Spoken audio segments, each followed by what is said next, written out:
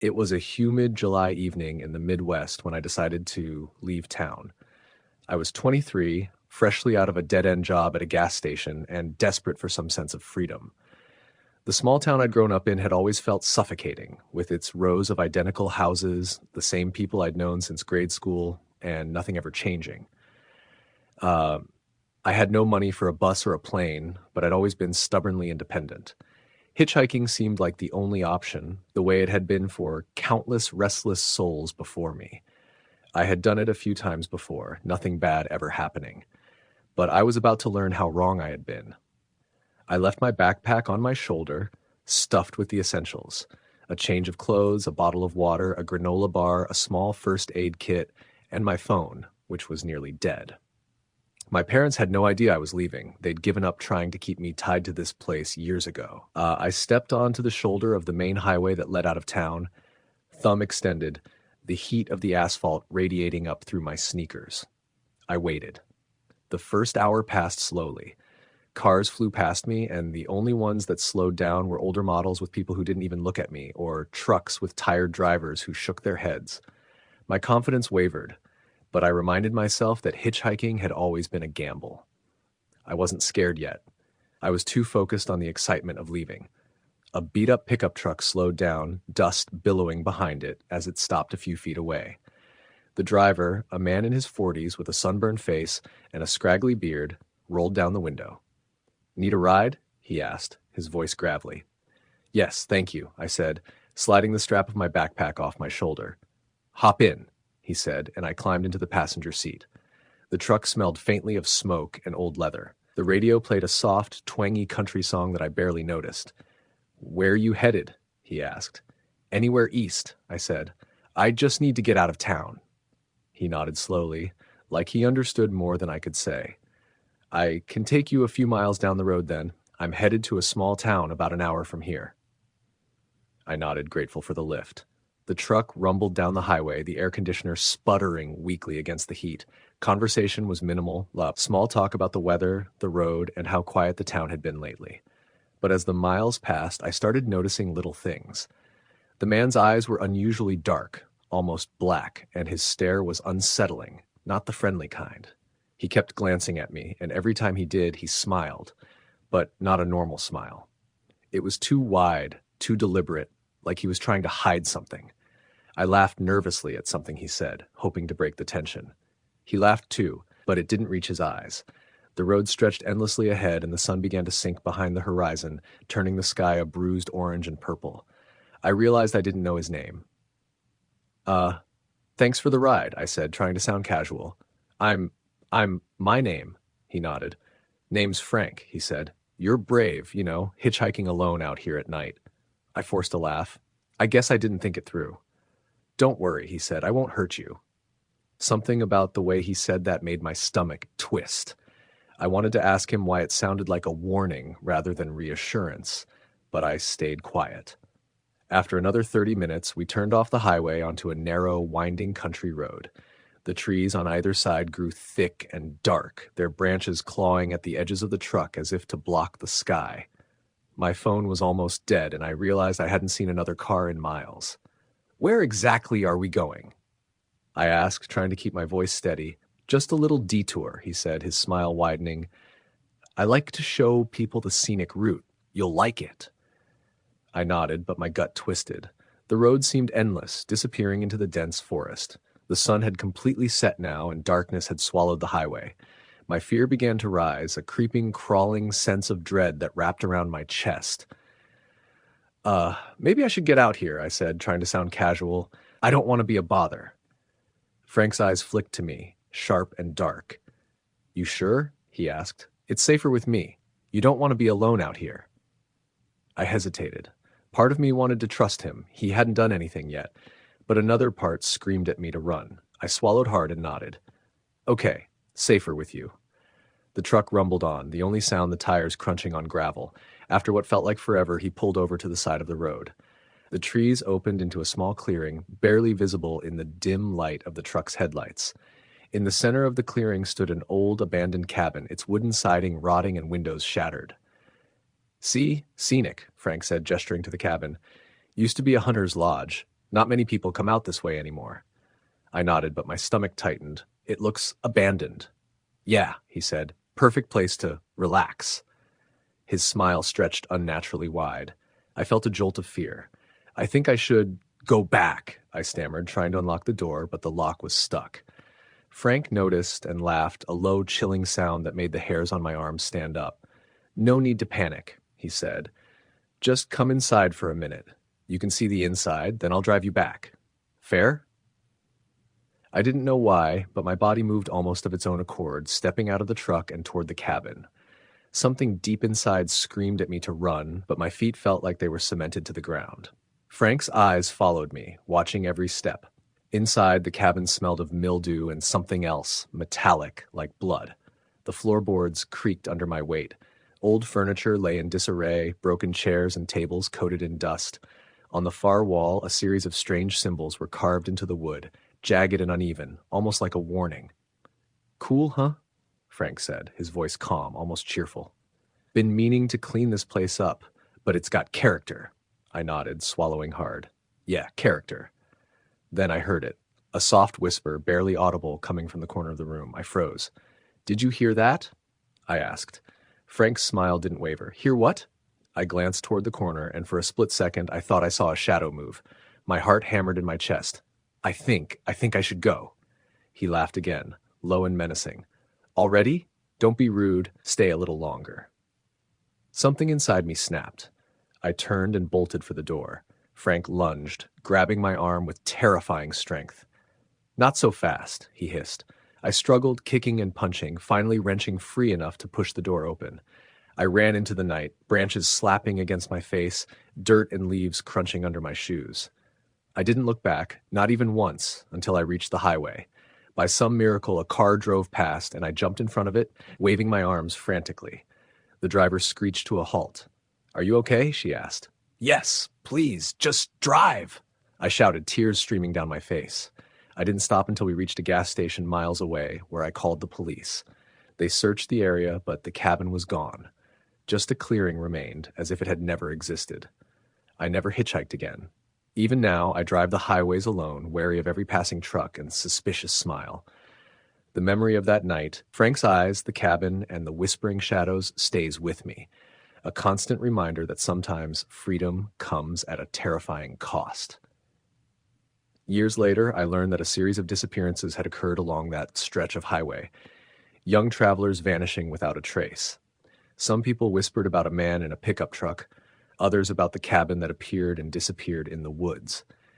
I never confirmed if it was him, but I know what I saw, and I know I came dangerously close to becoming another story. Even now, when I'm driving alone at night, I can't help but imagine a pair of dark eyes watching from the roadside, waiting for the next desperate hitchhiker, and a smile that doesn't quite belong in this world. I've never shared this story with anyone, not my friends, not my family, because the fear of being dismissed as paranoid is nothing compared to the terror of remembering Frank's grip on my arm and the smell of that cabin. I still dream about it sometimes, the forest, the clearing, the shadowy interior of the cabin. In my dreams, I'm running, but I can't escape. I wake up gasping, heart racing, only to realize the fear hasn't left me. Hitchhiking was supposed to be a chance for adventure, for freedom, but that night taught me that some roads lead only to horror, and some people offer rides you should never accept. Even as the years pass, I avoid certain highways. I avoid picking up strangers, and I avoid being picked up myself. I tell myself it was a one-time encounter, an anomaly, a nightmare my brain made real, but the memories are too vivid. The smell, the darkness, the whispering, I will never forget. Sometimes when I see a young person hitchhiking, I want to warn them, but I can't. Who would believe me? Who would understand that in a matter of minutes, a friendly smile can become a predator, that an abandoned cabin in the woods can appear as if by magic, and that the forest can swallow you whole if you make the wrong choice? I've thought about going back, about trying to find answers, but I can't. Not now, not ever. That night left a scar on my soul, a permanent reminder that danger often comes disguised as kindness, and that sometimes the world hides its monsters in plain sight.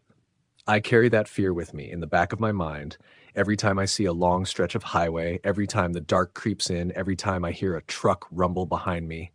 I don't know if Frank ever found someone else or if the cabin claimed more victims.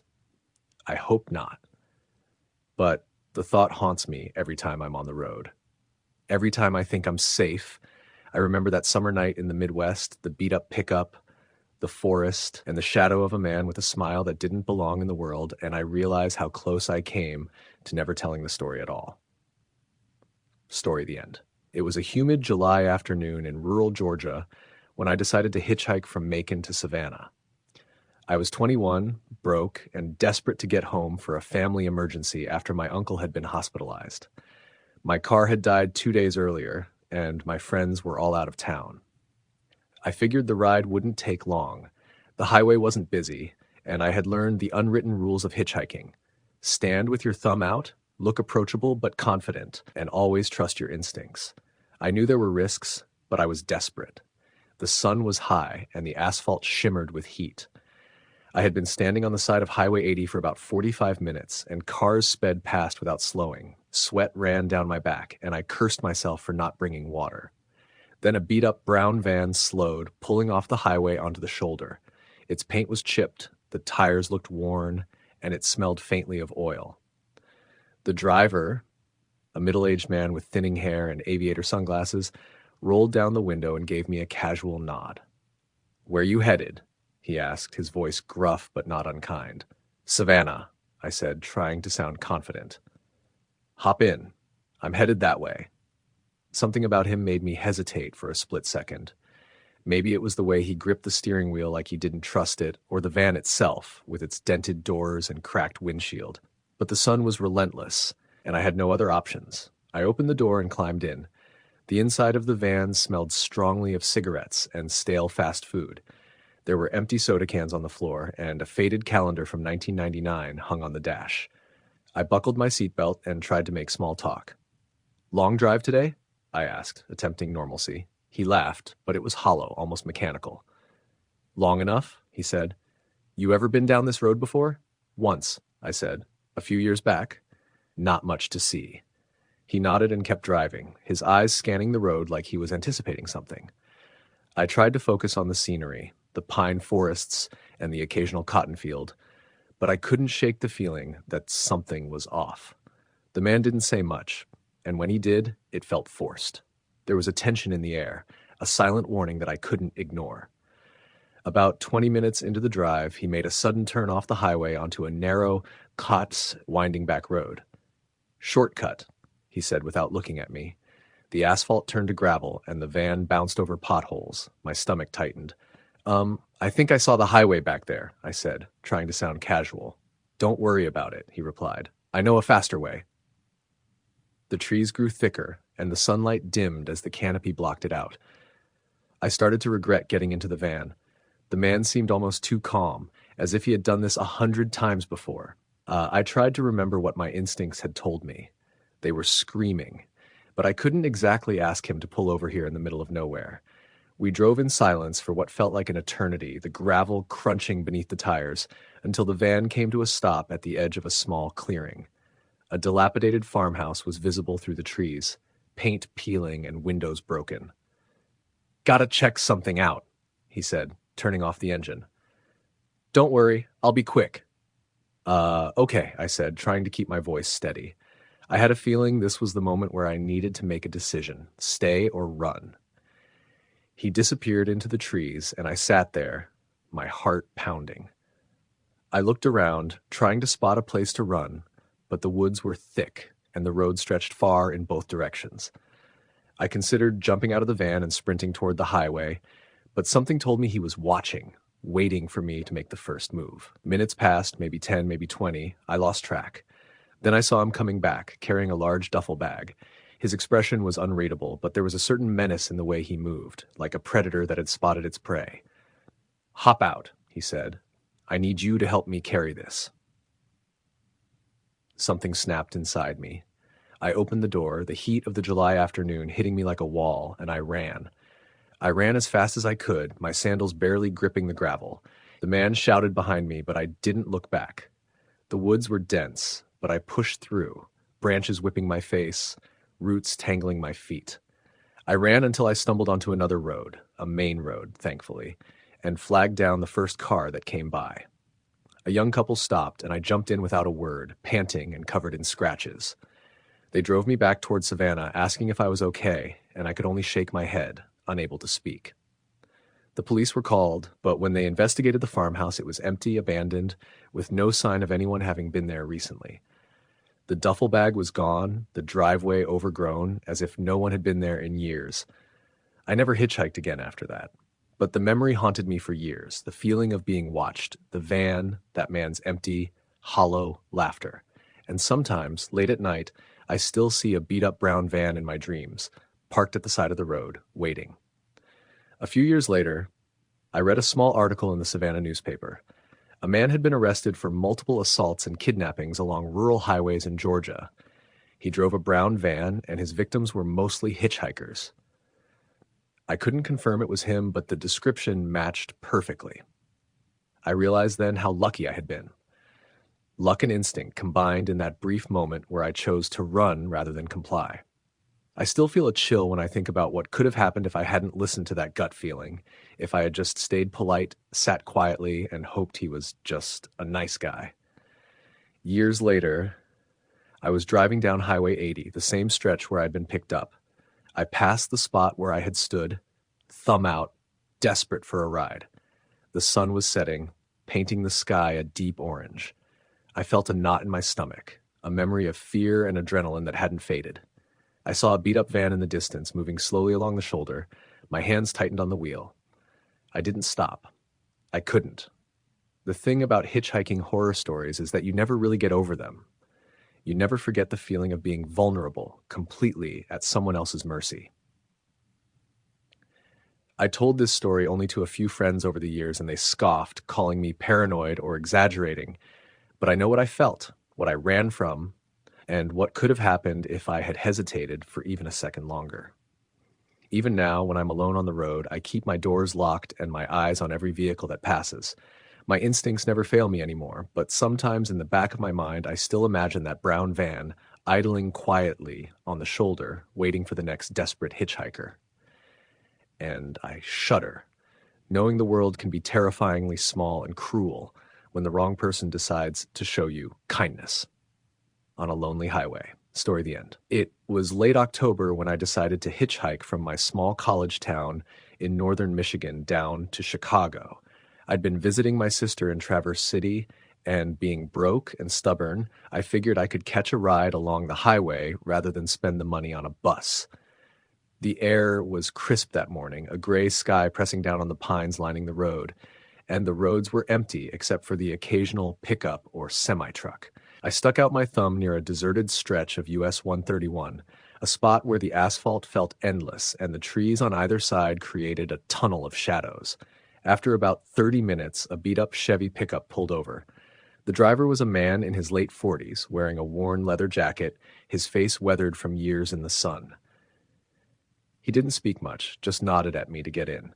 The truck smelled faintly of cigarettes and motor oil, and the radio played a low country tune that I couldn't quite place. We drove in silence, the only sound the rhythmic thrum of tires on asphalt. At first, the ride seemed normal. He asked where I was headed, and I told him Chicago. He nodded, adjusting his grip on the wheel. "Long trip," he said. His voice was rough, almost gravelly. "You do this often?" I shook my head. "First time," I admitted. There was a pause, and then he said, "Good. Makes it interesting." I laughed nervously, thinking he meant the adventure of hitchhiking, but something in his eyes made me shift in my seat. As we drove further south, the traffic thinned out even more. I tried to make small talk, asking about work, life, why he was on the road, but he was vague, deflecting questions with short responses. The sun dipped lower in the sky, turning the sky into streaks of orange and pink. The shadows in the truck's cab seemed to stretch, crawling over his face in ways that made me uneasy. I stared out the window, trying to shake off the sense of being watched. Then he asked, "Ever think about what happens if you're not careful with strangers?" I froze, unsure if he was joking. What do you mean?" He turned to me with a slight grin. "You know, trust the wrong person, end up somewhere you don't want to be." I laughed nervously, forcing a smile. Yeah, I guess. But the tension in the cab had shifted. The truck took a turn off the main highway onto a narrower, two-lane road that I didn't recognize. The trees pressed closer, branches scraping the roof like fingernails. I realized then that I had no idea where we were. Hey, do you know the way to Chicago from here? I asked. He didn't answer immediately. Yeah, he said finally, but there's a faster route, less traffic. My stomach sank. The road narrowed further and the sunlight was almost gone, leaving us in an eerie twilight. My heart started to race. I tried to think logically. He could just be taking a backroad shortcut. But every instinct in my body screamed something was wrong. Look, I started to say, but he interrupted, his voice low and calm. Don't worry. I know what I'm doing. He smiled again, that same grin that didn't reach his eyes. The headlights illuminated the curve ahead, and I saw a sign I didn't recognize. Private property. No trespassing. My throat went dry. This isn't the highway, I said, trying to keep my voice steady. Relax, he said. Just a little detour. I didn't know why, but I reached for my phone in my pocket. No signal. Of course. The road was too remote for cell service. Panic began to rise. My hands trembled slightly as I gripped the seat. I think I want to get out, I said. It's getting dark. His grin widened. We're almost there, he said. And that was the moment I realized I had made a serious mistake getting into this truck. The road ended at a clearing. There was an old abandoned farmhouse, paint peeling, windows broken. The surrounding trees felt suffocating, their branches twisting like skeletal fingers. He parked the truck and turned to me. Here we are, he said. I didn't move. My mind raced for a plan, but my options were limited. The nearest town was miles back the way we came, and the car was locked. I think I'll just wait here, I said, trying to sound casual. He laughed, a low, almost inhuman sound. No one's waiting for you here, he said. The words made my blood run cold. I tried reasoning with him. Listen, I don't want any trouble. I'll just go. He shook his head slowly. No one goes anywhere until I say so. His hand brushed against the dashboard, and I noticed a crowbar lying there. My pulse spiked. I forced myself to stay calm, scanning the truck for anything I could use as a weapon or a way to escape. But the windows were closed, the doors locked, and I was trapped. Hours seemed to pass as he drove in circles around the property. Every time I thought I might find an opportunity to run, he'd take a sharp turn, cutting me off. He talked sporadically, muttering about people he'd met, life on the road, and how he collects travelers like me. My stomach turned. The word collects echoed in my head. I didn't dare ask what he meant. I just hoped he was exaggerating, but deep down I knew better. Finally, he stopped near an old barn. Come on, he said, and I hesitated. The air was cold and damp, the scent of mildew and decay heavy. I realized I was completely alone, miles from help. I knew I had to act, but fear froze me. He led me inside, and I saw the faint outline of objects covered with tarps. My heart raced. What's under those? I stammered. He smiled, just barely, and didn't answer. I took a step back, my foot hitting something hard. It was a crowbar, the same one I had seen earlier. I grabbed it instinctively. I didn't wait to think. I swung the crowbar at him. He laughed, the sound chilling, and lunged at me. I dodged, swinging again. The struggle was brutal, but I managed to knock him off balance and run toward the barn door. Outside, the darkness was nearly complete, but I could see the edge of the tree line. I ran like my life depended on it, because it did. I heard him shouting behind me, footsteps pounding the ground. My lungs burned and my legs ached, but I didn't stop. I reached the trees and disappeared into the forest. I didn't know which way to go, but I kept moving, branches scratching my face, roots tangling my feet. After what felt like hours, I stumbled onto another dirt road. A faint glow in the distance caught my eye. A car. I ran toward it, waving my arms frantically. The driver slowed, a young couple inside. I banged on the hood, shouting for help. They jumped out and called the police. The officers arrived shortly after, combing the area. They found the truck abandoned a few miles from the farmhouse, but no sign of him. The barn was empty, though the tarps were gone. I was told later that the man had a long criminal record, multiple charges for assault and kidnapping across several states, and had a habit of picking up hitchhikers. He was never caught again. The police speculated he might have been scouting new victims, using isolated back roads to avoid detection. I never hitchhiked again. For months, I couldn't sleep without nightmares of that barn, the man's grin, and the sense of being completely powerless. I learned the hard way that the kindness of strangers can sometimes be a trap, and that trusting your instincts is often the only thing keeping you alive. Every time I drive past a hitchhiker on the side of the road, a chill runs down my spine, and I remember how close I came to becoming a statistic. Even now, years later, I sometimes think about that man, wondering where he is, whether he's still driving those lonely highways, looking for the next person foolish enough to stick out their thumb. The experience changed me in ways I didn't fully understand at the time, instilling a fear that isn't just of strangers, but of the random, senseless cruelty that can exist in the world. It's the kind of fear that doesn't fade. It lingers, like shadows at the edge of your vision, waiting for a moment of weakness. I started telling my story to friends cautiously at first, downplaying the terror, just in case someone thought it was too extreme. But each time I told it, the memory came back sharper. The way his eyes caught the last light of the sun, the way the shadows in the truck seemed to move on their own, and the unbearable silence after he spoke. The fear was a living thing, feeding on my memories, a constant reminder that sometimes the most dangerous places aren't the dark alleys or the deep forests. They're the open roads and the vehicles passing by, seemingly mundane, yet carrying someone capable of unimaginable harm. I moved to Chicago eventually, renting a small apartment near the outskirts, always driving everywhere, avoiding hitchhiking completely. Yet, I can't help but feel a twinge of paranoia whenever I hear a truck rumble behind me at night, especially on empty roads. My friends say I'm overreacting, but I know the truth. I survived something that most people never experience, something that leaves scars you can't see, but you feel every time the wind brushes against your face in just the wrong way. Some nights, when the city is quiet and the streetlights flicker, I swear I can hear the low growl of an engine on the wind, the faint echo of a country song from a truck radio, and I wonder if he's still out there, waiting for the next person to trust too easily. The thought makes my skin crawl.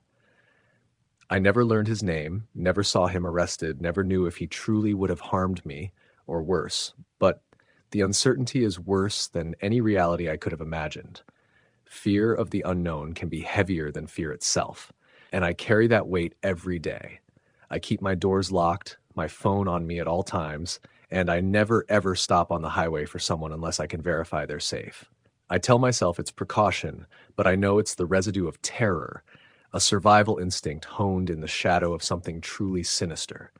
The memory of that day has stayed with me, unrelenting, a ghost that refuses to leave, reminding me that even in the modern world, lurking behind the simplest gestures, like sticking out your thumb, can be a doorway to horror.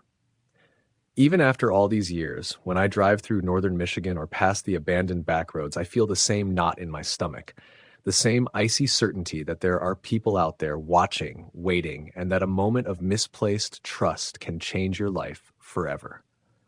I tell myself it was just one encounter, that most people are good, that I was lucky. But deep down, I know that luck is fragile, fleeting, and that horror often wears the most ordinary faces. Story the end. I remember the summer I decided to hitchhike across parts of the Midwest like it was yesterday. I was 20, broke, and restless, tired of small-town Ohio in the sense that my life had somehow stalled. I had a backpack, a few dollars, and an overconfidence that I could charm my way into rides.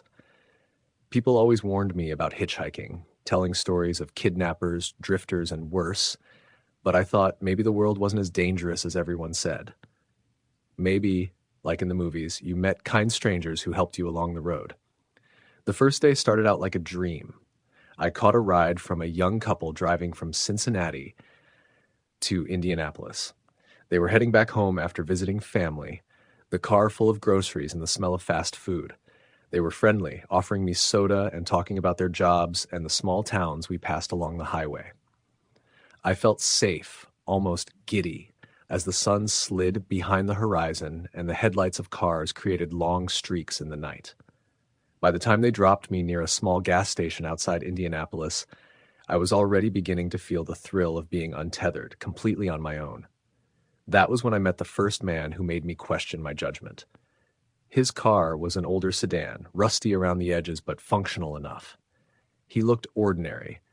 mid-40s, slightly balding, wearing a worn baseball cap, but there was a sharpness in his eyes, a way he studied me that felt uncomfortable. "You headed west?" he asked, gravel in his voice. "Yeah, Colorado maybe," I said, tossing my backpack in the back seat. "I can get you a long way," he said with a smile that didn't reach his eyes. I slid into the passenger seat, trying not to show any unease. The car smelled faintly of smoke and something sour, like old food left in the back seat. As we merged back onto the highway, I tried to start small talk, but his replies were curt, almost rehearsed. I chalked it up to him being tired. The first few miles were uneventful, just the hum of the engine and passing headlights. Then he started asking personal questions: where I lived, what my parents did, whether I had a girlfriend. It started innocuously enough, but there was something probing in his tone, like he was measuring me. I laughed off some of the questions, trying to keep the mood light. "You ever feel like people don't understand you?" he asked suddenly. Sometimes," I said nervously. He muttered, his knuckles tightening on the steering wheel. "People think they know you, but they don't. They never do." His grip and the tone in his voice made me uneasy, but I didn't want to overreact. We drove in silence after that, the tension thickening. Eventually, he pulled off at a small rest stop, dimly lit and almost deserted. While he went inside to get something, I stepped out and stretched my legs, trying to calm the rising panic. Something about him was wrong, and I couldn't shake the feeling that I had made a huge mistake. When he returned, he had a soda for me. I thanked him, forcing a smile. We got back on the highway, and that's when the conversation took a turn I hadn't anticipated. "You know, it's really easy for someone to disappear out here," he said, almost casually. I laughed nervously, trying to hide my fear. "Yeah, I guess if no one's around." "Exactly," he said, voice low and deliberate. "Nobody would hear you scream." My stomach dropped. I stared out the window, trying to convince myself he was joking, but the intensity in his eyes made that impossible. The highway began to thin, towns and gas stations disappearing as night stretched on. The road narrowed, the streetlights disappearing entirely. I noticed that the car seemed to glide into a wooded area, the trees pressing close on either side. "Where are we going?" I asked, my voice trembling slightly. "Shortcut," he said without meeting my eyes. "Don't worry. I know these roads." His insistence that I not worry did the opposite. My pulse spiked. That's when I saw it, a glint in his hand as he reached his jacket pocket and flicked open a knife. The blade caught the faint light of the dashboard, sharp and cold. What's that for?" I asked, forcing my voice to stay steady.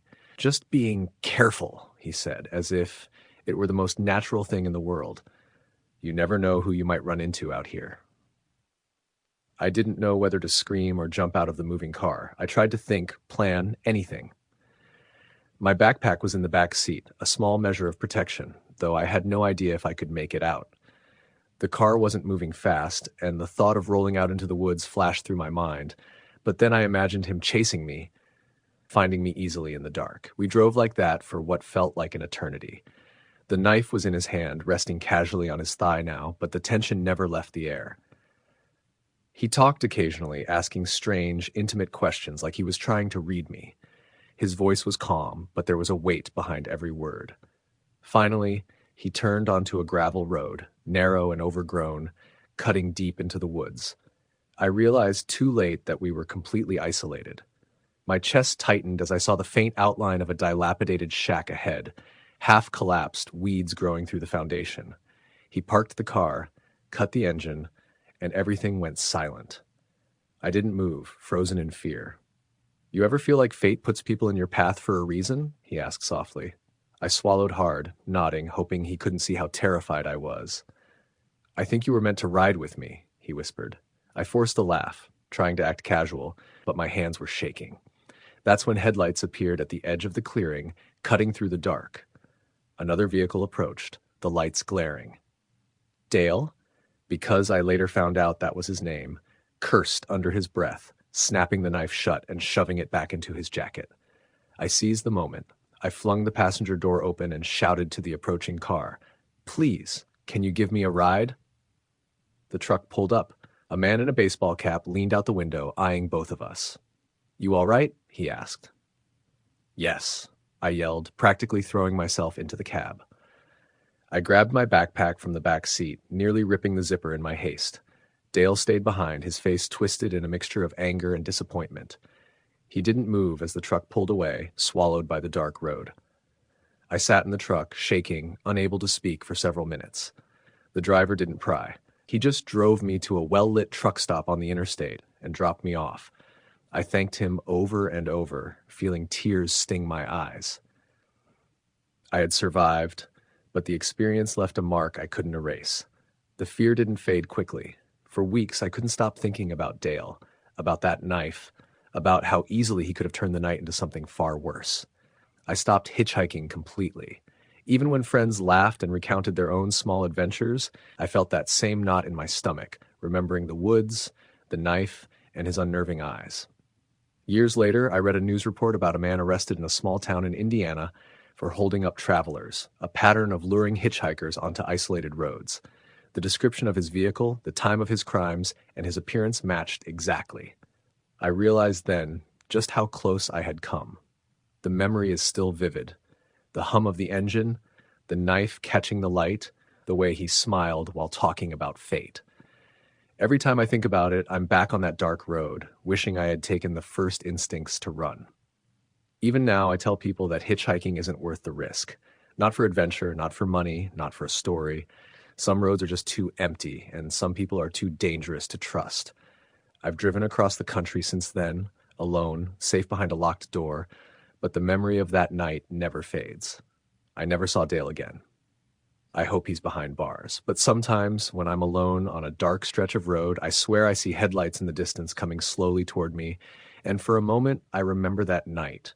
The smell of smoke, the knife, and the feeling that someone's plans for me had nothing to do with choice. I've told this story to friends, family, even strangers when it comes up, but no one seems to understand the depth of the fear. They nod politely, laugh nervously, and move on. But I remember. I remember every second, every glance, every question he asked, and I know deep down that some people are just waiting for the right moment on the right empty road. It's been years, but I still can't forget. The night, the road, the knife, the way he whispered that I was meant to ride with him. That thought alone is enough to make me sweat in the middle of the night. Hitchhiking might seem like freedom, adventure, or courage, but sometimes it's just a way to get too close to someone who shouldn't be trusted. And sometimes that closeness is a line you barely escape crossing. Even as I sit in the safety of my own home, miles from those highways, I can feel that cold grip of uncertainty creeping back every time I pass an empty on-ramp. The lesson is seared into me now. Not everyone on the road is friendly, and some smiles hide knives in the dark. Story: the end. I remember the first time I considered hitchhiking as some sort of adventure. It was during the summer after my first year of college. I was living in a small town in southern Illinois, working part-time at a diner, and feeling suffocated by routine. I wanted to see something different, feel the wind across a stretch of open highway, meet people I wouldn't have met otherwise. I'd read stories online about people hitchhiking across the country, some with terrifying experiences, some with moments of pure connection. At 20 years old, I thought I was invincible, or at least that nothing truly bad could happen to me. I was wrong. I left early one morning, backpack slung over my shoulder, thumb out, a simple cardboard sign reading west in bold marker. The sun was already hot, the asphalt shimmering in waves. My first few rides were uneventful. A family in a minivan picked me up and dropped me off 40 miles down the road, joking with me about their own adventures in the 90s. A trucker took me another 20, sharing stories about the road and the people he'd met. These rides gave me a false sense of comfort, a belief that I could handle anything, that the world was mostly harmless. By the second day, I had crossed into Missouri. The towns were sparse, long stretches of empty highway between them, and I realized quickly that luck was going to matter more than I'd anticipated. I stood under the scorching sun for hours before a beat-up Chevy pickup slowed down. The man behind the wheel was older, mid-50s maybe, wearing a baseball cap pulled low and sunglasses that hid his eyes. He didn't smile, didn't talk much. "Where are you headed?" he asked, voice low and gravelly. "West," I replied casually, trying to sound confident. He nodded and gestured to the passenger seat. "Hop in." The interior smelled faintly of oil and cigarettes. I climbed in and we began moving along the highway. His hands gripped the wheel tightly, knuckles white. He spoke little, only occasionally commenting on the weather or the road. I tried to start small talk, but he answered in monosyllables, eyes fixed ahead. It was unsettling, but I told myself I was overthinking. After 20 minutes, I noticed something strange. The roads had become unfamiliar. No highway signs, no exit markers, just the sun-baked asphalt stretching endlessly. "Are we still on Route 36? I asked, trying to mask the tension in my voice. He didn't answer. He didn't even glance at me. My stomach sank. I had already realized that I'd made a mistake getting into this truck. The feeling in the pit of my stomach, that instinctive dread, was telling me something I didn't want to admit. "Hey," I said, trying again. "I think I'll get out at the next gas station." There was a long pause. Then he muttered, almost to himself, "Ain't much out here but empty road." I nodded, keeping my voice calm, pretending not to be afraid. "Yeah, I guess so." I tried to remember what my friends had always told me. Stay calm, don't make sudden moves, don't antagonize them. But I couldn't shake the feeling that I was in real danger. The truck veered off the main road onto a dirt path that led into a forested area. My pulse hammered in my chest. I looked around, memorizing every detail, the trees, the way the dirt crunched under the tires, the position of the sun. I needed a way out, and I needed it now. I reached for my backpack, thinking maybe I could use it as leverage to get the door open. The handle was stiff. My fingers trembled as I yanked at it repeatedly. The man's head snapped toward me. His eyes were cold, sharp, and the faintest trace of a grin crept across his face. "What are you doing?" he growled. I just need to stretch my legs," I stammered. My voice sounded ridiculous even to me, but I had to try something. He shook his head slowly, almost deliberately. "Don't think so. Not out here." I felt the air leave my lungs. My mind raced. I had to get out. If I didn't know what would happen. My heart pounded so hard I thought he might hear it over the engine. I remembered the stories I'd read, the ones where people vanished, the ones that made me laugh nervously at the time. Now I realized how naive I'd been. When the truck slowed slightly to navigate a bend, I threw myself against the door. Something gave with a sharp click, and I managed to wrench it open. Without thinking, I jumped onto the rough dirt road, scraping my knees and hands. Pain shot through my body, but I didn't stop. I ran, hearing him shout behind me, tires squealing, the engine revving. Branches tore at my clothes and skin as I fled into the trees lining the road. I didn't stop until I collapsed behind a fallen log, my chest heaving, tears streaming from the combination of fear and pain. I couldn't hear the truck anymore. The forest was quiet except for the rustle of leaves and distant birds. I stayed there for what felt like hours, too terrified to move. I finally crawled back toward the road once I was certain he had gone. When I emerged, the road was empty. I staggered to the nearest small town, hands and knees bloody, heart still racing. I found a diner and sat in the corner, shaking uncontrollably. The waitress, noticing my state, brought me water and asked if I was okay. I mumbled something about a fall, nothing more. I didn't call the police. I didn't know what I could say that would make sense, that wouldn't make me sound crazy. The rest of my trip was different. I caught buses when I could, walked miles under the sun, and accepted rides only from people I could see interacting with others beforehand. Every car that slowed near me sent my pulse into overdrive. I slept in motels instead of under the stars, and I never hitchhiked again. Even years later, I can still picture that man. His gaunt face, the cold blue of his eyes, that faint, almost predatory grin. I sometimes wonder if he's still out there, driving the endless highways, looking for someone else.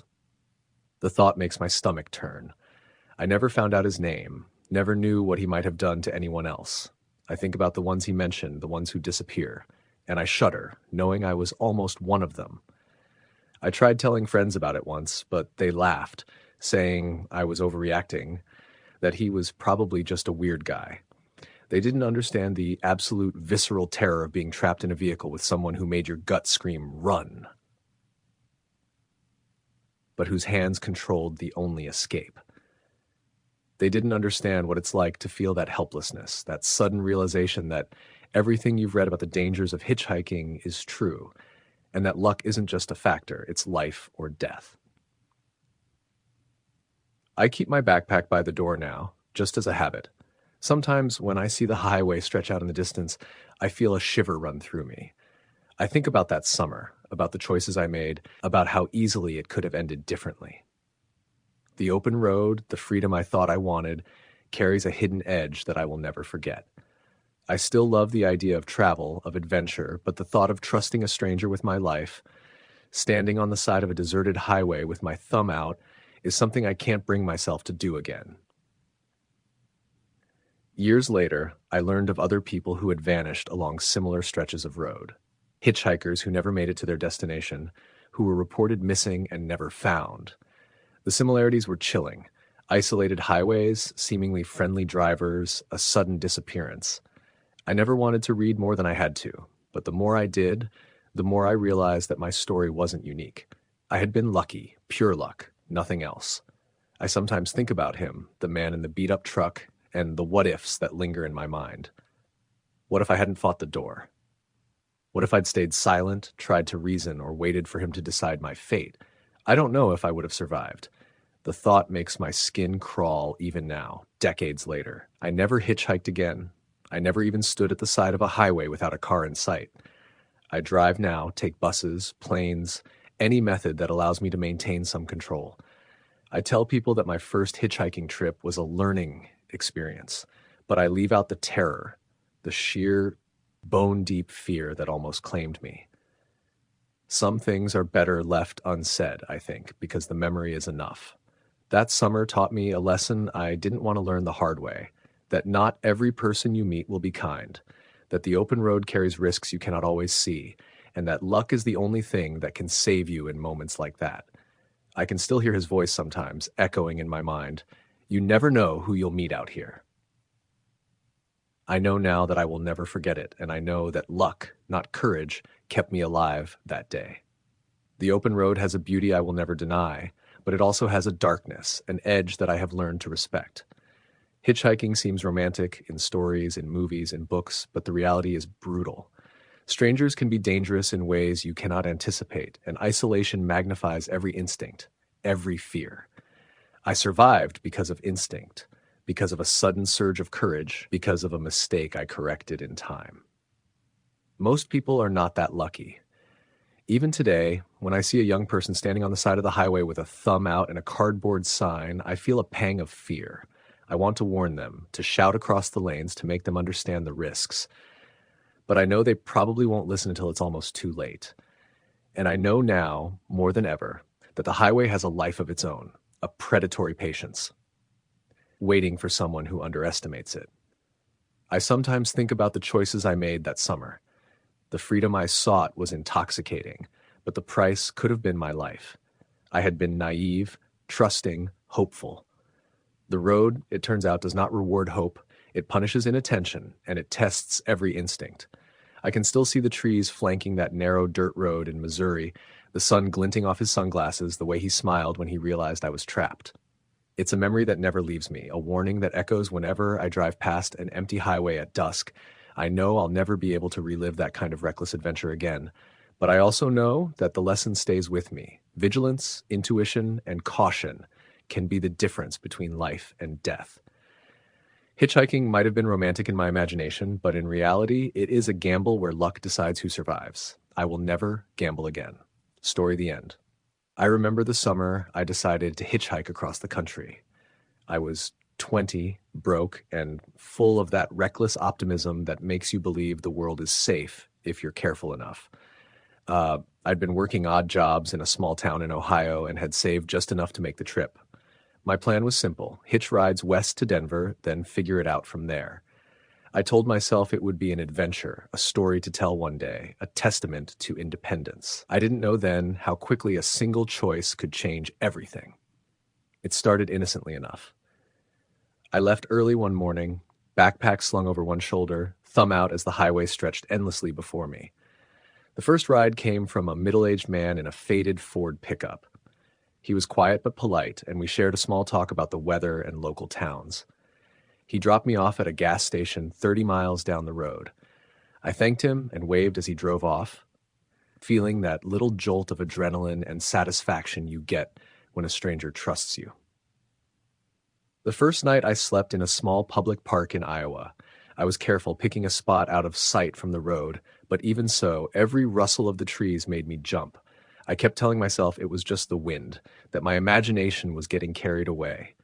The next morning, I was back on the road, thumb out, hoping to make it to Nebraska by nightfall. That's when I met the truck driver who would change everything. I spotted him in the distance, a massive black semi rolling down the highway.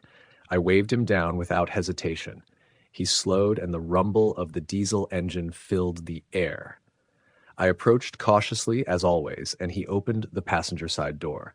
His eyes were hidden behind dark sunglasses despite the overcast sky, and he had a leather jacket that looked like it had seen decades of road trips. He didn't smile, didn't speak, just nodded at me to get in.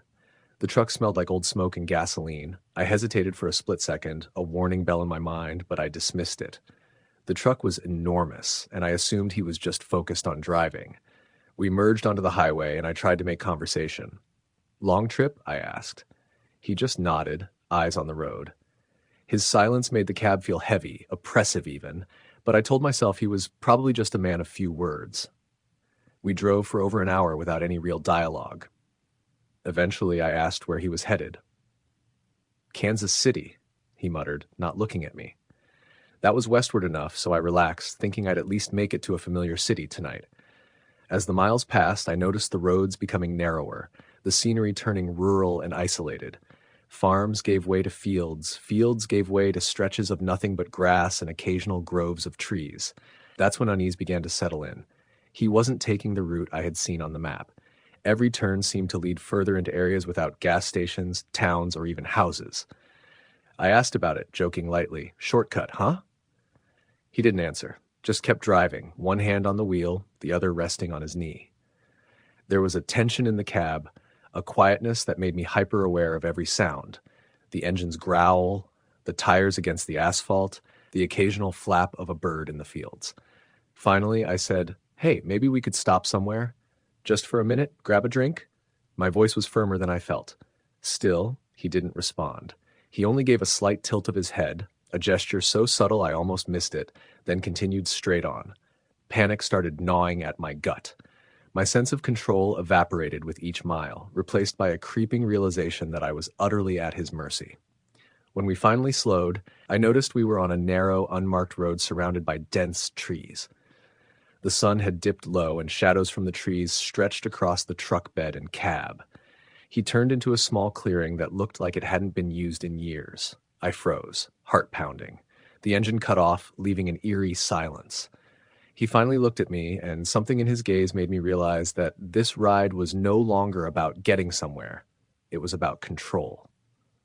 "You know," he said slowly, voice low and gravelly, "most folks your age think they're safe out here, think they can trust people."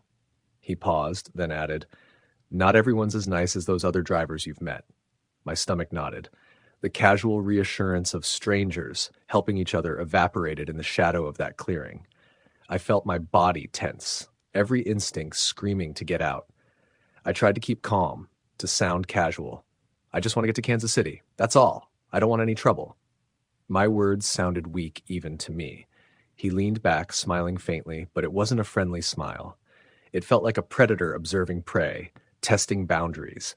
He reached into the glove compartment and pulled out a map, spreading it across his knees. "See," he said, tracing a route with a finger, "we're taking a little detour, just a short one. You'll thank me later." His tone was unsettling, like he knew I had no real choice. I weighed my options.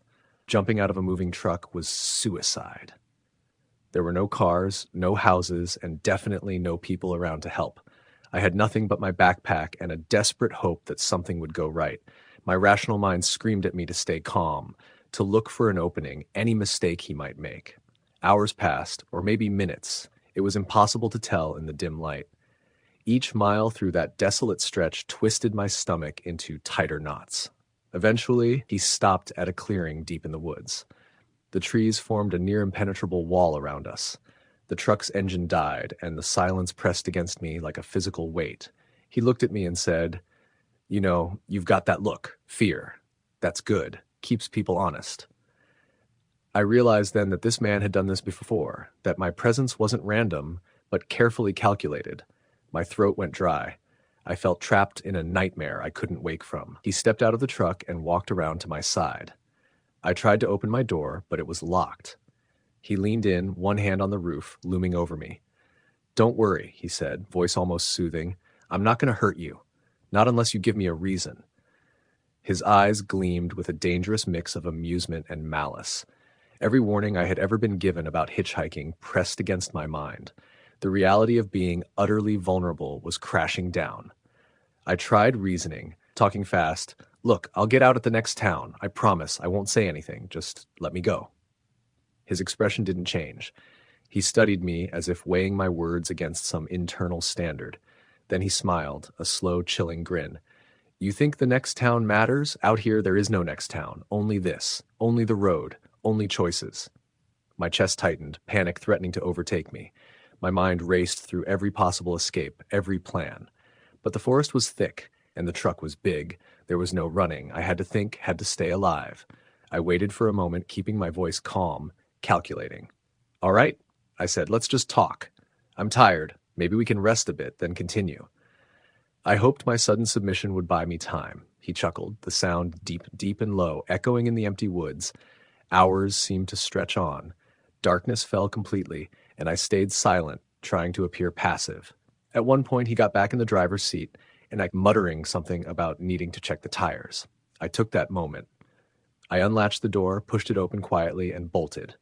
The ground was uneven, branches scraping against me, leaves scratching my arms. I could hear him shouting, his voice distorted by the distance and the trees. I ran blindly, not stopping until I hit the edge of the highway. The sight of a lone diner, lights burning against the night, made me feel like I could breathe again. I stumbled inside, covered in scratches and dirt, and told the owner I needed help, that someone was trying to... I didn't know how to finish the sentence without sounding insane. The police came and I gave them the details. They searched the area and found tire tracks leading deep into the woods, but the truck and driver were gone. I never saw them again. That experience haunted me for years. Every time I thumb a ride, even in the safest situations, I think of that black semi, the man's eyes, and the absolute power he held over me in that forest clearing. I learned the hard way that the world is not always kind, that trust has limits, and that the highway, while beautiful, hides dangers that can't be reasoned with. I eventually made it to Oregon, but the trip was never the adventure I had imagined. It was a trial, a warning, a memory that remains with me, a reminder that sometimes being lucky is just the difference between life and death. I never hitchhiked again, never forgot the sound of that truck rumbling through the empty fields, and never ignored that instinctual warning that maybe some rides are better left unasked for. Story the end. The first time I decided to hitchhike, I didn't think much of it. I was 21, broke, and stubbornly independent, the kind of kid who thought he could handle anything. My plan was simple: get from Ann Arbor to Nashville to see a friend, spending as little money as possible. I had a backpack, some snacks, and a vague sense of the highways I'd need to travel. It was mid-July, the sun already beating down hard when I stuck out my thumb along I-94, just past a rest stop where trucks rolled by like iron beasts, and the asphalt shimmered from the heat. After almost an hour, a rusty white Ford F-150 slowed and pulled over. The driver was a middle-aged man with a baseball cap and sunglasses, the kind of person who looked harmless enough in daylight but had a rough edge that made my skin crawl a little. He nodded at me to climb in. I did, trying to ignore the stale coffee and old cigarettes. "Nashville, huh?" he asked, voice gruff. I said, "I'm trying to get there today if I can." He grunted and merged back onto the highway, driving at a steady 70. For a while, it was quiet except for the truck's engine and the radio playing classic rock softly in the background. He asked me where I was from, what I was doing, and I gave him the basic answers. He nodded, sometimes laughing at my jokes, sometimes saying nothing at all. I started to relax, thinking maybe hitchhiking wasn't as bad as everyone said, but then he veered off the highway onto a smaller 2-lane road. I noticed the fields and trees closing in, the sun starting to dip lower in the sky. "This is a shortcut," he said casually, like it was nothing. I forced a smile, trying not to show my growing unease. The road led us into a part of Michigan I didn't recognize. There were no signs, no houses, just endless stretches of cornfields and occasional woods. I tried to make small talk, asking if he drove this route often. He shrugged. Sometimes. Depends on the mood. There was a pause, and then he asked, "Ever had a hitchhiker you didn't like?" I chuckled nervously. "Not really. This is my first time." He smiled at me then, a slow, knowing smile that didn't reach his eyes. "Good," he said. "You'll learn things you didn't expect." A shiver ran down my spine. We drove in silence for a while, the kind of silence that feels thick and suffocating. I tried to look out the window, but the shadows of the trees stretching across the road made everything feel unreal, like the world had shrunk around us. Then, without warning, he slowed the truck to a stop at the edge of a long, gravel driveway leading to an old farmhouse. Paint was peeling, windows were broken, and the place looked abandoned for decades. My stomach sank. This doesn't look like a shortcut," I said, trying to sound casual. He looked at me and smiled again. "Almost there," he said.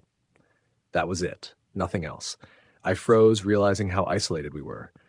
There was no one around for miles.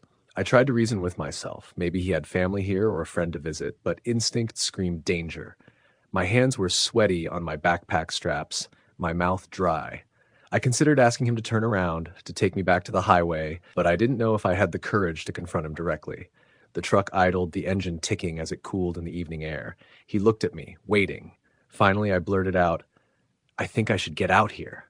He laughed softly, a sound that made my hair stand on end. "No, you stay," he said. The casual tone didn't match the menace behind it. Something clicked in me then, an understanding that this man wasn't just taking a detour. My brain raced, trying to figure out what to do. I remembered the small hammer I had tucked into my backpack, the emergency whistle, anything. But I also knew that panicking could make things worse. He opened his door and stepped out, leaving it unlocked. He walked to the back of the truck, fiddling with something under the bed. I took a shallow breath, then another, trying to steady myself. When he returned, he was holding a large flashlight. "Come on," he said again. I didn't move. My heart pounded so hard I thought he might hear it. I told him I needed to use the bathroom at the rest stop back on the highway. He shook his head slowly. "No stops. We're going to keep going." He leaned against the truck, arms crossed, watching me like a predator assessing its prey. I realized I had to act, but the truck's doors were locked electronically and the windows were stuck. Panic clawed at me, but I focused, looking for anything I could use. My eyes fell on the emergency latch of the driver's door. I had to time it right. I waited until he leaned away to adjust the flashlight, then yanked the door open and jumped out. Gravel bit into my knees as I ran blindly toward the edge of the property. Behind me, the engine roared to life. He was chasing me, shouting something I couldn't make out. I ran through the weeds, twisted branches whipping my arms and face. My lungs burned. I didn't know where I was going, only that I had to get as far from that truck as possible. After what felt like an eternity, I stumbled onto another road. My shoes were torn, my clothes scratched, but I kept running until I saw headlights approaching. I waved frantically, screaming for help. A young couple in a sedan slowed and stopped. I jumped in, panting, tears streaming down my face. They called the police while I tried to calm down, explaining in fragments what had happened. The officers arrived and drove back to the area. The truck was gone, abandoned on a back road not far from the farmhouse, but the man had disappeared. No one knew where he had gone. The police later told me that the man fit the description of a drifter known to roam highways in the Midwest, suspected in multiple assaults on hitchhikers over the last decade.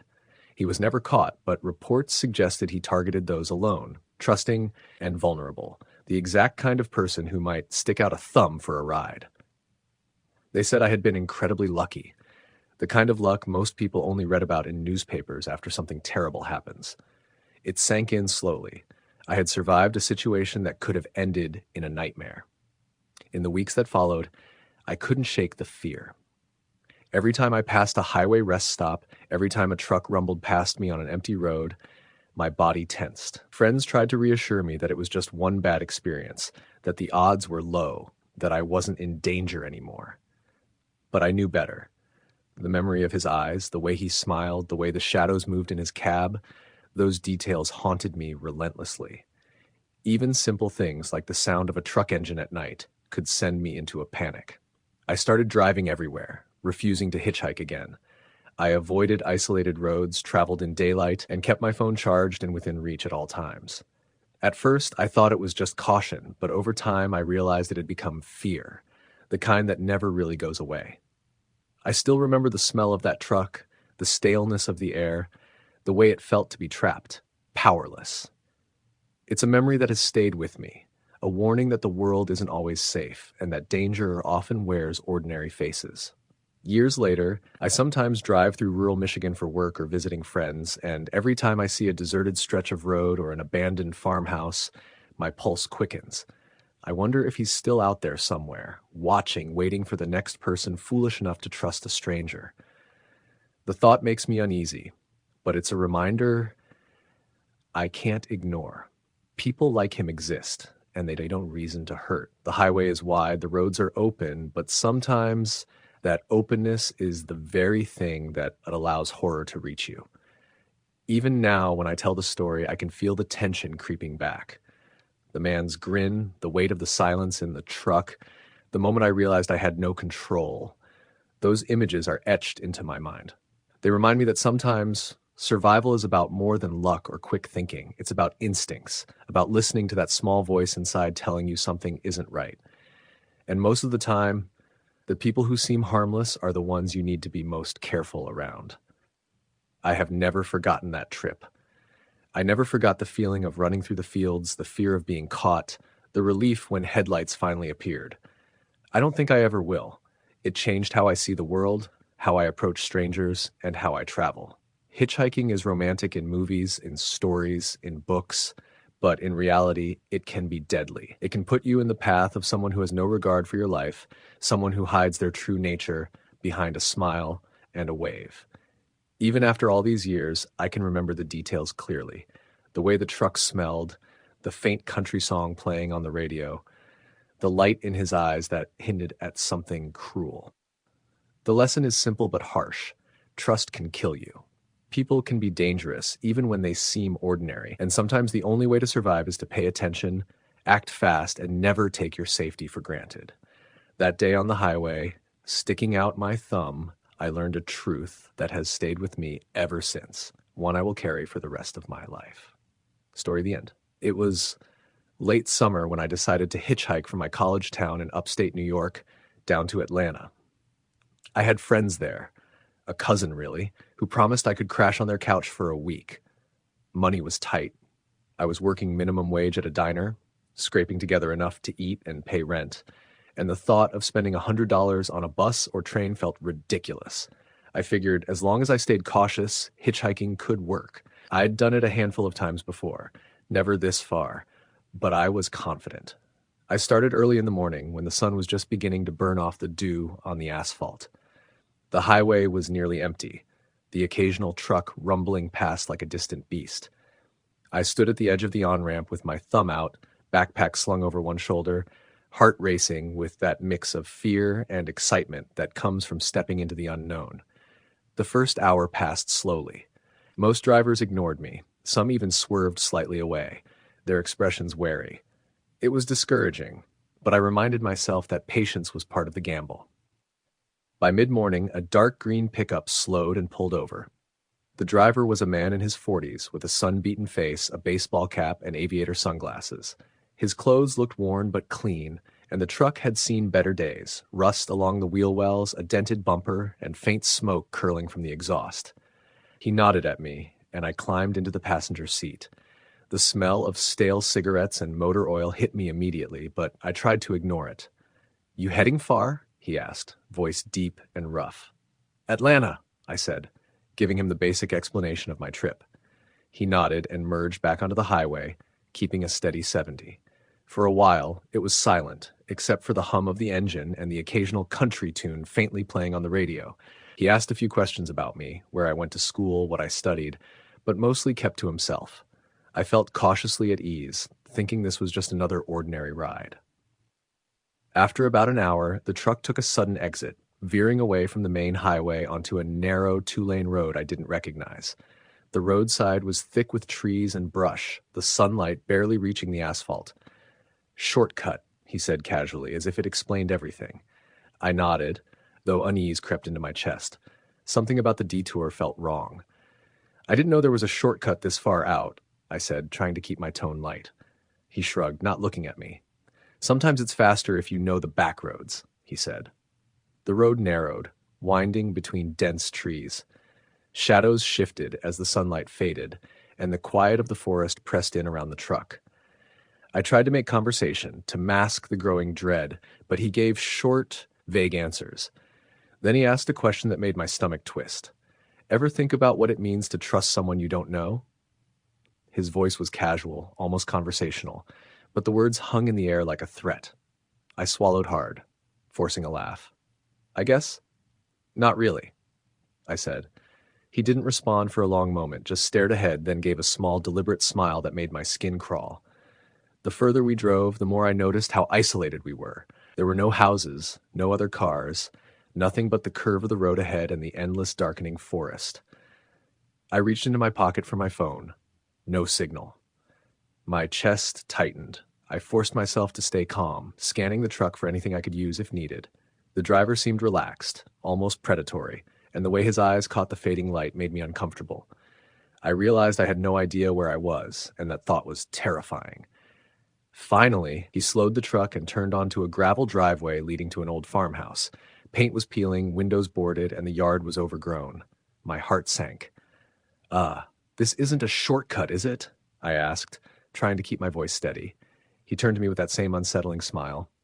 "Almost there," he said. No warmth, no humor, just a slow, deliberate edge to his tone. I froze as the reality set in. We were miles from the highway, no one around for help. The air was thick with the smell of damp earth and decay. I thought about my options. The truck doors were locked electronically, the windows stuck.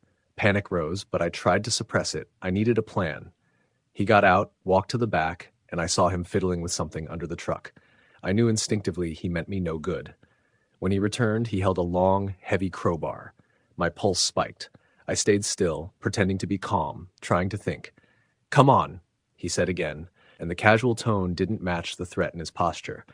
I knew I had to act, but fear clawed at me. I told him I needed a drink of water, anything to stall, but he wasn't fooled. "No stops," he said simply. "We go where I say." I watched for an opening. He leaned slightly to adjust the truck, and I acted. I grabbed the crowbar from the floorboard in a swift motion, swinging it at him as hard as I could. He staggered back, surprised. "Run!" I yelled to myself, not even thinking about whether I would be able to. I bolted, feet kicking up gravel, branches tearing at my clothes and skin. He shouted behind me, but I didn't look back. Every instinct screamed survival. I ran into the trees, winding through them blindly, hoping to find a road, a town, a miracle. After what felt like hours, I stumbled onto a dirt road. Headlights approached, and I waved frantically. A couple in a sedan stopped, horrified at my state. They called the police while I tried to explain, voice shaking, tears streaming. The officers arrived and investigated the farmhouse and surrounding area. The truck was gone, abandoned a few miles down the back road. The man had vanished, leaving no trace. Later, I learned he was suspected in multiple assaults across the Midwest, known for targeting hitchhikers. He was never caught, and probably never would be. The fear stayed with me long after that night. Every time I passed a deserted stretch of highway, every time a truck rumbled past, my body tensed. I began driving everywhere, refusing to hitchhike again, always checking my mirrors, always aware of my surroundings. Even now, years later, I can recall the sound of that truck's engine, the smell of stale cigarettes and oil, the shadowed face of the man whose intent was clear in a way no words could describe. It was a lesson I would carry forever. Sometimes the danger is ordinary, invisible until it's too late, lurking on highways and back roads in forms you'd never suspect. I tell this story to friends cautiously, leaving out some details, but I never hide the fear it instilled. Hitchhiking is romanticized in stories, but the reality is terrifyingly different. People you trust, even for a moment, can be dangerous, and you never truly know the breadth of the threat until you face it. That day changed how I see the world, how I travel, how I judge strangers. It taught me that instinct is your best weapon and that luck, however fleeting, can be the difference between survival and tragedy. I think about him sometimes, still out there, maybe hunting other travelers who, like me, trust too easily. The thought makes me uneasy, but it's also a reminder I carry every time I leave the safety of my car. The memory of that ride, the farmhouse, the crowbar, and the chase has never left me. It's a scar etched into my perception of the world, a lesson in vigilance that I will carry forever. And I know deep down that I was lucky beyond measure that day. Luck that most people never experience until it's far too late. Even now, years later, when I see someone hitchhiking, my stomach tightens. I don't stop. I can't. The memory of that man, the way he smiled, the sense of impending danger I felt in the truck has ingrained itself into me. Hitchhiking, the open road, the seemingly innocent gestures, they carry risk, sometimes fatal risk. And surviving something like that leaves a mark, one that shapes the rest of your life, coloring every decision with a hint of fear and a deep understanding of human unpredictability. I've never told the full story to anyone outside my close circle of friends, never in full detail. It's too terrifying, too consuming. But the fear and the lesson it imparted have never left me. It's there in the quiet moments on lonely highways, in the flicker of headlights in the night, in the echo of a truck engine in the distance. That fear is alive, and it reminds me always that sometimes the most ordinary situations conceal the most extraordinary dangers. Years later, I still check over my shoulder when I walk along roads, still hesitate before getting into a stranger's car, and still feel the shadow of that summer afternoon, that forest road, and that man who could have ended my life with a single calculated move. The lesson is clear, and it stays with me. Vigilance, intuition, and a bit of luck are often the only things standing between you and something truly horrifying. The world is full of ordinary dangers, and sometimes they hide behind the most familiar faces on the most ordinary roads. Story, the end. It was just past dusk when I stuck out my thumb along Route 12 in rural Kansas. I had been driving through the Midwest for nearly a week, trying to clear my head after a rough breakup. My car had finally broken down earlier that day, leaving me stranded near a stretch of highway with nothing but cornfields for miles. I figured hitchhiking was my only option, and I had done it before, cautiously, without incident. But this night would be unlike anything I'd ever experienced. The first car that slowed down was an old black pickup truck with rust spots along the fenders. The windows were rolled down halfway, and a man in his late 40s or early 50s leaned out the driver's side. He had a wide, toothy smile and a baseball cap pulled low over his eyes. "Need a lift?" he asked. I hesitated for a moment, feeling a twinge of unease. But the highway was empty, and the thought of spending another night in the cold made the decision for me. "Yeah, thank you," I said, sliding into the passenger seat. He nodded and waved his hand toward the highway. "Hop in. Where you headed?" "Just north, as far as I can get tonight," I replied. The truck smelled like old leather and cigarette smoke. I tried to make small talk, asking about the weather and the roads ahead. He answered in clipped, almost rehearsed sentences, never looking directly at me. Instead, he kept his eyes on the road, his knuckles white around the steering wheel. After a few miles, I noticed a small smile tugging at the corner of his lips whenever he glanced at me. "You hitchhike a lot?" he asked. "Not really," I said. "Just when I have no other choice." He nodded slowly. "I used to hitchhike when I was younger. Learned you never know who you're going to meet." His voice had an edge to it, something I couldn't place. The road curved and dipped into a hollow gate, and I noticed that we hadn't passed another car in over 20 minutes. The fields on either side of the road had given way to a sparse forest. Darkness was closing in fast, and the only light came from the truck's headlights reflecting off the asphalt. "I'll take the long way," he said suddenly, and my stomach dropped. "It's more scenic." I wanted to protest, but I didn't want to anger him either. Something in his tone made me think it would be safer to stay quiet. The forest closed in around us, and the silence inside the truck grew heavier with each passing mile. Then I saw it, a figure standing on the side of the road, barely visible in the dim light. It was a young woman, probably in her early 20s, with long, dark hair and a tattered coat. I blinked, thinking I was imagining it, but she didn't move, just stood there with her arms crossed. "See that?" I asked, pointing. He glanced at her briefly, his face impassive. "You don't pick up strangers out here," he said. "She looks like she needs help," I said. His eyes narrowed. "Sometimes people aren't what they seem." I frowned but didn't press the matter.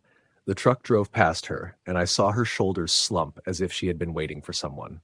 For the next hour, he drove in silence. I tried again to make conversation, asking about his life, where he was headed. He answered vaguely, giving just enough information to make me feel like I knew him, but never enough to really trust him. Then the truck's headlights illuminated something in the distance. A makeshift campsite deep in the woods, with a fire flickering in the night. I noticed movement around the fire, figures crouched low, their faces hidden. He slowed the truck. "I know a place up ahead where you can get a room for the night. It's safe." "Safe?" I asked, the hairs on the back of my neck standing up. It doesn't look like a motel." He chuckled, a sound that sent a shiver down my spine. "It's private. You won't have to deal with anyone else. Just sleep and leave in the morning." I wanted to refuse, but the sense of urgency in his tone made me comply. We turned off the highway and into a narrow dirt path. The truck bounced over ruts and potholes, the forest pressing in around us. I tried to take note of landmarks, but everything looked the same. Dark trees, shadows, the occasional flicker of firelight from the campsite we had passed. Finally, we arrived at a cabin that looked abandoned. The windows were boarded up, and the door hung slightly off its hinges. He turned to me and smiled. "Home sweet home for tonight." I stepped out cautiously. The air was cold and smelled of damp wood. I glanced back at the truck, but he was already closing the door. "You can lock the door if you want," he said, "but don't wander around, just stay inside." I nodded, trying to hide my unease. The inside of the cabin was worse than the outside. The furniture was old, dusty, and broken in places. The fireplace had ashes that looked like they hadn't been cleaned in years. I wondered why he would bring me here when a cheap motel was only a few miles down the road. He left after setting down a small bag of supplies, a blanket, some canned food, and a lantern. "Don't worry, I'll be back in the morning," he said, and then the truck's engine roared to life and disappeared down the dirt path. Hours passed and I couldn't sleep. Every creak of the cabin made me jump. Every shadow seemed to shift unnaturally. Around midnight, I heard whispers outside, soft, almost pleading. I got up and tried to look through a crack in the boarded windows, but it was pitch dark. Then I heard it. Footsteps crunching on the dirt outside. Slow, deliberate. I backed away from the window, my heart pounding. The door handle rattled lightly, then stopped. I held my breath. Minutes passed. Silence. I told myself it was just my imagination, that I was tired and scared. I sat down on the floor, wrapping the blanket around myself. That's when I heard the whisper again, this time inside the cabin. "Don't leave." I froze. The voice was soft, feminine, and barely audible. I tried to rationalize it. Maybe a draft, maybe a trick of my mind. But then I felt it. A cold brush against my arm, like someone had just touched me. I spun around. Nothing. Hours dragged by. The whispers continued intermittently, always from different corners of the cabin. I tried calling 911 on my phone, but there was no signal. My stomach churned as I realized I was completely cut off, alone with whatever was in this cabin. When morning finally came, I didn't hear the truck return. I opened the door cautiously, expecting to see the man, or at least the familiar dirt path leading back to the highway.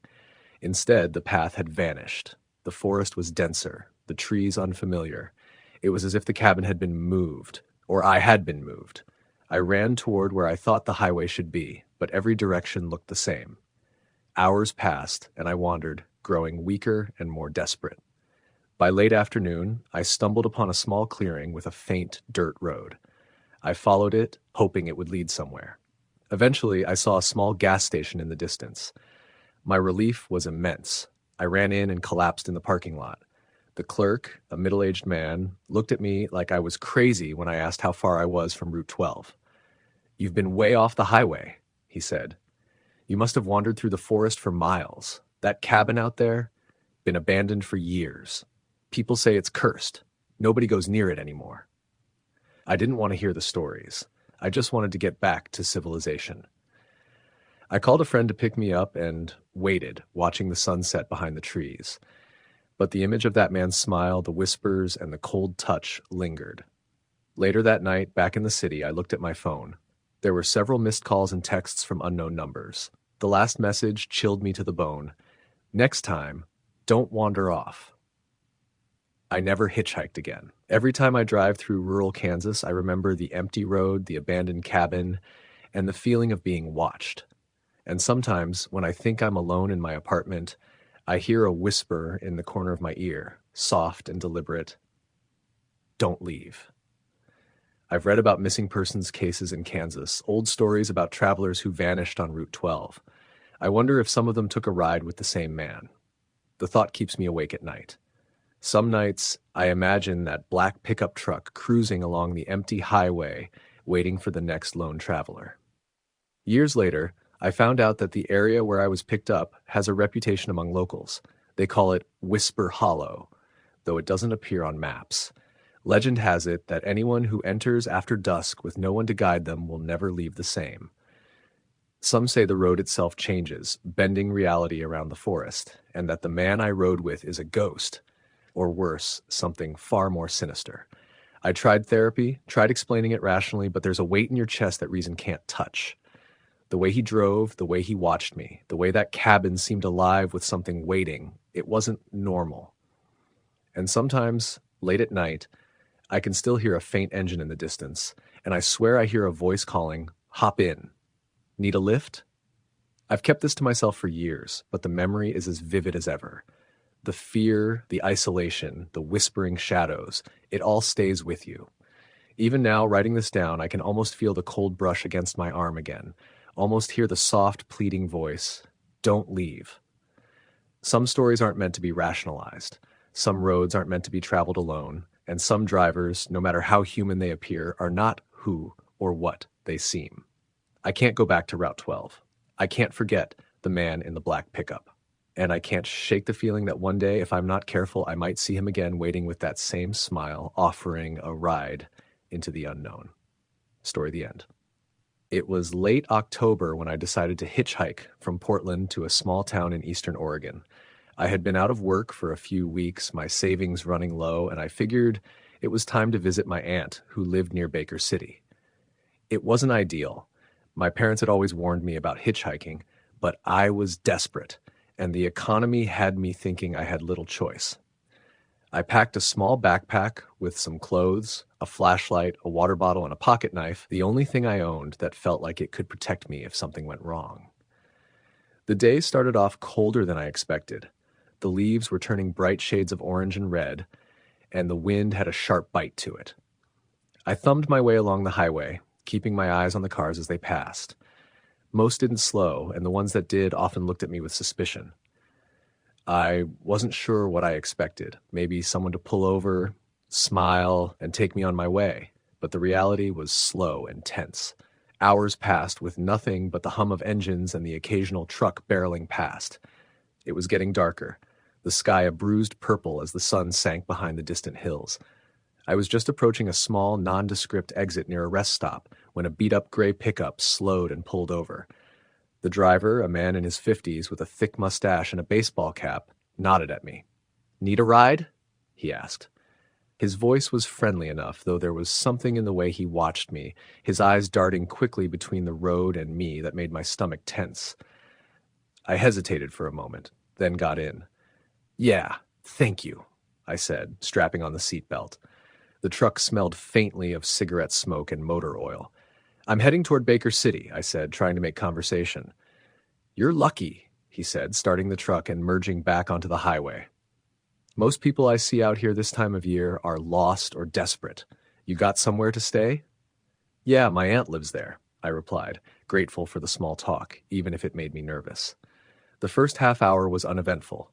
We exchanged small talk. He asked about my work, my plans, where I was from, but there was a tension under his words, a sharpness in the way he would occasionally glance at me, a quick tightening of his jaw. I kept my hand near the backpack where my flashlight and knife were, more out of instinct than fear.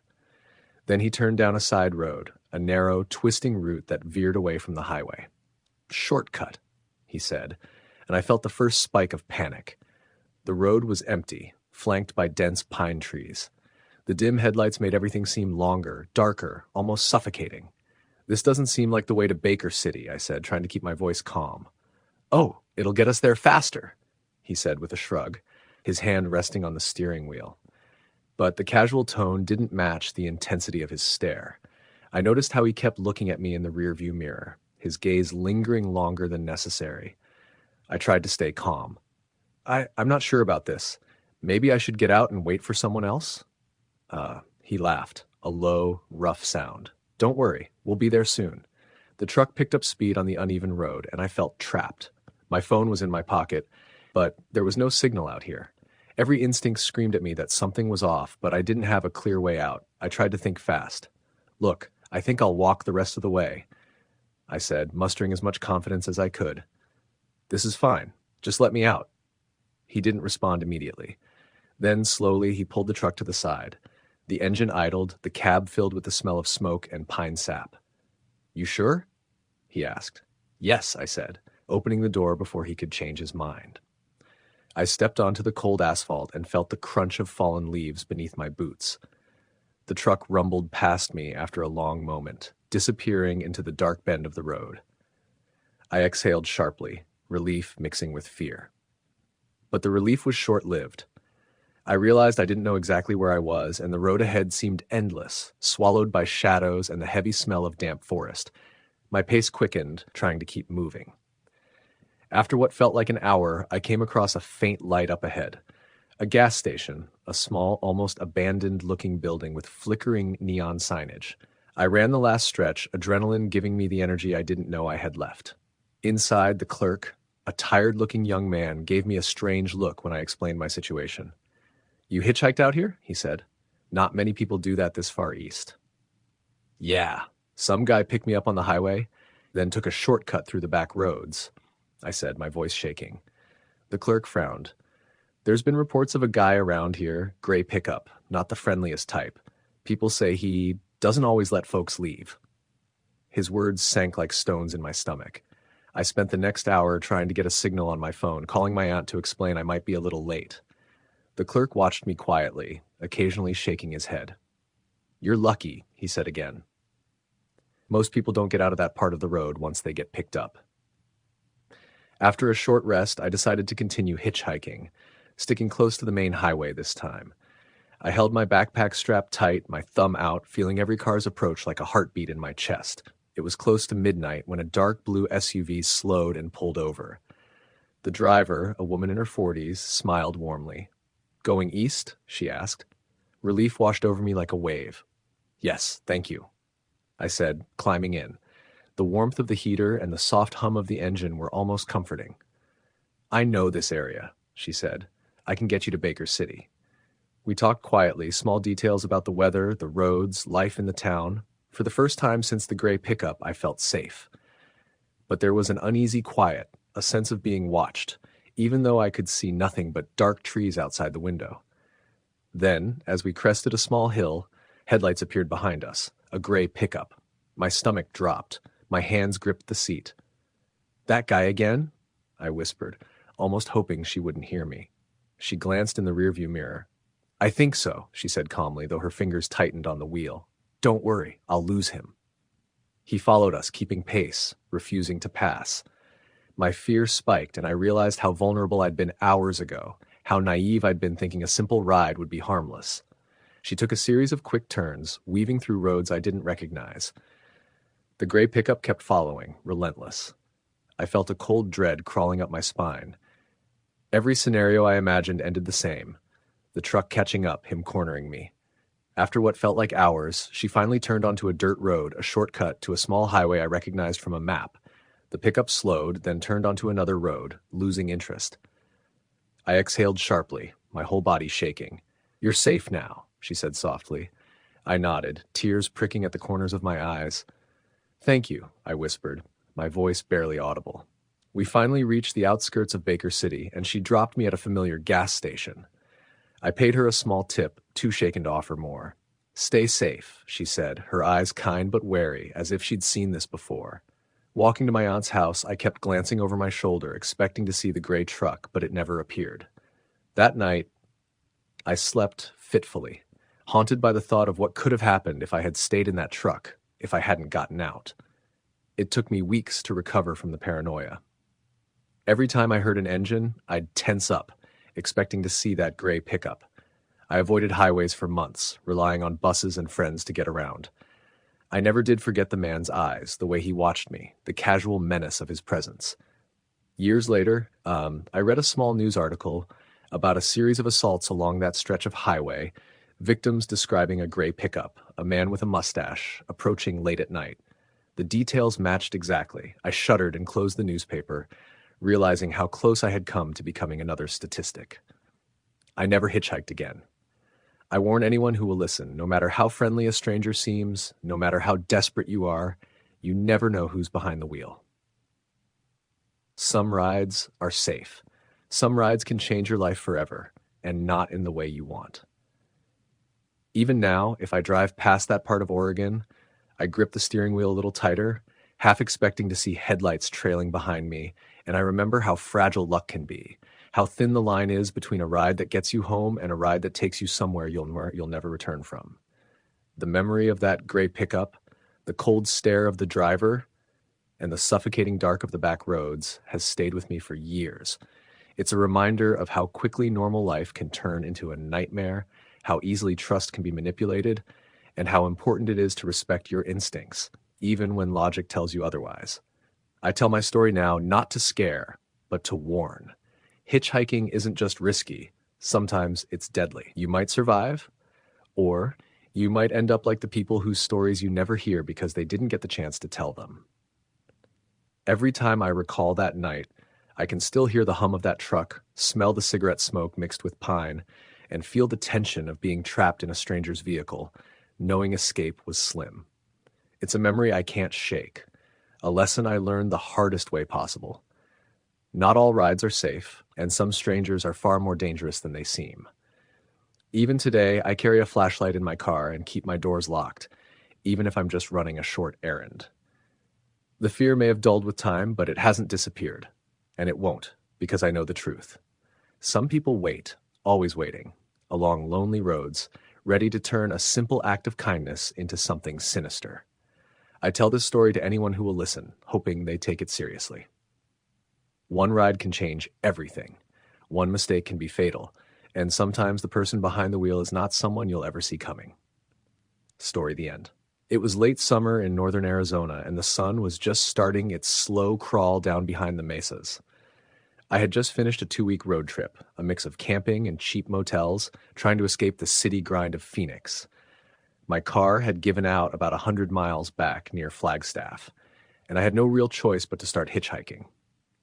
It was a gamble I'd never really planned for, but sometimes desperation makes you do things you'd never imagine. The highway was nearly empty, except for the occasional truck or RV creeping along at a slow pace. I stuck out my thumb and waited, gripping my small backpack tightly. My mind raced through the stories I'd heard. Horror tales from travelers, warnings about who you pick up and who picks you up. But the thought of sleeping under the stars that night with no food or water pushed me past caution. After about 20 minutes, a rusty, white Dodge van pulled over. The paint was chipped, windows dusty, and the tires looked worn. The driver's window rolled down slowly, and a man in his 50s with thinning gray hair and a wide, almost friendly smile peered out. "Where are you headed, son?" he asked. "Anywhere north Flagstaff or beyond," I said cautiously, gripping the strap of my backpack. "Hop in. I'm headed toward Page. We can swing by Flagstaff first," he said. Something about his voice was oddly smooth, almost rehearsed, like he'd said the same thing 100 times before. But at that point, I didn't care. I opened the sliding door and climbed in. The inside of the van smelled like a mixture of old leather, cigarette smoke, and something faintly metallic. There were maps tacked to the dashboard and a few religious bumper stickers on the back of the seats. The man introduced himself as Dale, and he seemed like the kind of guy who'd spent most of his life on the road. He asked me about my trip, where I was from, and whether I liked camping. I answered cautiously, keeping my eyes on the road ahead and the desert fading into the twilight. After a while, he veered off the highway onto a narrow, two-lane road that I didn't recognize. "Shortcut," he said when I asked. "Saves about half an hour." His voice was calm, confident, but the road seemed increasingly isolated, winding through thick stands of juniper and scrub that blocked out most of the fading light. I started to feel a little uneasy. The desert at dusk can play tricks on you, shadows stretching and twisting into shapes that aren't there. But I forced myself to relax, telling myself I was being paranoid. "You travel alone a lot?" he asked, glancing at me. I nodded. "There's something freeing about it, isn't there? Just the open road, nobody watching you." He let the sentence hang in the air like he was waiting for me to agree. I shifted in my seat and tried to change the subject, asking him how long he'd been driving trucks or vans. He told me he had no real home, just roads and stops along the way. That's when the stories started to creep in, the ones I'd ignored at first. The desert isn't safe, especially for strangers, and especially for those hitchhiking. But my rational mind kept pushing the fear aside. Maybe he was just lonely. Maybe he was harmless. The van rattled over a patch of gravel, and I noticed that the map on his dashboard had certain areas marked in red. Curiosity got the better of me. "What's with the red markings?" I asked. He chuckled lightly. "Oh, just places I've passed through, places I've made memories," he said, his smile lingering a little too long. I felt a chill and looked out the window, but it was getting dark too fast to see much beyond the headlights. I tried to keep the conversation light, talking about camping spots, favorite highways, and the kind of music that makes the drive better. But Dale kept steering the conversation back toward the idea of freedom, being alone, and how some people just get in the way of living life right. His tone was too smooth, his eyes too intent. After an hour of driving, he turned onto an even narrower dirt road, cutting into the desert proper. The stars were bright above, but the road was twisting and uneven. My gut told me something was off. I asked him if we were still on the way to Flagstaff. He smiled, a tight, uncomfortable smile. "Oh, we'll get there. Eventually. But there are some places I like to stop first. Some hidden gems." I didn't like the sound of that. "I think I'll just wait for the next town. I don't want to get too far off the highway," I said, my voice firmer now. He leaned back and chuckled, almost like he was humoring a child. "You're not in a hurry, right? Trust me, you'll want to see this place." There was something in his eyes, a glint that made my stomach knot. I realized I had no way of escaping. The van was moving too fast, the road too rough, and the desert stretched for miles in every direction. My phone had weak reception, and I hadn't charged it fully. I tried to remember every warning I'd ever heard about hitchhiking, but now it was too late. We came around a bend, and in the dim moonlight, I saw a small clearing off the side of the road. Dale stopped the van and turned to me. "Here we are. You'll love it. Just a little spot I found years ago. Nobody comes here." I hesitated. "I think I'll pass," I said, my voice shaking. "Suit yourself," he said, his tone sharp now, almost predatory. "But you'll never find another place like this. It's special." Something in his posture, the way his hand lingered on the steering wheel, made me realize he wasn't taking no for an answer. My heart was pounding, and I started scanning the area for an escape route. There was nothing, just scrub, rocks, and the faint outline of a dry wash. Then he spoke softly, almost whispering. "You know, a lot of people say they don't like it when you tell them no, but I like it. Makes things interesting." I froze. My mind raced, trying to think of what to do. I couldn't fight him physically. The van was small, and he was bigger than me. My only chance was to get out before he realized I was considering it. I pretended to be curious about the clearing, leaning over to look at the landscape. As he opened the van door, I bolted. My legs pumped as hard as they could, kicking up dust and small rocks behind me. I could hear him shout, his voice angry and strained, but I didn't look back. I ran straight for the dark, jagged rocks, hoping to put some obstacle between us. I tripped, fell, scraped my hands and knees, but I didn't stop. I kept moving, following the moonlight and praying I'd eventually hit the highway or find someone. The desert was brutal, but adrenaline made me forget the pain. After what felt like hours, but was probably 30 minutes, I stumbled onto another dirt road. This one was wider, and I could see the faint glow of headlights in the distance. I ran toward them, waving my arms, shouting. A pickup truck slowed and stopped, the driver looking startled.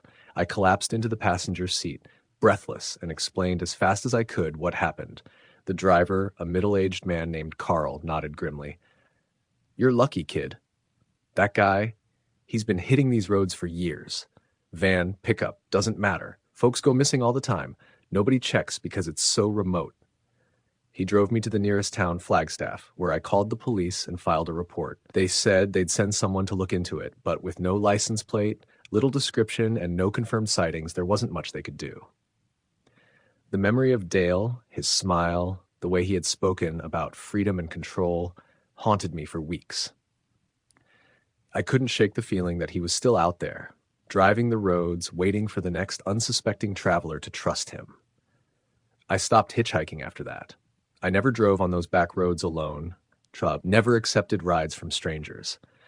But sometimes when I drive at night through northern Arizona, I see a white van in the distance, headlights flicking across the desert, and I feel my heart drop. I think about Dale, and I wonder if anyone will be as lucky as I was. Even now, years later, I sometimes wake up in the middle of the night, the image of that clearing in my mind, the way he said, makes things interesting, echoing in my ears. The desert is beautiful, lonely, and dangerous. It doesn't forgive mistakes, and it doesn't forget. I learned that the hard way. People ask me why I tell this story over and over. I tell it because someone out there might still make the same mistake I did. Hitchhiking isn't just risky because of traffic, weather, or wild animals. It's risky because you can't always know who's behind the wheel, what they've done, or what they'll do. And sometimes that danger hides behind a smile, a friendly voice, and the promise of a shortcut. I've read reports over the years, found mentions online of a white van, a gray-haired man named Dale, or at least someone fitting that description, who approaches hitchhikers, vanishing into the desert without a trace. There's no way to know if it's the same person, but the patterns are eerily familiar. It's as though he learned or perfected the way to appear harmless until it's too late. I've been back to those roads once, years later, driving during the day.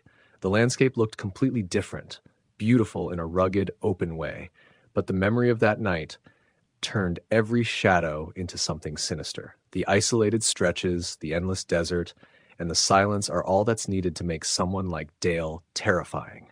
It's not about weapons or brute force. It's about control, isolation, and the knowledge that once someone is trapped, it's almost impossible to escape.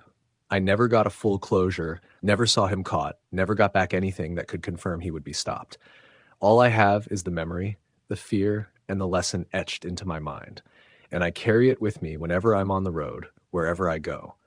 The freedom I once craved in hitchhiking is gone. Now I see it as reckless, naive, and dangerous.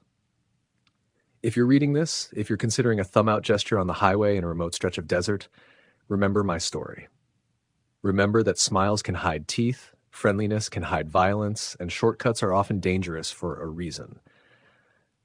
The desert doesn't forgive ignorance, and some drivers are patient predators waiting for the right moment. I can still hear his voice sometimes, whispering in the back of my mind, makes things interesting. I'll never forget it. And I'll never forget running through the dark desert, praying that someone, anyone, would appear and save me from him. I don't know if he's still out there. I hope he's not. But I've learned that hope is a weak defense when the roads are empty, the night is dark, and someone like Dale is behind the wheel watching for the next person, brave or foolish enough to stick out their thumb. Story the end. The summer I turned 21, I decided to hitchhike across part of the country. I didn't own a car, I was broke most of the time, and I'd always had this itch to move, to see places outside of my small Ohio town. My plan wasn't much of a plan at all. Stick my thumb out, get to the Midwest, maybe Denver, crash with friends if I could. It sounded reckless even to me, but I had convinced myself that people exaggerated the dangers. I'd seen old road movies, heard from my uncle about how hitchhiking used to be that you got around back in the 70s, and I thought maybe it wasn't as dangerous as people made it sound now. It didn't take long for reality to remind me that those movies were fiction, and those stories my uncle told were from a very different time. The first day was easy enough. I caught a ride with a middle-aged trucker who was hauling produce. He let me sit in the cab, fed me a sandwich from his cooler, and we talked about music until he dropped me near Indianapolis. After that, I got picked up by a college student driving back to school. He had weed in the car, which made me nervous, but he was chill. The sun was setting when he dropped me off at a rest stop, and that was where the night started to turn. I stood by the on-ramp, backpack slung over one shoulder, and the traffic had slowed. The air was cooling off, and I began to feel exposed out there under the yellow glow of the sodium lamps. A couple of cars slowed down, seemed to think about it, then kept going. When an old sedan finally pulled over, the windows rolled down, and a man leaned across the passenger seat to push open the door. I felt relief. "You headed west?" I asked. "Sure am," he said. His voice was gravelly, like he smoked too much. He looked like he was in his 40s, maybe older. Thin face, pale skin, greasy black hair. His smile didn't quite touch his eyes, but I told myself I was being judgmental. I tossed my bag in the back seat and slid into the passenger seat. The interior smelled stale, like sweat and cigarettes layered over with something sour. I noticed that the dashboard was cluttered with empty coffee cups, wrappers, and random junk. "Name's Dale," he said, putting the car back into gear. "Jason," I said. We got back on the highway. The first few minutes were quiet, except for the hum of the engine and the faint sound of the radio tuned to some talk station. Dale asked where I was headed, and I gave my usual vague answer, "Out west, maybe Colorado." "Colorado's nice," he said, nodding. "I've been through there. Mountains are beautiful. You like the outdoors?" "Yeah, that's kind of why I'm going," but didn't say much else. His eyes flicked toward me every now and then, just brief glances, but I started to notice how intense they were. We drove for a while in silence, and I tried to relax. The road stretched out in front of us, endless black, broken only by the streaks of headlights from oncoming cars. After about an hour, Dale started talking more. He asked if I had family, what I did for work, if I had a girlfriend. The questions seemed casual, but there was something probing about them. "You ever just feel like people don't understand you?" he asked at one point. "Sometimes, I guess," I said, trying to keep it light. "Yeah," he muttered. "I get that a lot. People think I'm strange, but they don't know me. They don't know what I've been through." His grip tightened on the wheel. I noticed his knuckles were scarred, like old burns or cuts. The way he said it made me uncomfortable. I shifted in my seat, laughed awkwardly, and said, "I think everyone feels misunderstood sometimes." He didn't respond. The silence grew heavy again. We stopped for gas at a near-empty station off the highway. The place looked half abandoned, one flickering fluorescent light buzzing above the pumps. While Dale went inside, I stood outside stretching my legs. A thought crept in that maybe I should just walk away, head to the truck stop across the street, and try my luck with someone else. But my bag was in his car, and I didn't want to make a scene. When he came back out, he handed me a can of soda. "On me," he said. I forced a smile, thanked him, and got back in the car. As we drove deeper into the night, the roads thinned out. Towns grew farther apart. Dale seemed calmer, almost cheerful at times, humming along with the radio, tapping his fingers against the wheel. But every so often he'd say something that made my skin crawl. "You ever think about how easy it would be for someone to disappear out here?" he asked, his eyes fixed on the dark stretch of highway ahead. I forced a laugh. "I guess so. Not a lot around." "Nobody would hear you," he added softly, almost to himself. I stared out the window, pretending not to hear that last part.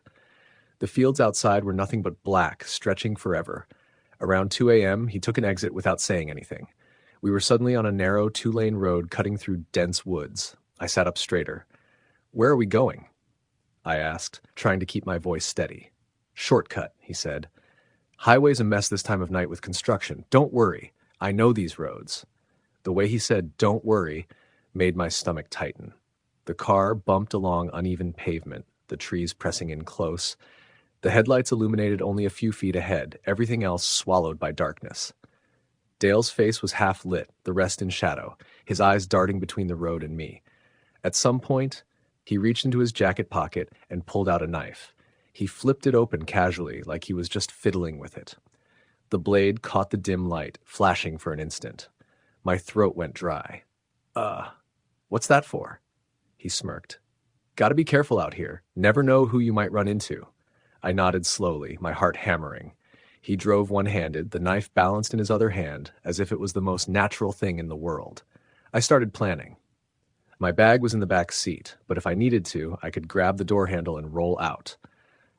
The car wasn't going that fast. I pictured myself hitting the ground, running into the trees. But the thought of being lost in the woods with him chasing me was just as terrifying. We drove like that for what felt like an hour, though it was probably less. Finally, he turned onto a gravel road that led into a clearing. My chest tightened when I saw there was nothing there, just an old shack collapsed in on itself and weeds growing up through the stones. He parked the car, cut the engine, and everything went silent. He turned to me, the knife still in his hand. "You ever feel like fate puts people in your path for a reason?" he asked. I swallowed hard. "Sometimes, I guess." He leaned closer. His breath smelled sour. His eyes locked on mine with an intensity that made me want to look away. "I think you were meant to ride with me," he whispered. I nodded quickly, forcing a nervous laugh, trying to look less terrified than I felt. That was when headlights suddenly appeared at the edge of the clearing. Another car was coming down the gravel road.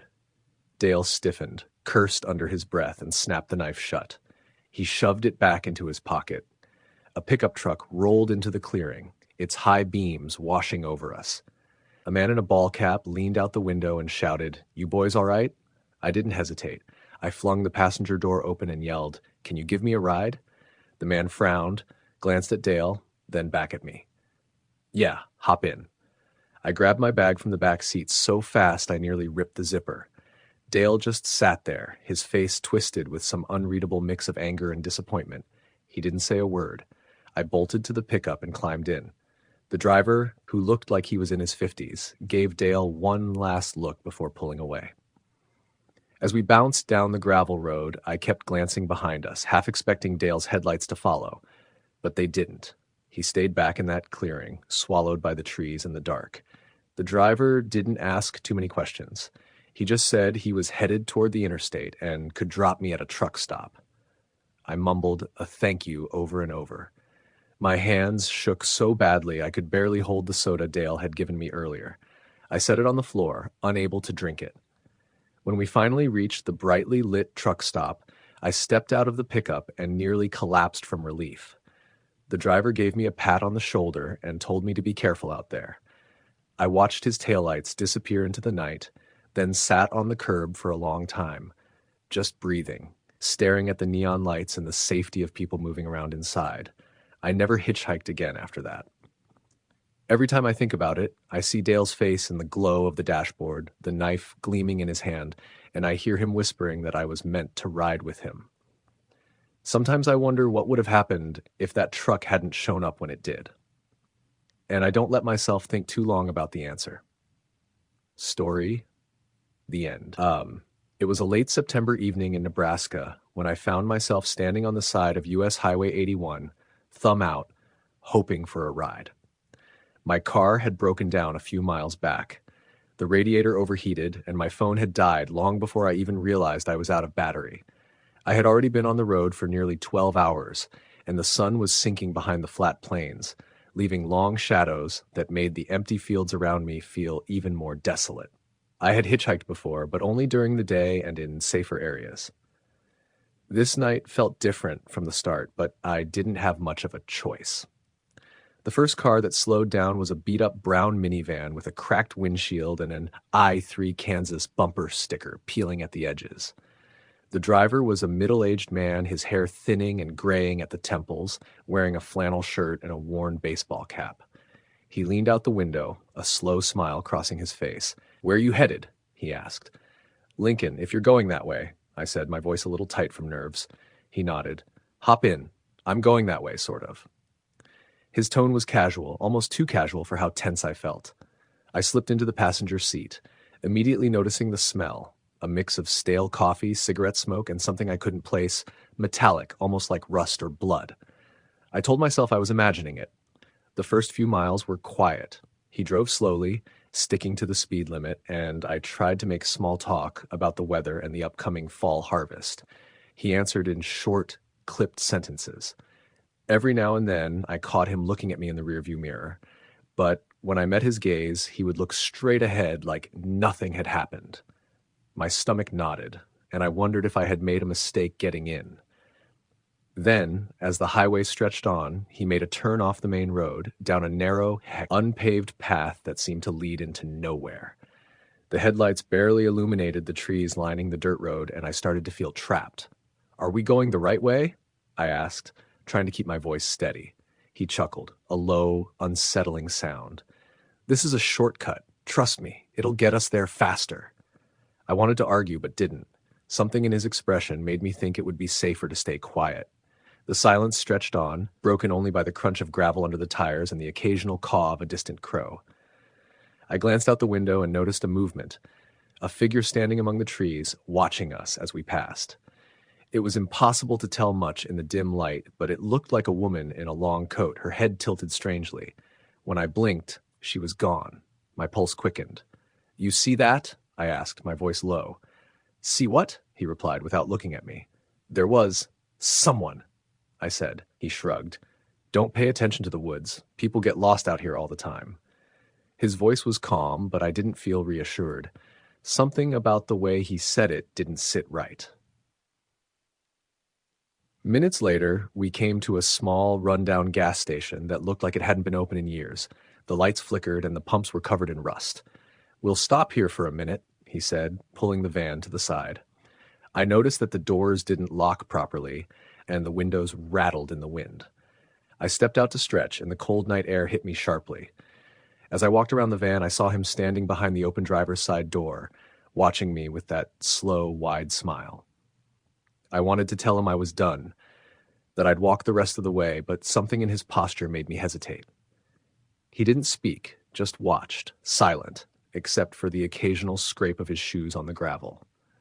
I went back inside, and the interior of the van felt heavier somehow. The smell was stronger, the air thick, and I realized my hands were shaking. He started driving again, this time taking another unpaved road that veered sharply into thick forest. I tried to memorize the path, but every turn seemed to lead us deeper into isolation. The headlights cut through the darkness, but all I could see were trees, shadows, and the occasional glint of something metallic that disappeared as soon as I noticed it. "Where exactly are we going?" I asked again, my voice firmer this time. "Just a little place I know. Safe for the night," he said. His tone was casual, but there was an edge to it that made my skin crawl. The van stopped in front of a small, abandoned cabin hidden among the trees. The windows were broken, the roof sagging, and the door hanging crooked on its hinges. "Here we are," he said. "You can stay here tonight. Nobody will bother you." I wanted to get out immediately, but the way he said it with that unnerving smile made me pause. Something told me he wanted me to stay. Something told me I wouldn't be safe if I left. But staying inside this decrepit cabin also didn't feel right. I stepped out cautiously, and the air was thick and damp, smelling of rot and wet leaves. He got out too, carrying a small bag and setting it down inside. Just some supplies: food, water, a blanket. His movements were slow, deliberate, almost ritualistic. "Don't wander off. I'll be back in the morning." I nodded, trying not to show my fear.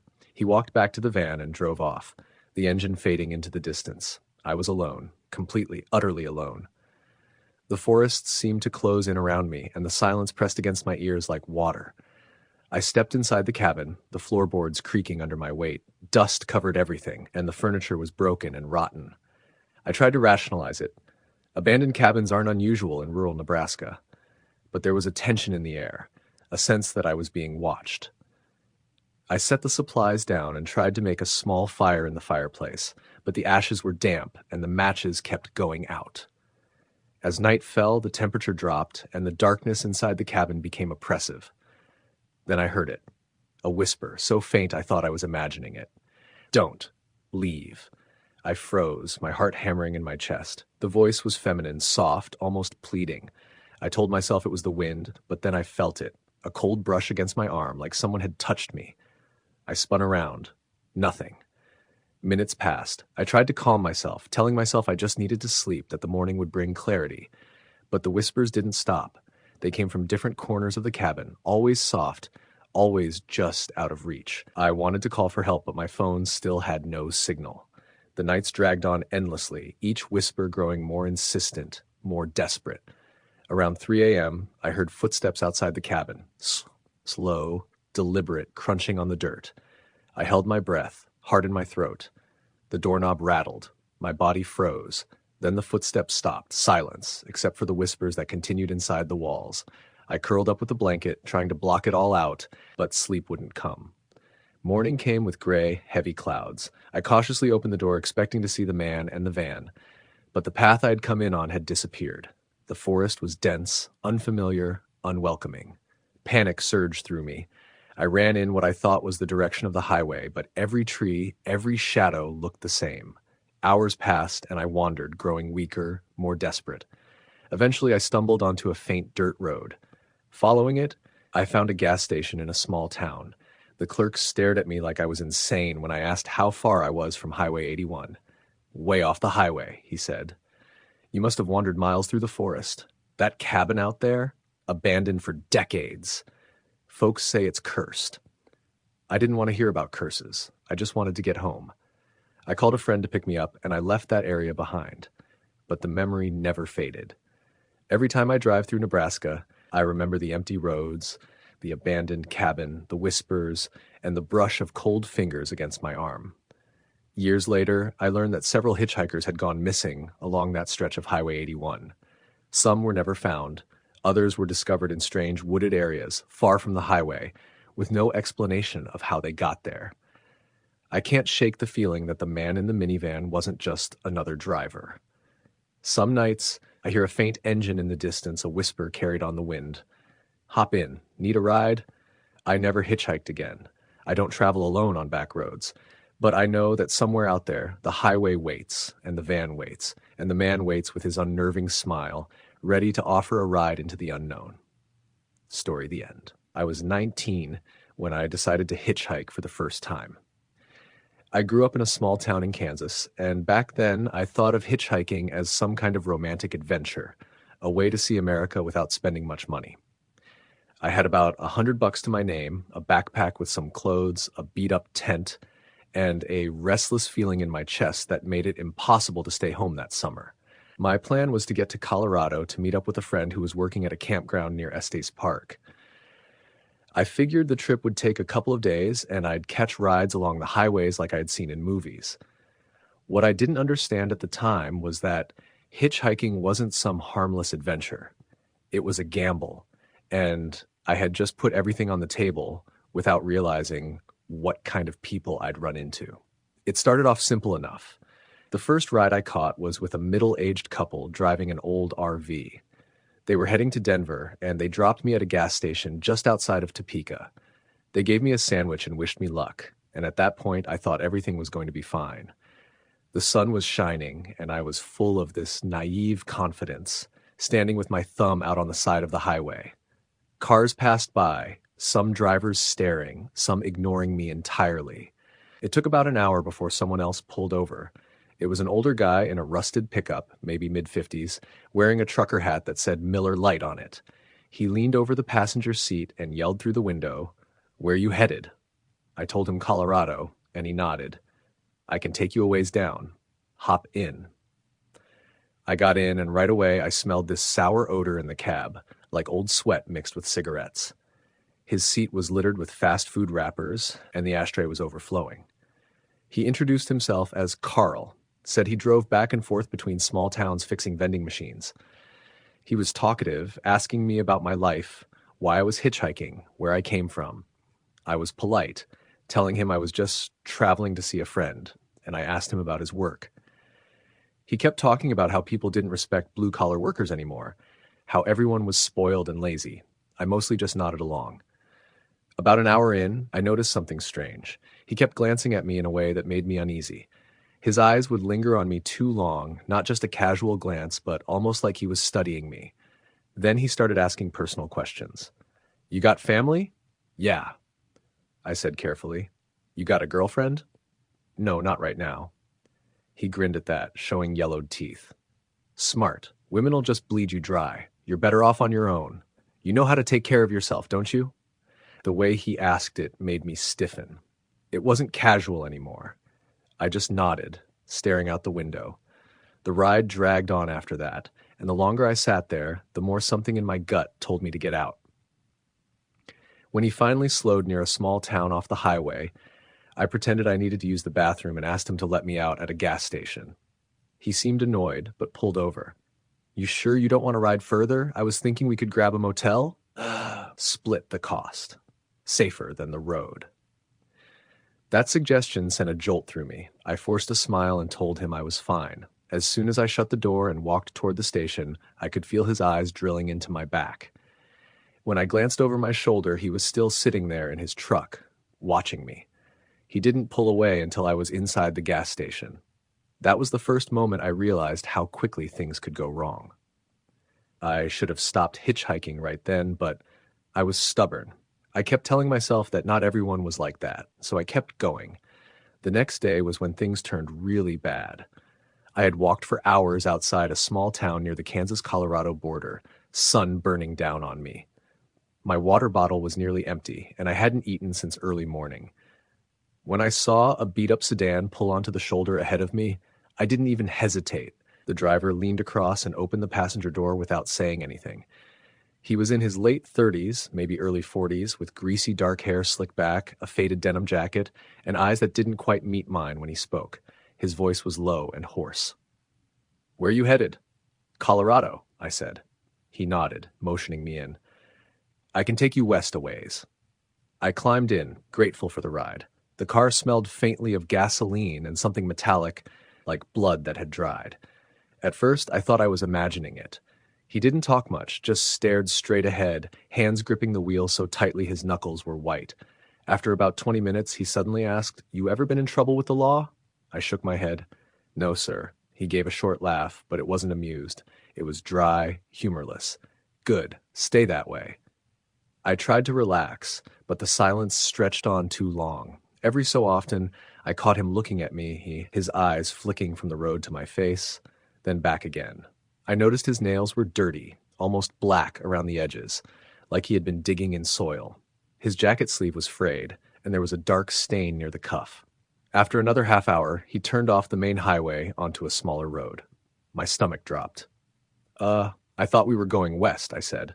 "We are," he replied, not looking at me. "This way's quicker." But I had been following the highway signs, and I knew he was lying. I stared at the empty road ahead of us. Cornfields stretched on either side, no towns in sight. My heart started pounding, but I forced myself to stay calm. I told him I needed to use the restroom. He didn't answer. I repeated myself, louder this time. Finally, he slowed the car and pulled over by the side of the road. "Go ahead," he said. I opened the door, pretending everything was fine, but as soon as my feet hit the gravel, I grabbed my backpack and bolted toward the field. I didn't even look back. I just ran. The corn stalks were tall, rustling around me, and I kept going deeper until I couldn't hear the car anymore. My chest was burning, legs shaking, but I forced myself to keep moving. I crouched down between the rows, heart hammering so loudly I thought he could hear it.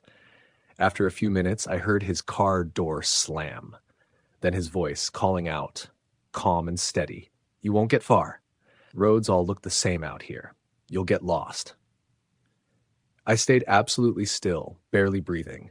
I listened as his footsteps crunched on the gravel, then slowly faded. After what felt like an eternity, I heard his car start again. The sound of the engine lingered, then grew faint. I didn't move for nearly an hour, afraid he was waiting nearby. When I finally crept back toward the road, the car was gone. I walked for miles before I reached a farmhouse, where an older couple let me refill my water and pointed me back toward the main highway. They warned me not to hitchhike, said too many bad things happened on those roads. I thanked them, but I didn't tell them what had just happened. I was too shaken. That night, I slept hidden behind a rest area, too paranoid to try and catch another ride. Every sound made me jump. Trucks passing on the highway sounded like threats, and I kept replaying his voice in my head, that calm way he told me I wouldn't get far. The scariest part? For the rest of my trip, I kept thinking I saw that same car in the distance, a beat-up sedan slowing down just enough to make my heart stop before speeding past. Maybe it was my imagination, or maybe he really was circling those roads, looking for me. I never found out. When I finally made it to Colorado, My friend laughed when I told him about hitchhiking.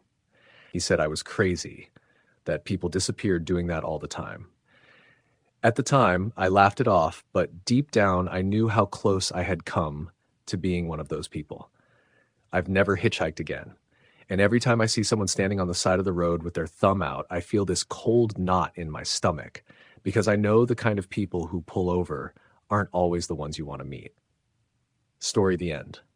I was 19 this summer. I decided to hitchhike across the Midwest. I didn't have much money, barely over $100 stuffed into my backpack, along with 2 changes of clothes, a canteen, and a paperback I'd already read twice.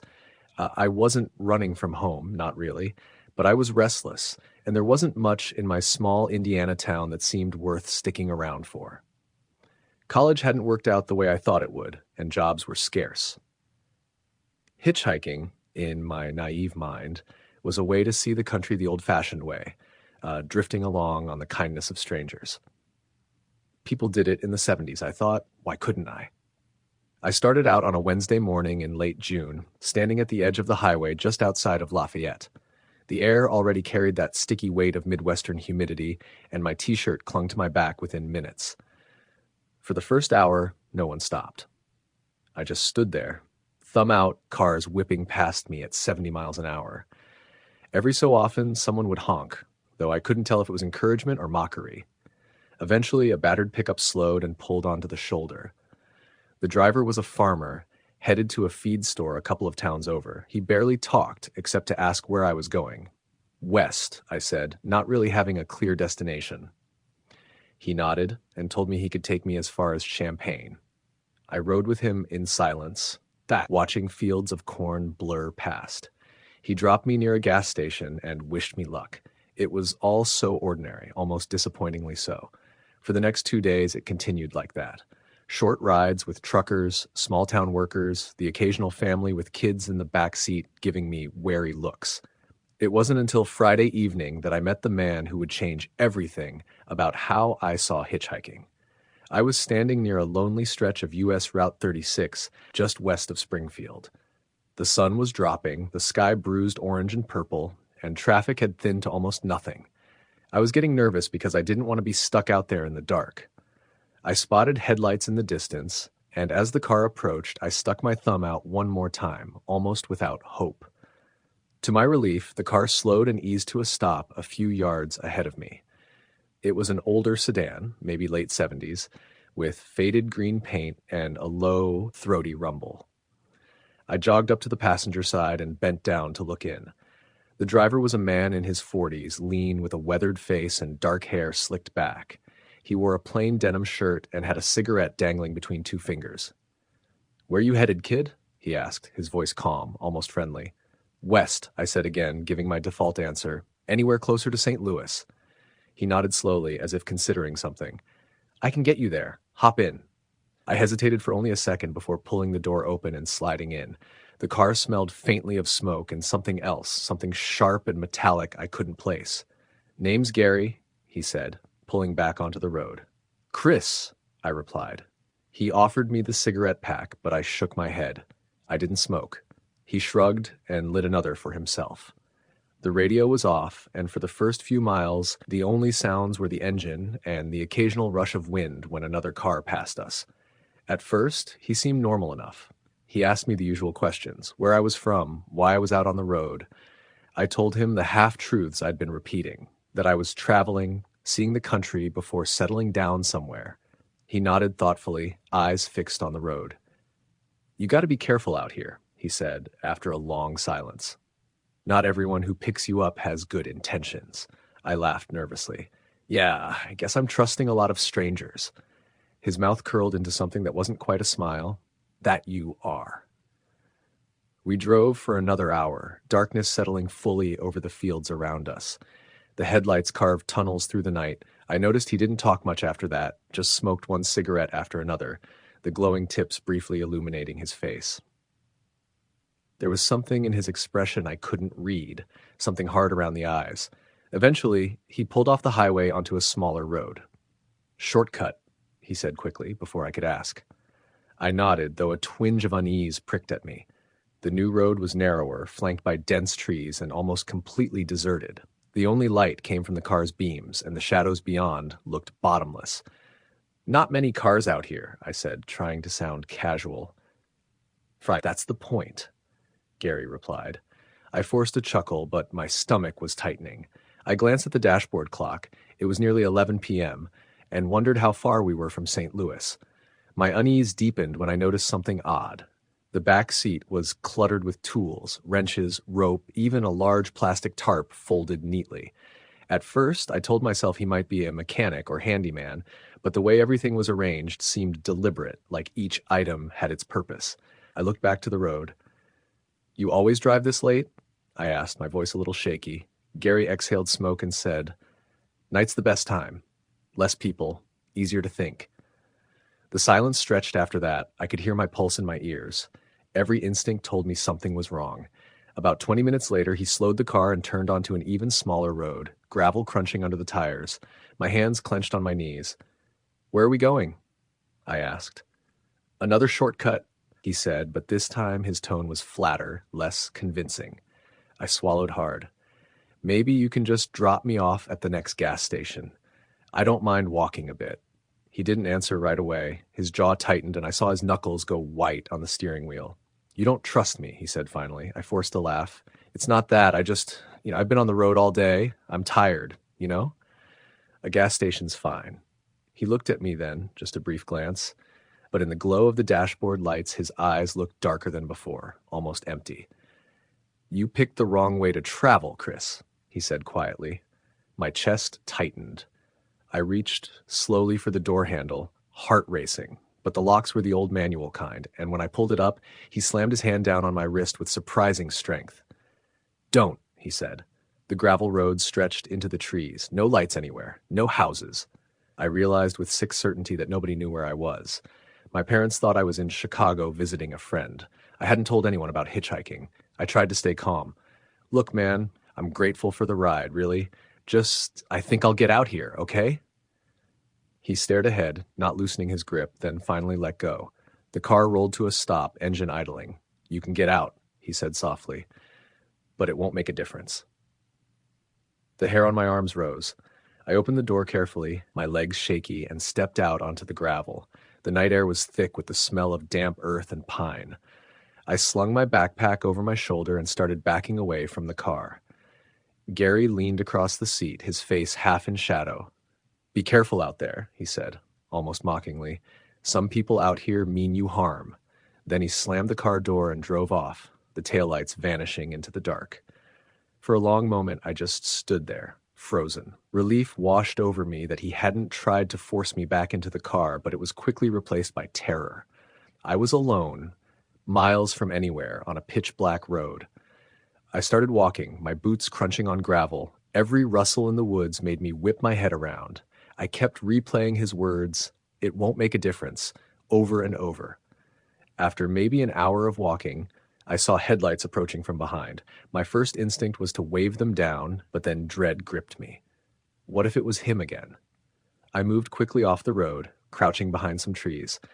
The car passed slowly, and my heart nearly stopped. It was the same faded green sedan. He was driving barely 20 miles an hour, scanning the sides of the road. I held my breath, pressed against the rough bark of the tree. The car rolled past, taillights glowing, then disappeared around a bend. I didn't move for several minutes. When I finally started walking again, I kept to the tree line, half off the road, terrified he would circle back. Every shadow seemed alive, every sound in the woods like footsteps. Hours later, sometime after 3 a.m., I stumbled onto a highway. My legs ached, my throat was dry, but I kept walking until I reached a rest stop with a few parked trucks. I collapsed onto a bench, shaking. I never saw Gary again. But I never forgot his face, his voice, or that night. I told myself for years that maybe he was just messing with me. Maybe he never intended to do anything. But when I think about the tools in his back seat, the way he circled back down that road, the way he gripped my wrist, no, I don't believe it was harmless.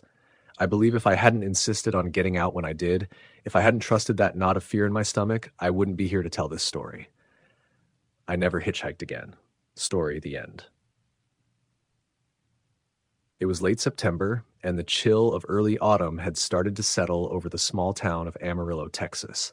I had been traveling light, my backpack stuffed with the bare essentials, a couple of changes of clothes, a notebook, some granola bars, and a nearly empty bottle of water. I was on my way to Albuquerque, hoping to visit an old friend I hadn't seen in years, and hitchhiking seemed like the fastest and cheapest way to get there. I'd done it before, and I always knew the risks, but there was something about the freedom of the open road that drew me in, the sense that the highways were more alive at night, mysterious and electric. I had started the day in the late afternoon, walking along the main highway that led out of town.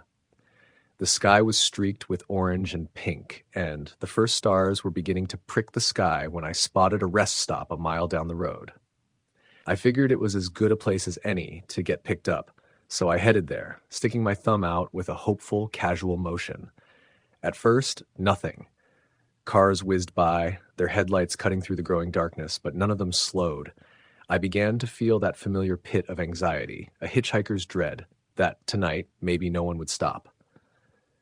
I checked my backpack straps, tried to look approachable, and stepped closer to the edge of the highway. That's when a beat-up, dark blue Chevy van slowed down and pulled onto the shoulder a few feet ahead of me. The van was older, the paint faded and peeling, the tires worn. Its driver's side window rolled down with a low, squealing protest, and a man in his late 40s leaned toward me.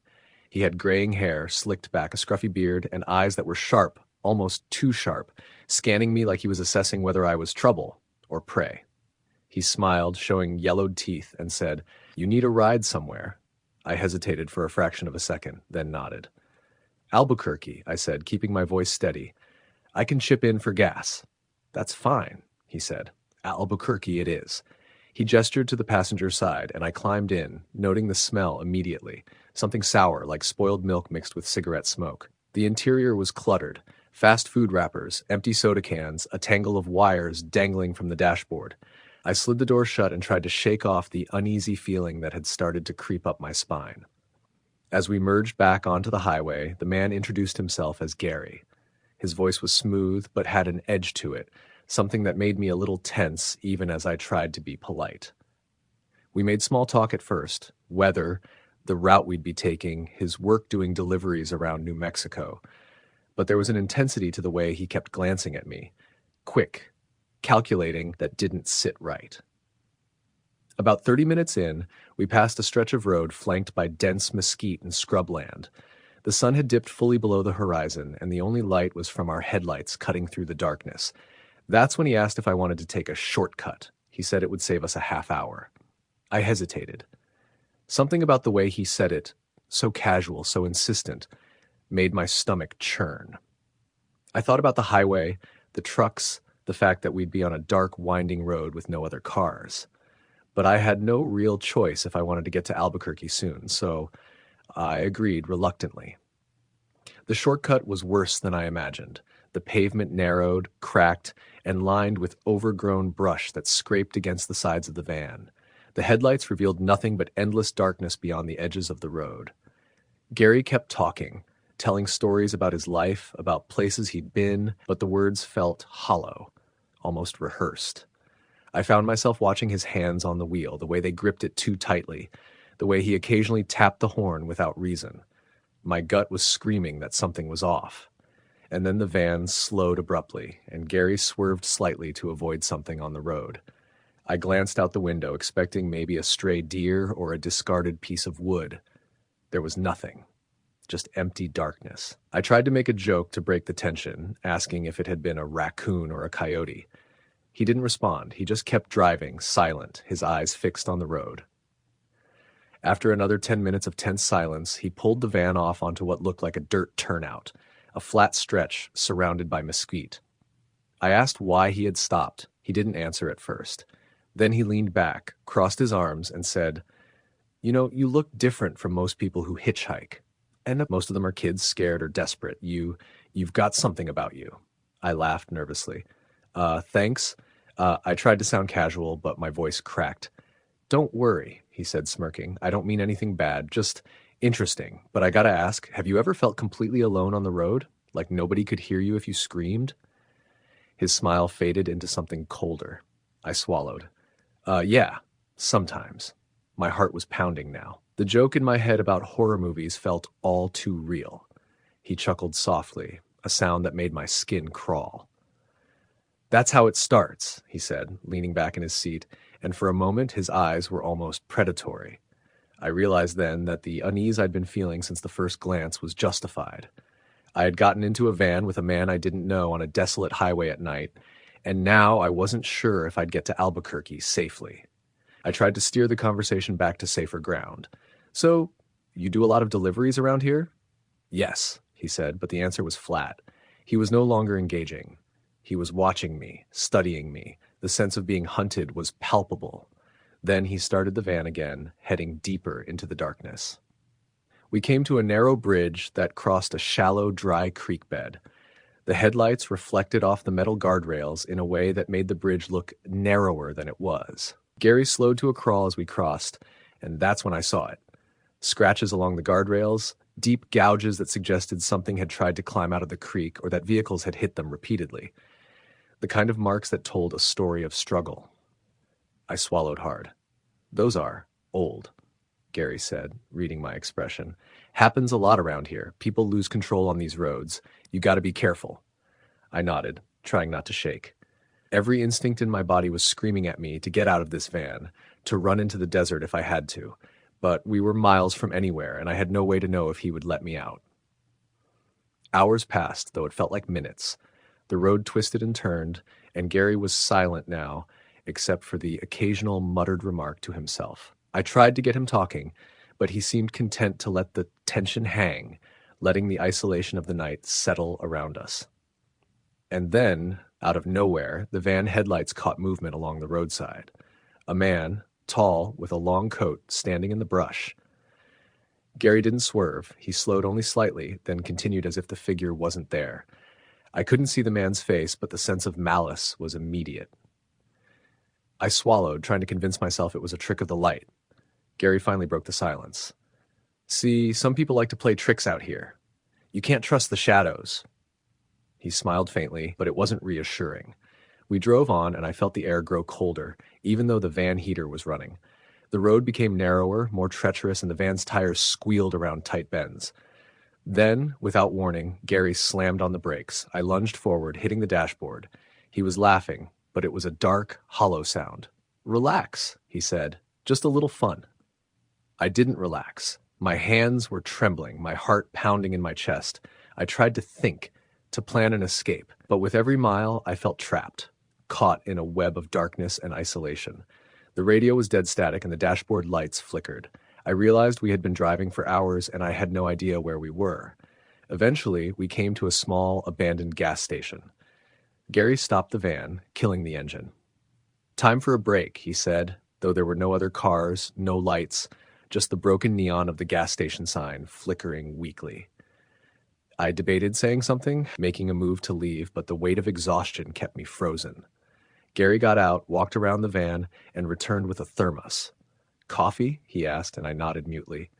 He poured 2 cups, and we sat on the hood of the van, the night pressing in on every side. The air smelled damp, earthy, like the desert after a rain. He told stories then, strange, disjointed, about the road, about people he'd met, about accidents he'd witnessed. But every story had a dark edge, a sense of obsession with control and fear. I felt a chill that wasn't just from the night air. Something about his demeanor suggested he enjoyed seeing fear, seeing people caught off guard, and I realized I was sitting next to someone who had spent a lifetime manipulating others, learning how to push just enough to make them panic without triggering full rebellion. Finally, I saw headlights in the distance. Relief surged in me, but it was short-lived. Gary's eyes narrowed. "Looks like someone's coming," he said. The vehicle approached slowly, then passed us, oblivious. He chuckled. They never stop for people like us. I stared at him, suddenly understanding the depth of his detachment from reality. He didn't just see hitchhikers as random strangers. He saw them as a part of his playground, a way to control and terrify. My throat went dry. We got back in the van, and he drove on. The roads became increasingly winding, twisting through mesas and cliffs. Every shadow seemed alive, every rock face a potential threat. I kept thinking of stories I'd heard, warnings about the dangers of isolated highways at night, and I realized I had brushed up against something far more sinister than a simple encounter. Hours blurred. I dozed in fits, waking to his glances, to the sound of tires crunching gravel, to the occasional mutter. By morning, the first pale light of dawn revealed the landscape, barren, dry, and endless. I realized we were far off the main highway, on a road that didn't appear on my map. Panic set in again. I had no idea where I was, and Gary was calm, disturbingly calm, as if he had been exactly where he wanted me all along. When we finally approached a small, sleepy town, he slowed. "Albuquerque's still a few hours away," he said, but his eyes lingered on me with that same intensity. I didn't respond. The thought of trying to leave the van on my own terrified me. We rolled into Albuquerque mid-morning. Gary didn't stop immediately, instead taking a winding route through quiet streets. Finally, he parked near a gas station and turned to me. "Well, here we are," he said, "safe and sound." His smile was almost friendly now, but I could feel the weight of what had passed. I got out of the van as quickly as I could, my legs shaking. I didn't look back. I didn't thank him. I just walked toward the busy streets, the presence of other people grounding me. The van lingered in the rearview mirror, then slowly drove off. I never saw him again. Even years later, I think about that night. The dark roads, the isolation, the sense of being hunted. I think about how close I came to becoming just another story, another set of scratches on a guardrail. Hitchhiking offers freedom, but it also carries risks you can't always anticipate, and sometimes the people who stop for you aren't saving you. They're part of a darker story entirely. The road is wide and full of possibilities, but at night, some possibilities are better left unexplored. Story the end. It was late September, the kind of dry, cold evening that made the air feel thin and sharp, and I was standing on the shoulder of a 2-lane highway in rural Kansas, thumb out, trying to catch a ride. I had left my apartment in Wichita that afternoon with the intention of heading home to Omaha, figuring I'd take a shortcut through back roads to save time. I didn't own a car at the time, and for some reason, I thought hitchhiking would be quicker than waiting for a bus. It was stupid in retrospect, but I didn't think much of it at the time. The sun had already set, and the fields on either side of the road were empty, stretching into the horizon as darkness settled. I'd been standing there for nearly an hour, my backpack heavy on my shoulders, when a beat-up black pickup truck slowed down, tires crunching against the gravel shoulder. The driver rolled down the window and gave me a nod. "Need a ride?" he asked, his voice low and gravelly. "Yeah, thank you," I said, sliding into the passenger seat. The cab smelled like stale cigarettes and something sour, like old sweat. The man was middle-aged, with graying hair and a worn leather jacket. His hands were calloused and rough on the steering wheel. There was no radio playing, just the sound of the engine and the wind outside. "Where you headed?" he asked. "Heading north, Omaha," I said. He nodded. "Long way? You traveling alone?" "Yeah," I said. "Just trying to get home." For the first 20 minutes, the conversation was small and ordinary. He asked about the weather, what I was doing in Kansas, stuff like that. But after a while, I noticed he kept glancing at me in the rearview mirror, and his eyes were sharp, like he was studying every little reaction I made. I tried not to let it bother me, focusing on the passing fields and the way the moonlight made everything look silver and unreal. After a while, he suddenly slowed the truck to a stop at a small dirt road that branched off from the highway. There was no sign, just an unmarked path leading into the trees. "You want to stretch your legs?" he asked. I hesitated, but the isolation of the road made me nervous, so I shook my head. "No, thanks. I'm okay." He shrugged and kept driving, but then he started talking in a way that made my stomach twist. "You know," he said, his voice calm, almost too calm, "sometimes people get lost out here, not just on the roads, in their heads. They don't find their way back." I nodded politely, pretending I wasn't uncomfortable. I told myself he was just an old man making conversation. But then he started talking about the things he'd seen, people disappearing, bodies found in the fields, abandoned cars on the side of the road. His tone wasn't joking, it was matter of fact, like he was describing the weather. At one point, he slowed down near a bridge that spanned a narrow creek. The water below was black, reflecting the moonlight. He leaned back and said, Ever wonder why no one comes this far out? It's because most people aren't ready to face it. Face what? I asked, my voice tighter than I wanted. He didn't answer immediately. Instead, he reached into his jacket and pulled out a small photograph, crumpled and yellowed with age. He handed it to me. I looked down. It was a picture of a young man, maybe my age, standing next to a tree. His smile was wide, but there was something off about it, something that made my stomach drop. Know him? The man asked. I shook my head. No. He used to hitchhike too, the man said. This is where he ended up. He didn't elaborate, just drove on. The rest of the ride was silent. I kept glancing out the window, my heart racing every time a shadow moved across the fields. I wanted to ask him to let me out, to stop anywhere safe, but the road was empty, and there was no shoulder big enough to get out without stepping into the gravel and the dark. Hours passed, or maybe it was just a half hour, I couldn't tell. Time felt distorted. The road wound through the countryside in a way that didn't make sense, like we were looping back on ourselves. I noticed the truck's odometer wasn't moving, or maybe it was broken, but the numbers seemed frozen. Almost there, he said finally, but his voice had changed, become deeper, more hollow. I didn't ask where because I realized I didn't know where I was. I hadn't recognized any of the landmarks for miles. The fields looked endless, the trees black and skeletal under the moonlight. Then he turned down another dirt road, narrower than the last, overgrown with weeds and brush. My stomach sank. I realized I was completely at his mercy. Hey, can you stop here? I said, trying to keep my voice calm. He smiled. It wasn't friendly. It was slow, deliberate, and cold. Not yet, he said. We're almost there. I didn't know what he meant. My mind was racing. I thought about jumping out of the truck, running through the fields, anything to escape, but the ground was uneven, the grass tall, and I didn't know if I could make it. Eventually, the truck stopped. He turned off the engine. The silence was overwhelming, like the world had been swallowed by the night. I couldn't see anything beyond the truck except the faint outlines of trees. He turned to me, and for the first time, he didn't say anything, just stared. I felt a chill crawl up my spine. Then he reached into the glove compartment and pulled out a pair of handcuffs. Ever hear of the people who disappear out here? He asked, his tone almost casual. I keep them safe. I froze. My mind screamed at me to run, but I couldn't move. He leaned back in his seat, watching me struggle with panic. You're not like the others, he said slowly. You've got that fire in your eyes. Most people just sit and wait. You fight. I realized then that he wasn't just telling stories. He was hunting, and I was trapped in his vehicle, at his mercy. I fumbled with the seatbelt, heart hammering, looking for anything to use as a weapon. My backpack was between my legs. I grabbed a flashlight from inside, pointing it at him. He laughed, low, cold, and humorless. Careful, he said. You don't want to wake the others. Others? I stammered.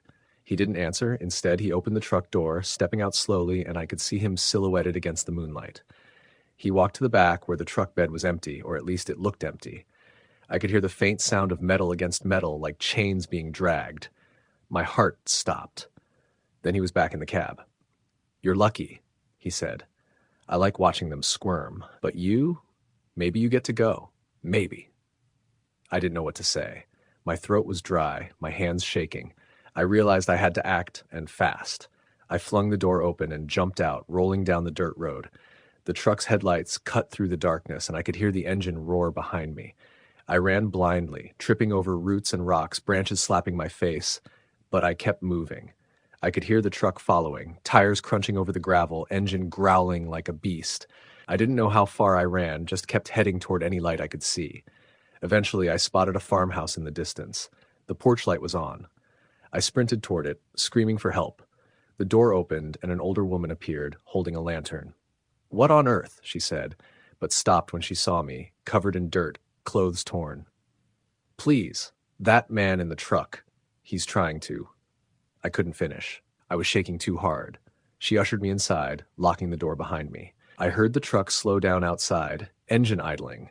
Then, after what felt like an eternity, it drove off into the night. The woman called the sheriff, and I gave a description of the man, the truck, everything. They searched the area for hours, but there was no sign of him, no evidence of the truck, nothing. It was as if he'd vanished into thin air. I never hitchhiked again. I learned later that there had been several unsolved disappearances along that stretch of highway over the years. Young travelers, hitchhikers mostly, who had vanished without a trace. Some families never got closure. Some never even knew what happened to their loved ones. I think about that night often, the way his eyes followed me, the way he seemed to know exactly what I was thinking. I sometimes wonder if he's still out there, waiting for the next person foolish enough to thumb a ride on that lonely highway. Even now, driving past that part of Kansas, I avoid the back roads entirely. I stick to highways, populated areas, anywhere there's a crowd. The memory of his face, calm and cold, and the way he smiled like it was all just a game, still haunts me. I don't know if he was real or if the fear and isolation made my mind conjure him up, but I do know that the smell of old leather and cigarettes, the crunch of tires on gravel, and the hollow sound of that engine will never leave me. Hitchhiking seemed like an adventure at the time. Now it's a cautionary memory etched into every instinct I have. Sometimes I dream I see that black truck in the distance, headlights cutting through fog, and I wake up drenched in sweat, heart hammering. I never saw him again, but I always feel the eyes of strangers when I'm alone on a road. And I know without a doubt that some people out there are waiting, watching, and they are patient. They've been waiting a long time. And for them, time is no obstacle. Story the end. It was a late summer evening when I first saw him. I had been walking along the shoulder of Route 60 in West Virginia, my thumb out and my backpack heavy with everything I owned, which wasn't much. I'd been hitchhiking since early morning, trying to make it to Charleston to meet a friend who was supposed to lend me a place to crash for a few nights. The sky was bruised with the fading light of dusk, and the road stretched ahead like a ribbon of asphalt vanishing into the horizon. I was starting to think that maybe no one would stop tonight. Most cars had been passing me by without even slowing down, and the ones that did slow down made me feel like I was the last person in the world anyone wanted to pick up. I was getting tired, and that made me restless. My stomach growled, and I cursed myself for not packing more than a granola bar and a half-empty bottle of water. The air was thick with humidity, making my shirt stick to my back. I kept my eyes on the horizon, hoping for the faint glint of headlights. That's when I saw it. A beat-up white van creeping along the road, slow but deliberate. It slowed more as it neared me, and my heart leapt. The driver's window rolled down, and a man leaned out slightly, squinting at me. "You need a ride?" he called, his voice rough but not unfriendly. He looked older, maybe in his 50s, with a thick beard that was more gray than brown and eyes that were oddly sharp for someone so weathered. "Yeah, thank you," I said, approaching cautiously. I tried to sound confident, but my nerves were already jangling. I had learned in the past that caution was necessary when hitchhiking, but exhaustion tends to make people take risks they normally wouldn't.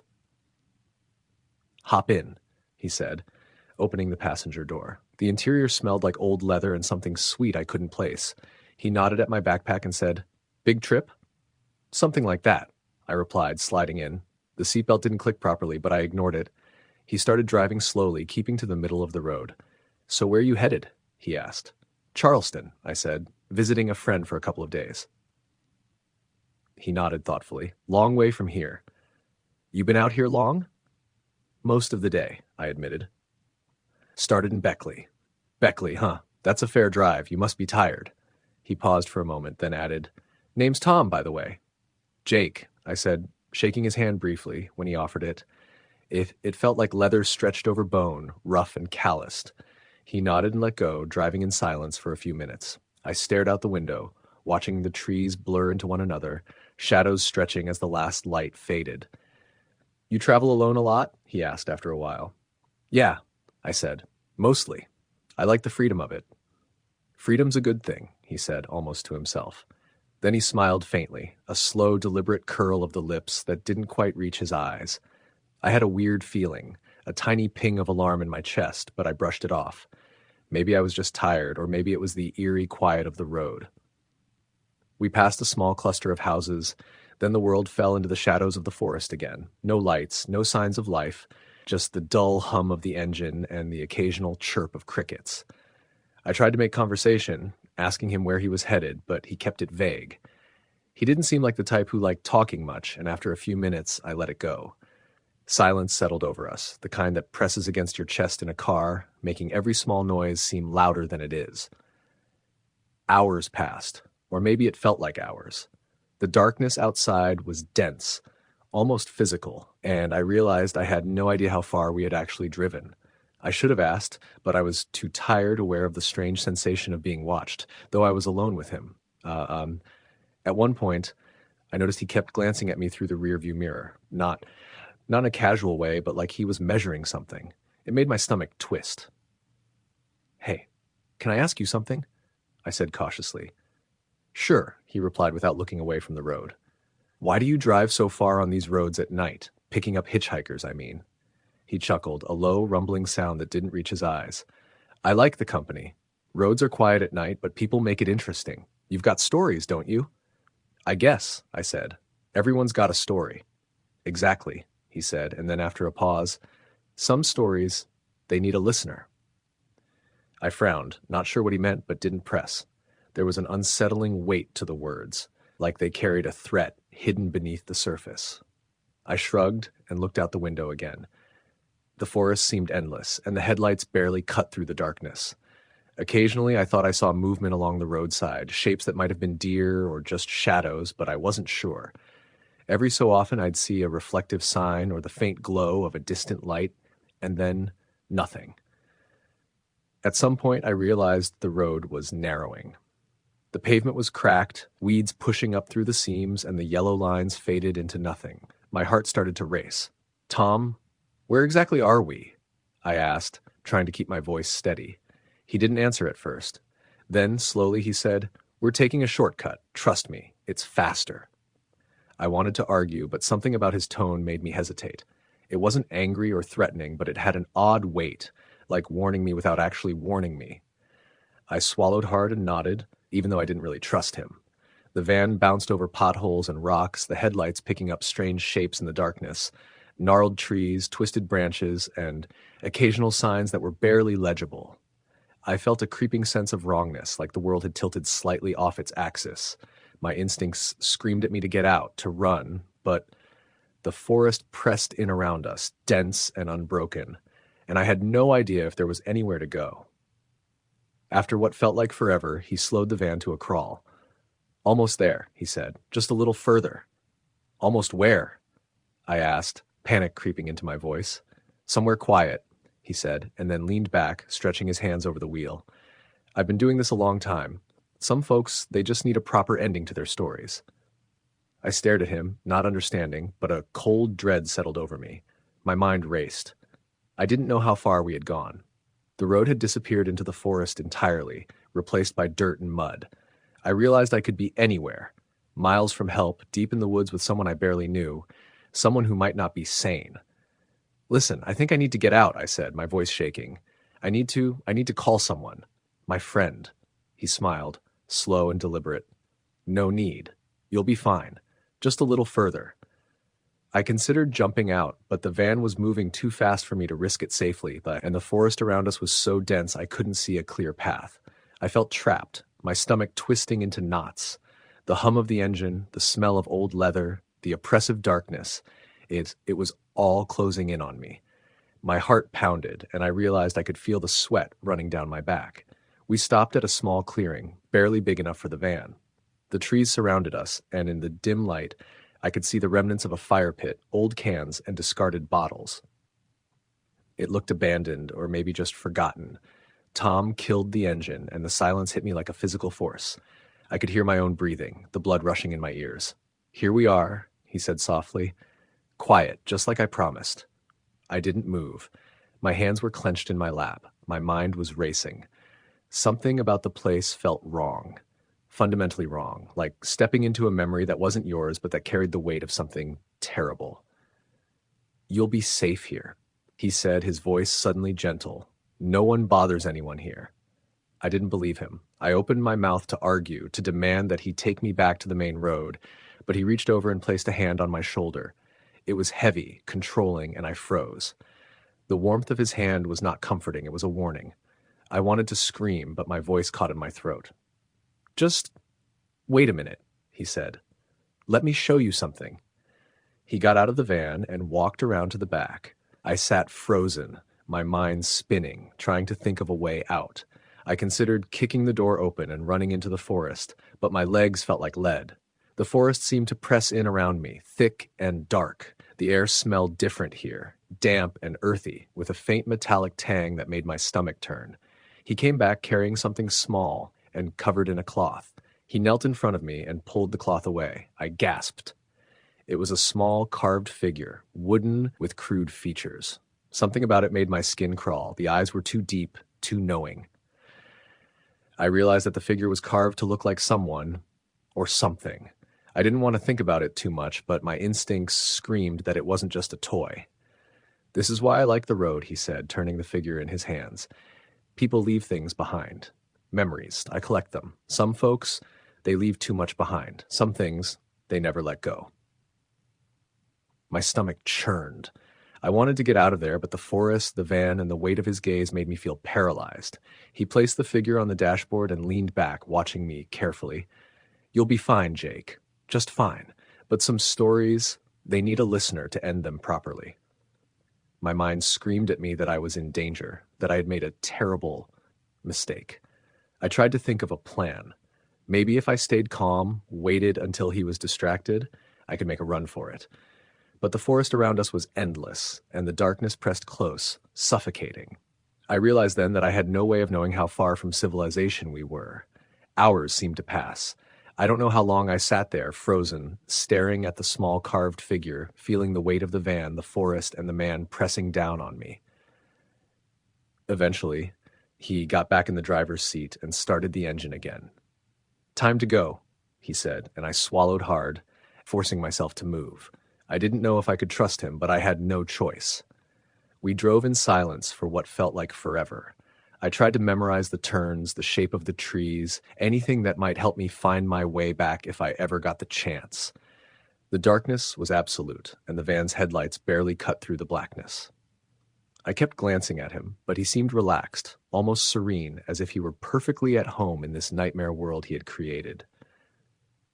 Finally, after what felt like an eternity, the road widened and I saw faint signs of civilization. Streetlights, houses, the glow of a small town. Relief washed over me, but it was tempered by exhaustion and lingering fear. I didn't speak until we reached a gas station. I grabbed my backpack and jumped out, barely giving him a chance to react. "Thanks," I muttered, not even looking at him. He smiled faintly, the same slow, deliberate smile. "Take care, Jake. Safe travels." I didn't wait.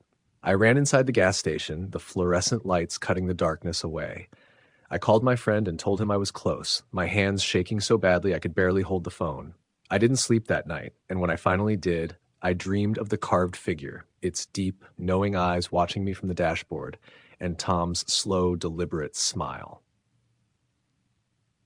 I never hitchhiked again, and I never forgot the feeling of being alone in that van, with the road disappearing into the dark forest, with the sense that someone had been watching, listening, waiting. Story the end. It was late October when I decided to hitchhike across the Midwest. I had just left my small hometown in Ohio and wanted to see the country, or at least get as far as I could without spending much money. I wasn't stupid about it. I had a backpack with enough clothes for a week, a small tent, and a couple of granola bars. I told my mom I'd be safe, but she didn't really believe me. She never did. Still, I waved goodbye and stuck my thumb out along Route 30, hoping for a ride. The first car stopped after about 15 minutes. It was a gray pickup truck driven by a man in his late 40s. He had a thick mustache, jeans covered in grease stains, and a hat pulled low over his eyes. His truck smelled faintly of smoke and something sweet, like old candy. I climbed in, grateful for the warmth. He asked me where I was headed. I shrugged. "As far as you'll take me, I guess." He chuckled. A low sound that made me slightly uncomfortable, but I ignored it. At first, the ride was normal. We talked about the weather, football, the gas prices. He offered me a soda from the cooler in the back. I drank it slowly, noting the faintly chemical taste, but I didn't want to seem rude.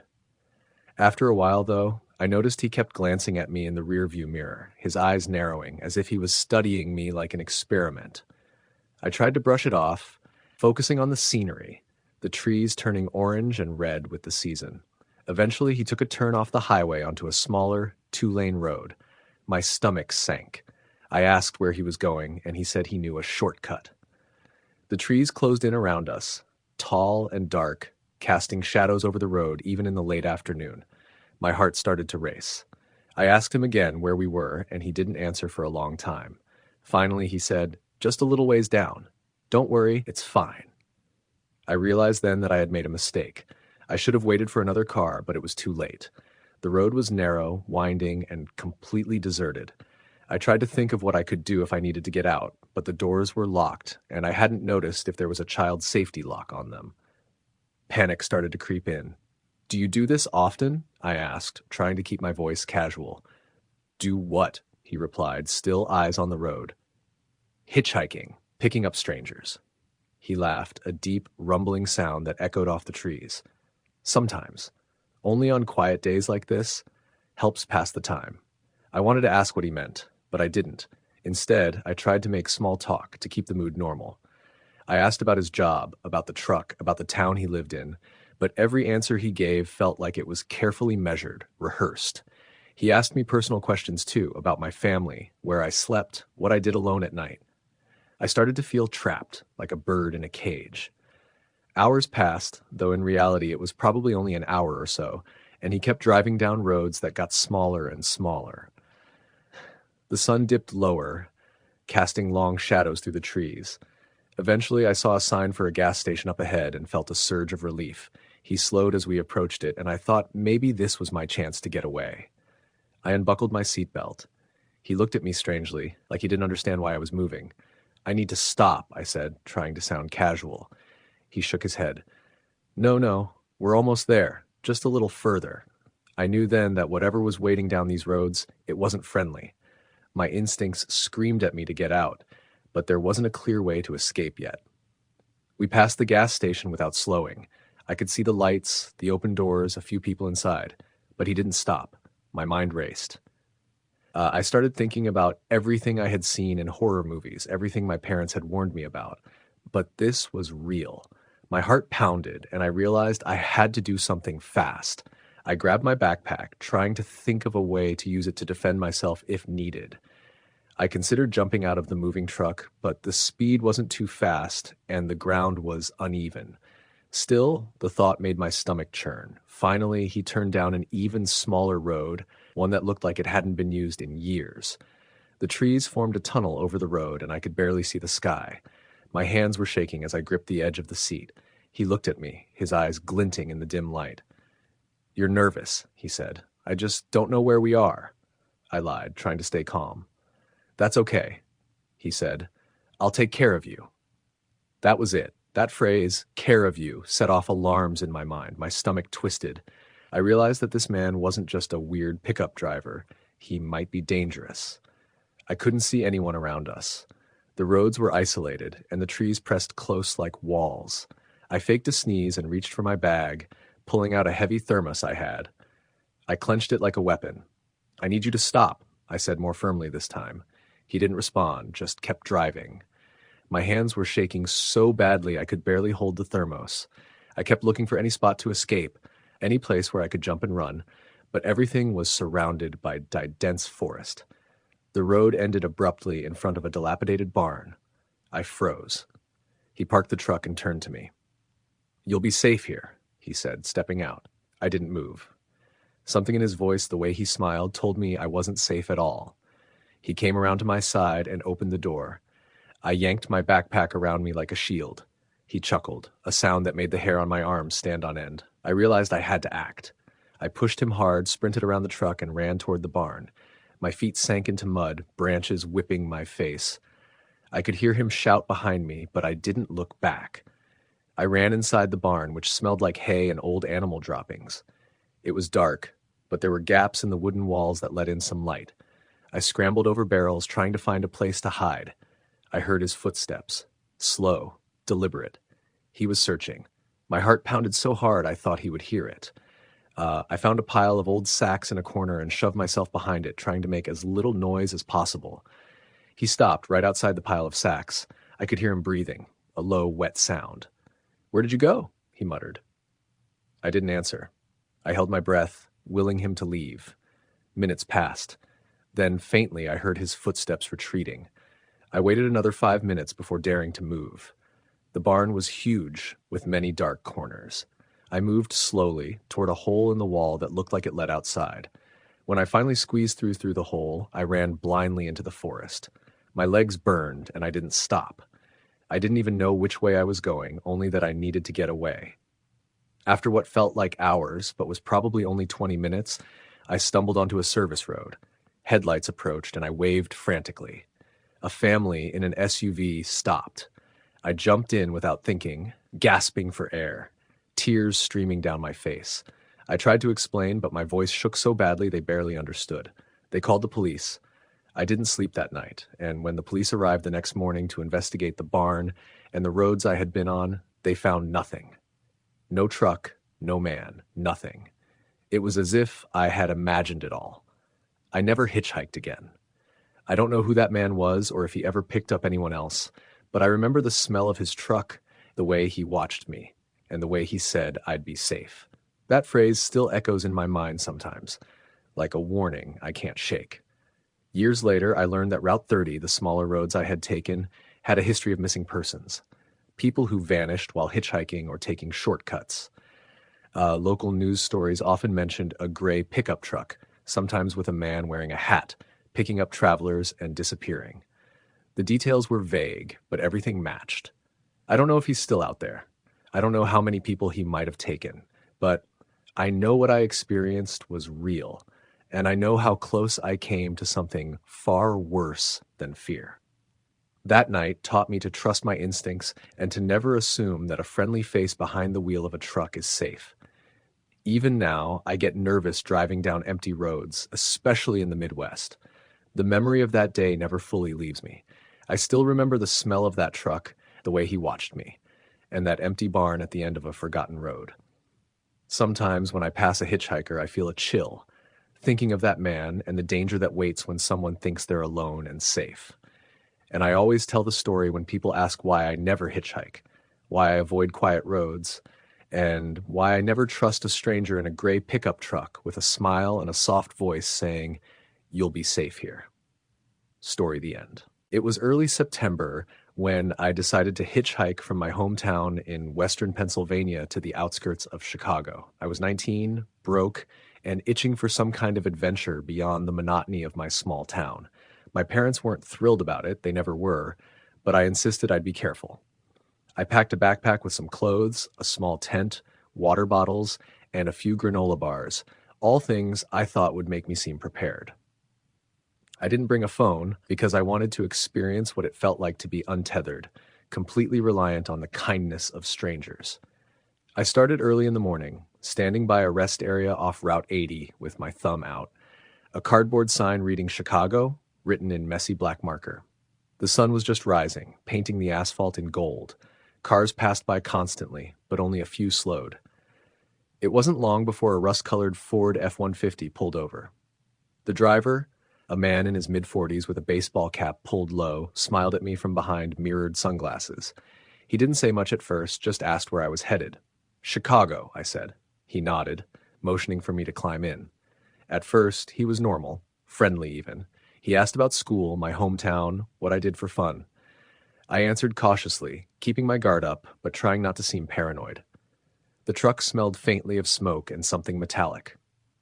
After a few miles, he offered me a soda, which I accepted out of politeness, though I kept the lid barely open, just in case. We drove for a while in relative silence. Then, out of nowhere, he started asking more personal questions. Where I was staying, whether I was traveling alone, if I had any family nearby. I laughed nervously, trying to deflect, but he kept pressing. His tone was casual, but there was an intensity behind it that made my skin crawl. "Don't worry," he said, flashing a smile that didn't reach his eyes. "I just like to know who I'm giving a ride to." I nodded, pretending to be comfortable, though my stomach was twisting. I realized then that I had made a mistake getting into this truck, but we were already 50 miles down the road and it felt too late to turn back. After a while, he took an exit I didn't recognize. The road narrowed and the trees began to close in around us.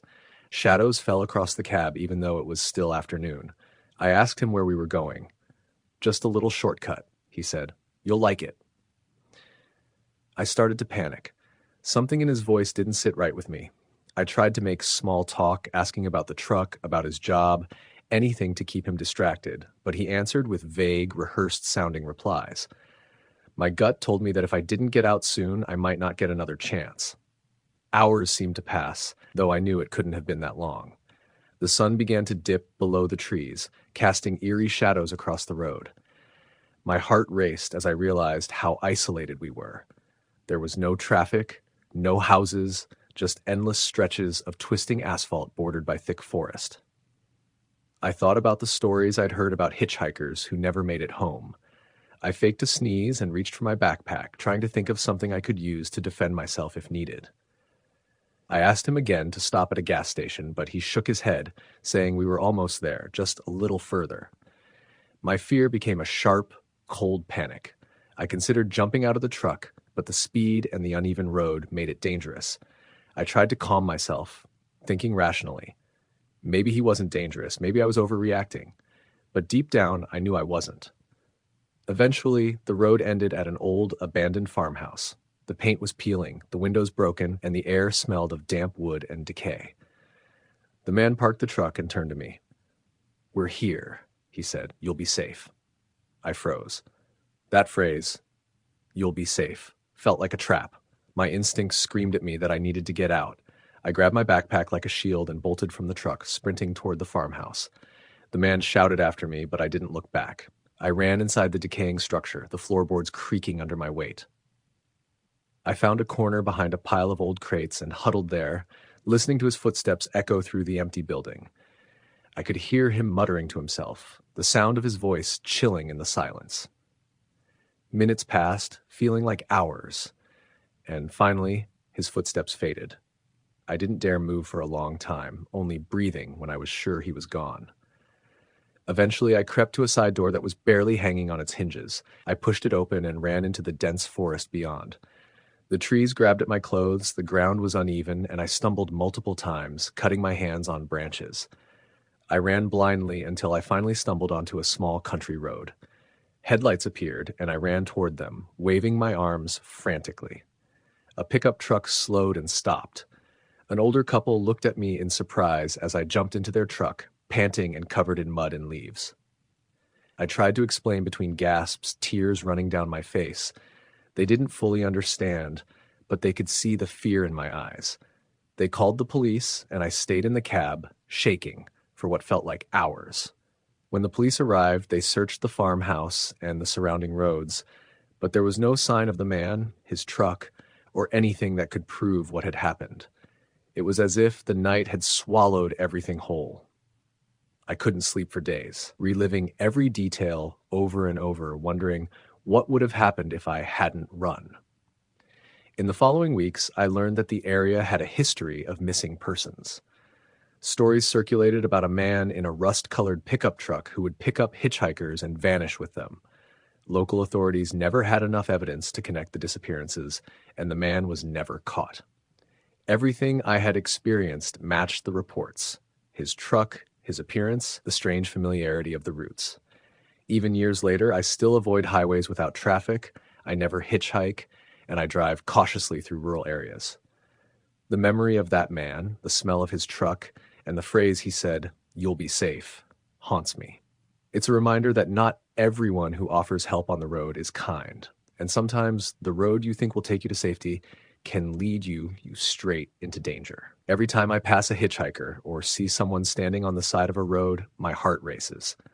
I think of that day, of the abandoned farmhouse, of running through the forest with the man shouting behind me. I still remember the fear, the adrenaline, and the overwhelming sense of helplessness. I don't know if he's still out there, if he ever found other victims, or if that night was just a fluke. But I know what I saw, I know what I felt, and I know how close I came to something far worse than I can even imagine. That night changed me. It taught me that instincts matter more than politeness, that appearances can be deceiving, and that some roads are safer left untraveled. I never told many people the full story because most wouldn't believe it, but the memory never fades. I still see him in my dreams sometimes. His hat pulled low, the truck's headlights cutting through the darkness, and that eerie, casual smile. And when I do, I remember the terror of being alone, the helplessness of being at the mercy of someone who seemed so ordinary until he wasn't. I don't hitchhike. I don't pick up strangers. I never stop on deserted roads. And whenever I drive through the Midwest, I can't help but remember that day. The day a simple ride became a nightmare. I almost didn't survive. Story the end. It was one of those late summer evenings in Ohio when the air hangs heavy with humidity and the sky is streaked with the fading orange of sunset. I had left Columbus that afternoon, tired from work and desperate to get back home to Dayton without spending money I didn't have. My car had been in the shop for a week, and every bus and train option seemed to take forever or cost more than I could afford. That's how I found myself, thumb out, standing on the shoulder of Route 33, hoping someone would actually stop. The first hour was mostly cars zooming past, drivers not even glancing at me, except for a few who shot looks that made me uncomfortable, eyes that lingered too long before disappearing around the bend. I tried to look casual, non-threatening. I waved politely, and a couple of semi-trucks slowed slightly, then accelerated as soon as they passed me. My stomach knotted with unease, but I told myself this was normal. Hitchhiking had always been about patience and luck. About 90 minutes in, a beat-up blue minivan slowed a few yards down from me. The driver, a man in his mid-40s with a thick mustache and wearing a trucker hat, leaned out the window. "Hey, you headed west?" he asked. His voice was gruff but not unkind. I nodded, relief flooding me. He waved me over. "Hop in. I'm going as far as Bellefontaine," he said. His accent was thick, somewhere between Ohio and Indiana, and he had the faint smell of cigarettes and motor oil. The van was messy inside. Fast food wrappers, soda cans, and a few clothes strewn over the passenger seat. I noticed he had a pair of sunglasses hanging from his shirt collar, even though the sun was already setting. That struck me as odd, but I shrugged it off. We drove in silence for a few minutes, the hum of the engine filling the gaps. I tried making small talk, asked him about his work, his truck, anything to gauge him. He seemed cooperative at first, answering in short, clipped sentences.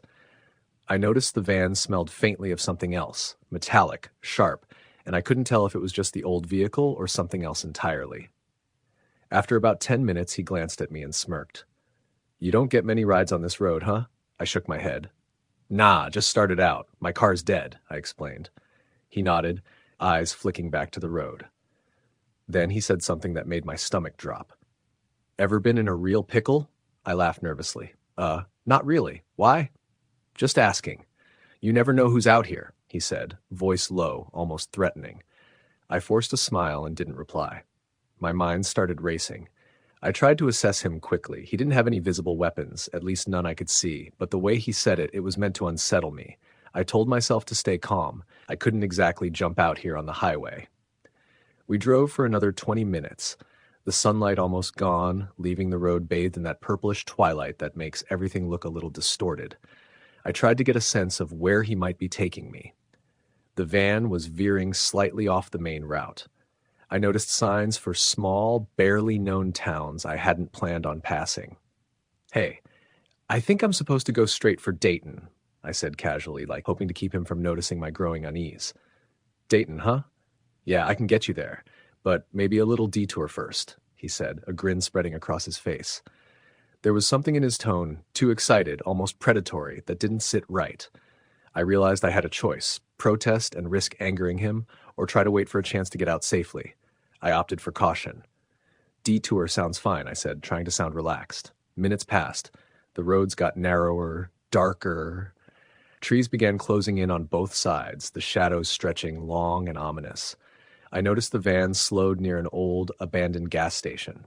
The pump nozzles were rusty, the windows smashed, the building covered in graffiti. My heart started thumping. Something about the isolation made every instinct scream at me. "Want to stop for a minute?" he asked. "Bathroom, water, whatever?" I hesitated.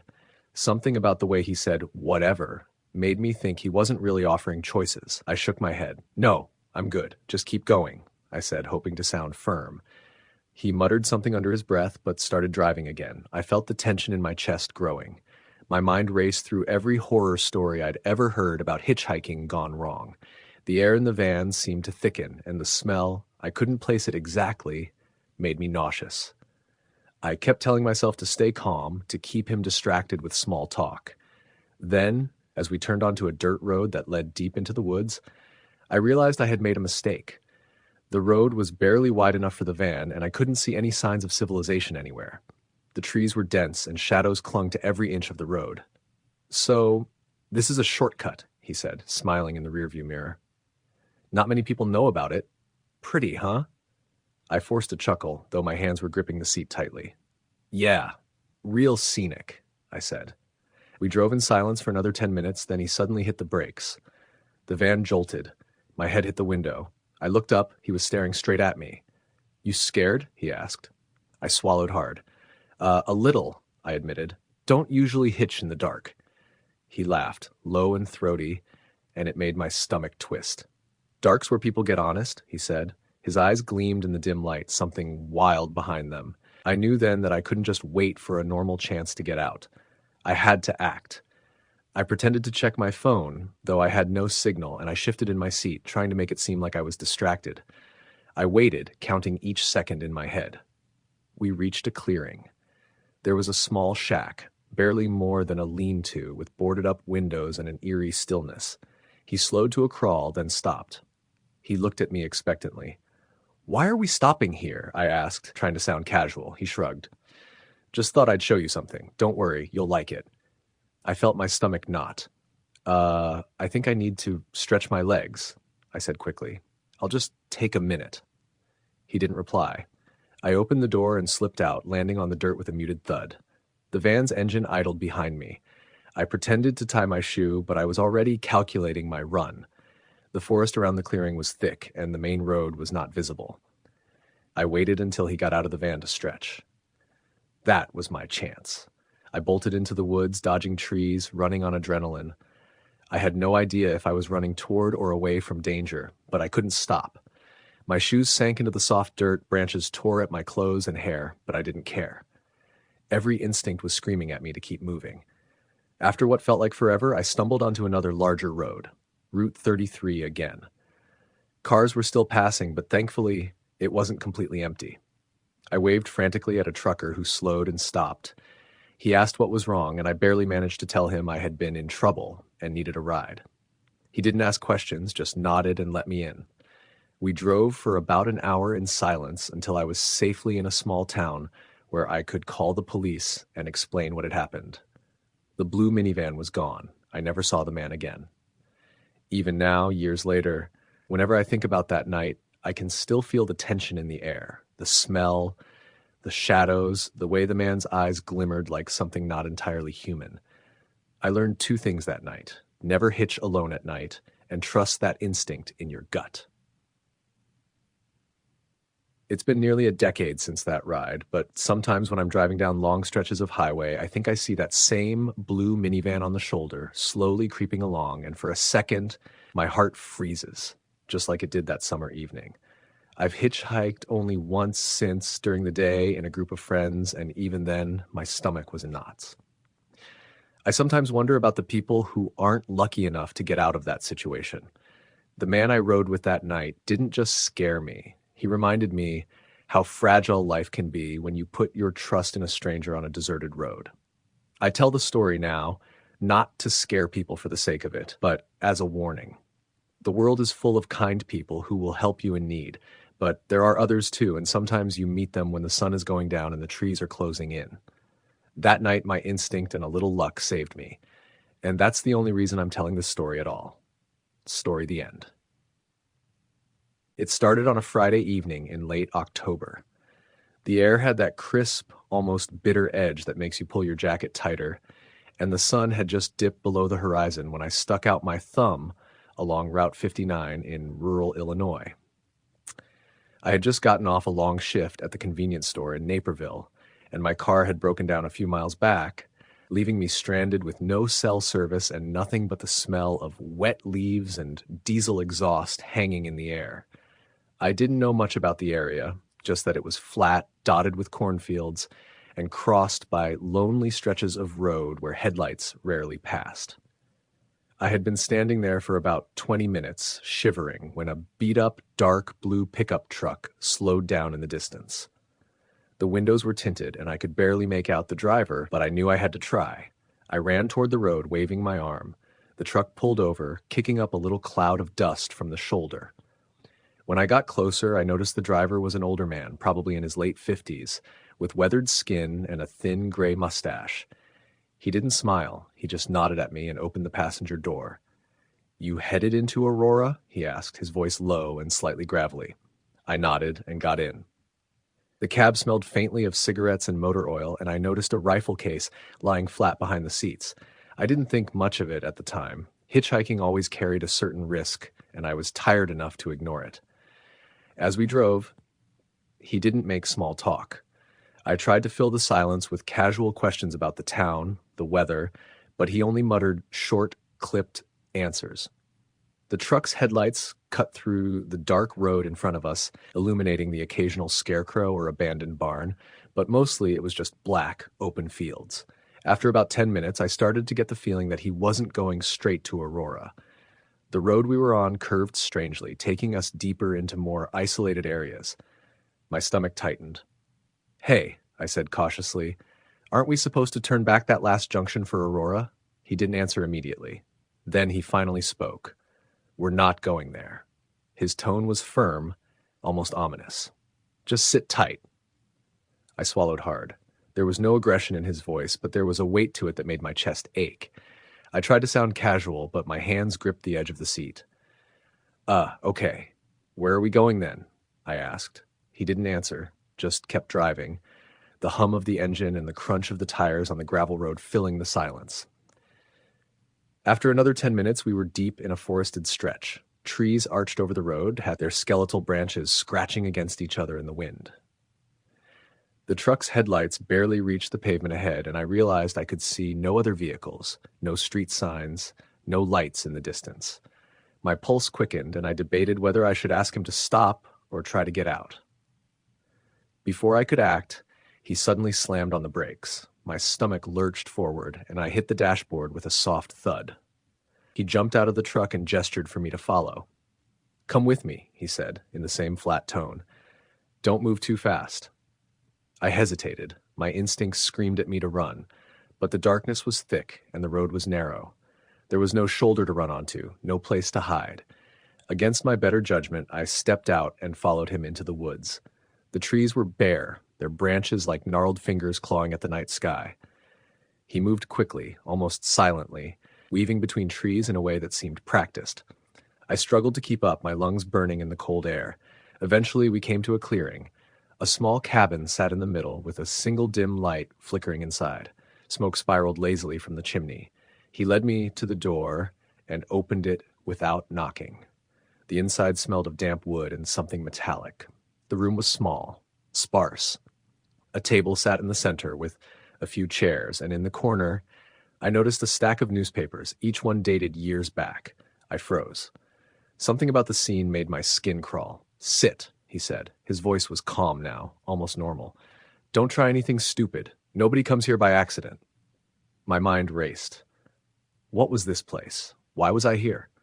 Before I could ask, he reached into his pocket and pulled out a small, leather-bound notebook. He flipped it open and showed me a page filled with names and dates. My name was on the bottom, written in neat, almost clinical handwriting, followed by today's date. My throat went dry. "You know what this is?" he asked. I shook my head. This is a record," he said, "of everyone who comes through here. People like you, hitchhikers, lost travelers. Sometimes they just walk in, sometimes they're sent here, but they always end up on the list." My hands trembled. I wanted to get up, run, scream, anything, but the weight of his gaze pinned me to the chair. "Why me?" I whispered. He didn't answer immediately. Instead, he closed the notebook and set it on the table. "You're different. You saw the truck and got in. Most people pass. Most people don't notice what's coming." He walked to a shelf along the wall and picked up a rusted key. "This opens the back door," he said. "You can leave any time, but you won't get far." I frowned. "What do you mean?" He smiled faintly, and it was then I noticed the small scars along his neck and hands. The forest doesn't let people leave, not once they're inside the boundaries. You're lucky to get this far. My heart pounded in my chest. I wanted to ask more questions, but a sudden noise outside made both of us turn. It was faint at first. A rustling, like someone moving in the underbrush. Then a low, guttural groan, followed by the sound of branches snapping under weight. The man's expression darkened. "They're close. They know you're here." "What are they?" I asked, my voice shaking. He didn't answer, just grabbed a shotgun from the corner and moved toward the door. "Stay behind me. Don't make a sound." I nodded, barely breathing. The noises grew louder. Shadows flickered through the thin light of the cabin windows. I could feel the hairs on my arms stand up. My mind tried to rationalize it, animals, maybe deer, but something in my gut told me this wasn't normal. Suddenly, the door burst open. Figures poured in, tall, thin, almost skeletal. Their faces were obscured by matted hair, their eyes reflecting the dim light. They moved unnaturally fast, like shadows come to life. I froze, unable to look away. The man fired the shotgun, the sound deafening in the small cabin. The figures flinched, but didn't stop advancing. The force of their presence was suffocating, and I realized that in the chaos, I had to move. I darted to the back door and turned the key. The cold night air hit me, and I ran without looking back. Branches tore at my clothes and face as I sprinted through the forest. The rustling followed me, closer and closer. I could hear whispers now, indistinct but mocking, surrounding me from all sides. My lungs burned, but I kept running, my legs moving on instinct. After what felt like hours, I stumbled onto a dirt path. Dim light flickered ahead. I kept moving and eventually saw headlights. A small delivery van was parked along the road, and the driver was looking back at me. I ran toward it, waving frantically. The driver, a young woman, hesitated but eventually unlocked the doors. I jumped in, gasping for air, and slammed the door shut. "Drive," I demanded. She nodded and sped off. As the van merged onto the highway, I looked back, half expecting to see those figures or the cabin. But the forest was dark and still, almost as if it had never existed. I didn't speak much for the rest of the ride. My hands shook uncontrollably, and my mind kept replaying every detail. The truck, the man, the cabin, the figures. When she dropped me off at a gas station near Aurora, I didn't thank her. I just stumbled inside and called a cab to take me home. Once I was inside my apartment, I locked every door and window, trying to convince myself it had been a nightmare. But the next morning, a package was left on my doorstep. A small leather-bound notebook, identical to the one the man had shown me. On the cover, written in the same neat handwriting, was my name. I didn't touch it.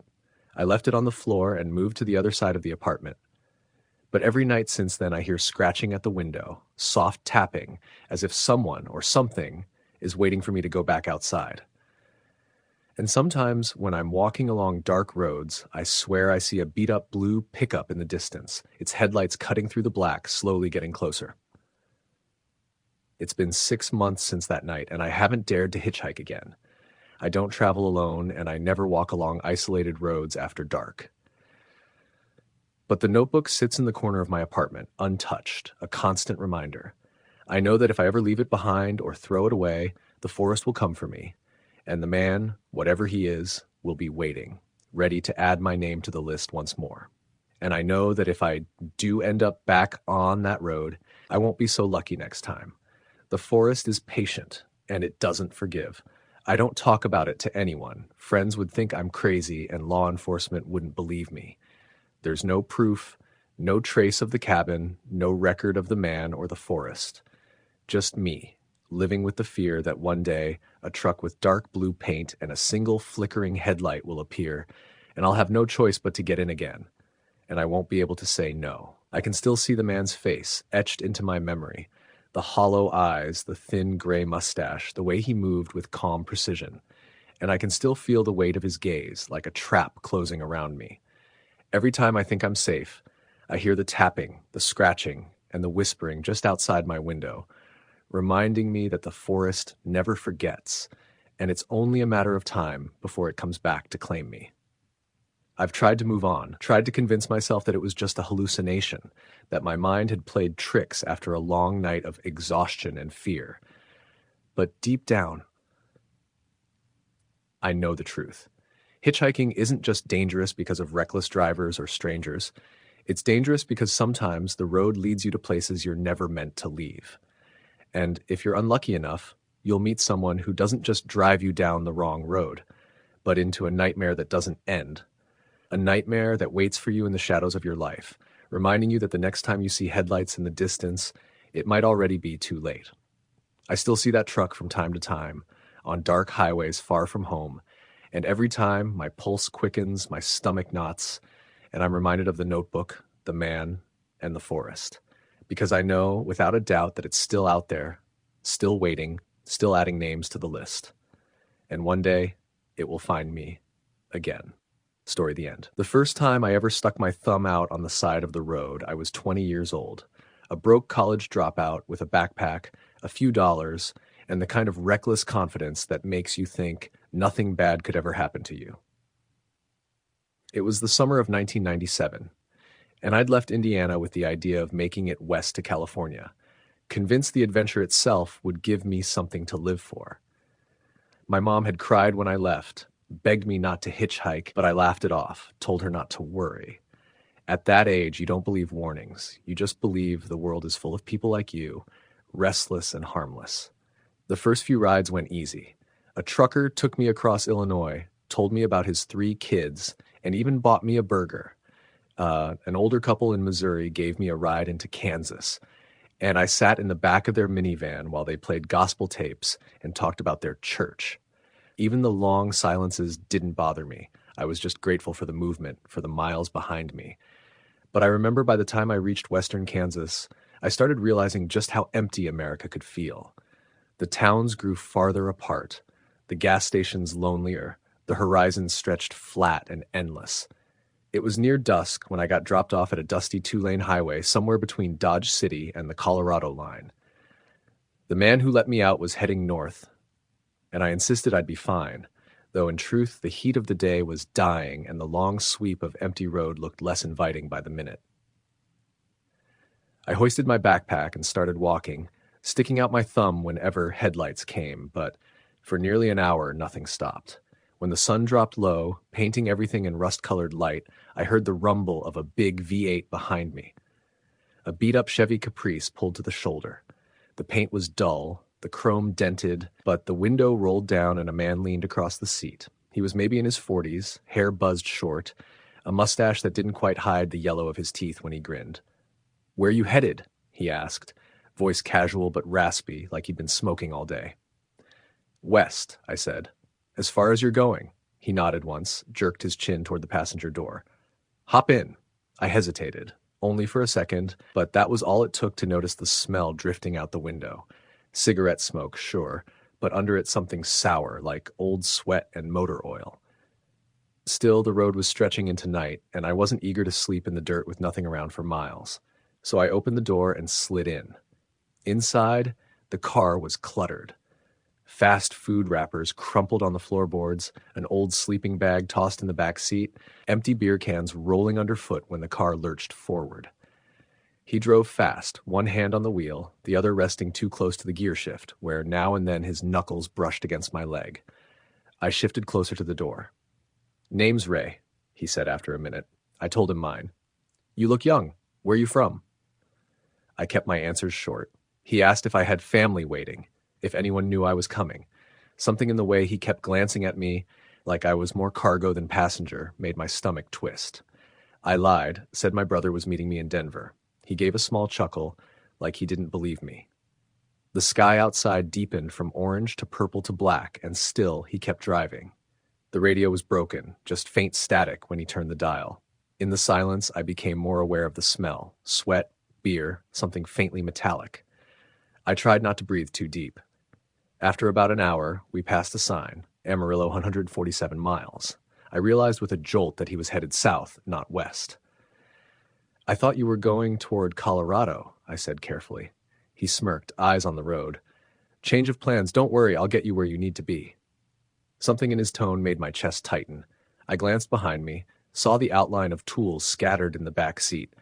Wrenches, a hammer, something wrapped in a rag that looked dark even in the dim glow of the dashboard. You can let me out anywhere up here, I said quickly, trying to sound casual. I'll catch another ride. Nah, he said, shaking his head. It ain't safe out here. Lot of bad folks. I'll keep you company. I didn't answer. My hand hovered near the door handle, but the car was doing 70 down a black stretch of nothing. Jumping out would have left me broken in a ditch. We drove another half hour, the silence pressing on my ears. He kept glancing at me, his grin twitching at the corners. Finally, he slowed and pulled off onto a narrow dirt road. My heart thudded so loud I thought he could hear it. Where are we going? Shortcut, he muttered. Trust me. But I didn't trust him. The road dipped into darkness, scrub and weeds clawing at the car. No lights, no houses, just endless flatland. I knew then I'd made a mistake, the kind you don't always get to walk away from. I tightened my grip on the strap of my backpack, ran through options, the hammer in the back seat, the handle, my own 2 feet. He slowed the car, finally easing to a stop in the middle of the dirt road.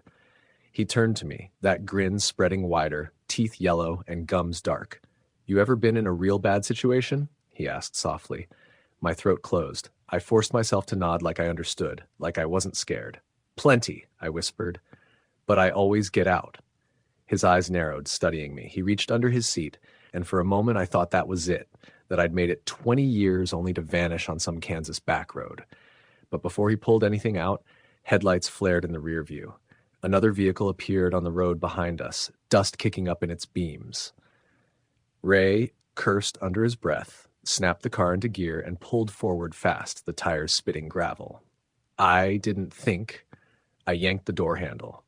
The car wasn't going fast yet, maybe 20, and I threw myself out, hitting the dirt shoulder hard enough to knock the wind from me. Pain flared in my arm, but adrenaline shot me back to my feet. I stumbled toward the approaching lights, waving my arms. The other car braked. It was an old pickup, 2 men inside. They jumped out when they saw me, wild-eyed, scraped, bleeding. Ray's car roared off into the night, taillights vanishing down the dirt track. I was shaking too hard to explain at first, but the men helped me into the bed of the truck, gave me water, asked if I needed a hospital. They drove me back to the nearest gas station where the fluorescent lights felt like salvation. I never saw Ray again. The cops took my statement, though I could see in their eyes they'd heard stories like mine before. Kids dumb enough to hitchhike, lucky enough to survive. They asked for details, but all I remembered were scraps. The smell, the grin, the hammer in the back seat. That night, sitting in the gas station with a bandaged arm and a styrofoam cup of coffee, I realized just how close I'd come to vanishing. Nobody would have known where to look. My mom would have waited by the phone, wondering why I never called. I never stuck my thumb out again after that. But sometimes when I'm driving late at night and see a lone figure on the shoulder, I feel that same chill crawl up my spine. Because I know there are men like Ray still out there, cruising empty highways, waiting for someone young and dumb enough to believe the world is only full of good people. And I wonder how many didn't get lucky like I did. How many never saw those headlights coming up behind them. Story the end. It was late July, one of those sweltering nights in Oklahoma where the air clings to your skin, and even the crickets seem sluggish. I was 22 at the time, driving back from a music festival in Tulsa to my hometown near Norman, and my car had finally decided to die on the outskirts of some small town I'd never heard of. The battery was toast, and the engine refused to turn over. I had been hoping to catch a ride, but it was late, close to midnight, and the highway was empty, except for the occasional rig barreling past. After an hour of sweating and waving at nothing but the headlights of trucks too fast to slow down, I realized I had no choice but to start walking. I stuck out my thumb at first, hoping someone would stop. At first, no one did. The road stretched like a ribbon into darkness, and the only sounds were my own shoes crunching the gravel shoulder and the distant hum of crickets. After walking nearly a mile, I finally saw headlights approaching, a beat-up Chevy pickup that looked like it had seen better decades. My heart lifted. This might be my ride. I waved my thumb, and the truck slowed. The driver was an older man, maybe late 50s or early 60s, wearing a faded baseball cap pulled low over his brow. His skin was tanned, leathery from years in the sun, and his eyes were a pale blue that seemed to almost glow under the dashboard light. "Where you headed?" he asked, his voice low and rough. I told him Norman. He nodded. Hop in, I'll take you as far as I can. The smell in the truck was immediate, cigarettes, something metallic, like rust or blood. My stomach twisted, but I forced a smile and climbed in. He didn't ask any other questions. He just drove. At first, the ride was silent. The radio was off, and the only sound was the soft rumble of the engine and the occasional screech of tires on the road. After a few minutes, I tried making conversation. Been driving long? I asked, trying to sound casual. He chuckled, low and dry. Most of my life, he said. He didn't elaborate. We drove for what felt like hours. The highway twisted into long stretches of nothingness. The kind of nothingness that makes your skin crawl, where the trees look like looming shadows and every curve could hide a figure waiting to jump out. I started to notice little things, things that didn't make sense. For one, the man never turned on the truck lights fully. He kept the dim running lights, barely enough to see the road, but the woods on either side were swallowed by darkness. I mentioned it, jokingly. You sure your lights are working? He didn't laugh, just muttered, You'll see soon enough. The hairs on my arms stood on end. I laughed nervously, trying to ignore the unease crawling up my spine. I started thinking about excuses, how I might get out if I needed to. But we were already deep into the country where no one would see me. Then I noticed his hands. One hand was tapping a rhythm on the steering wheel, almost like he was counting something. But the other hand, my eyes widened. I swear, the other hand was holding a knife. A hunting knife with a wooden handle, polished from use. It wasn't brandished. It was just there, resting on his lap, the blade catching the faint light. My throat went dry. I tried to stay calm, to tell myself I was imagining it, but the weight of it was undeniable. I shifted in my seat, trying not to make any sudden movements. Hey, that knife, you gonna use it? My voice cracked. He glanced at me, and in the dim light I could see the edges of his lips twitch. Not quite a smile. Not unless I have to, he said casually, almost like he was talking about a sandwich. We drove on. Silence returned, heavy and suffocating. I started to notice other details, little things that kept my stomach in knots. The truck smelled more strongly of iron now, and there were faint streaks on the passenger side floor. They looked like dried blood. My heart started pounding, and I realized I hadn't asked him to stop yet, or even looked for an exit. I was trapped in a rolling coffin of metal. Finally, after what felt like forever, he pulled over onto a dirt path that branched off the highway. The engine died, and the world seemed to close in around me. He turned to me fully for the first time. The pale blue eyes reflected the moonlight now, wide and unblinking. Time to get out, he said, almost kindly. I hesitated. Out? Here? Yep. Best way. My mind was racing. I considered bolting, but the truck door was right there, and so was the knife in his lap. I didn't know if I'd make it if I ran. So I got out, hands trembling, and he followed me onto the dirt path, the knife now in hand. He wasn't threatening. He didn't need to. Just the way he held it, calm and deliberate, was enough to paralyze me with fear. Then I saw it. The body. Or bodies. I can't even be sure how many there were. They were piled under a tarp, heavy shapes shifting slightly in the moonlight. My stomach churned, bile rising, and I stumbled back. Don't worry, he said, his voice low and soothing in a way that made my skin crawl. They're just waiting. I froze. My mind screamed to run, to scream, to do something, anything, but my legs wouldn't obey. He started to lift the tarp slightly, just enough to reveal pale hands, rigid and lifeless. I realized these were not just bodies. Some were fresh, and some weren't. I don't remember exactly what I said. Probably nothing coherent. My throat was dry, and my mind was spinning. I remember backing away slowly, trying to keep my eyes on him, trying to look for some chance, some opening. And then he laughed. It was a soft, chilling sound, like a growl of a predator. You're lucky, he said. You're not staying. Before I could process, he ran to the truck and started the engine. I didn't hesitate. I turned and sprinted into the trees, diving into the underbrush without looking back. I heard the truck move behind me, the headlights swinging through the trees, but somehow I didn't hear the engine start. I ran until my lungs burned, until my legs gave out, until I collapsed in a ditch near a creek. I stayed there until dawn, shivering, soaked in dew and terrified. When I finally crawled back to the road, I hitchhiked with anyone who would stop, refusing to tell them where I had been. It was weeks before I could even speak about it without shaking. I called the police, tried to give a description, but without a license plate or a name, there was nothing they could do. And part of me knows that even if they found him, he'd vanish before I could see the consequences. Some people, I realized, are ghosts walking among us, and you only notice them when it's almost too late. Years later, I was driving through the same highway. I took the long way around, avoiding the route entirely, but curiosity gnawed at me. I slowed down near the turnoff where it had happened. The dirt path was overgrown now, almost hidden. I thought I saw tire tracks, fresh in the mud. And for a moment, I thought I saw him, a pale man in a faded cap, standing at the edge of the road, watching. I slammed the accelerator and didn't stop until I was far away. I haven't hitchhiked since. I don't even like driving alone at night. And sometimes when I'm stuck in traffic and the lights are red, I swear I see him in the car next to me, smiling, waiting, just like that night. It's a story I tell carefully to people I trust because most would think I'm lying. But I know the truth. I know what I saw, and I know that the highway is still out there, dark and empty, and that some rides are better left uncaught. Story the end.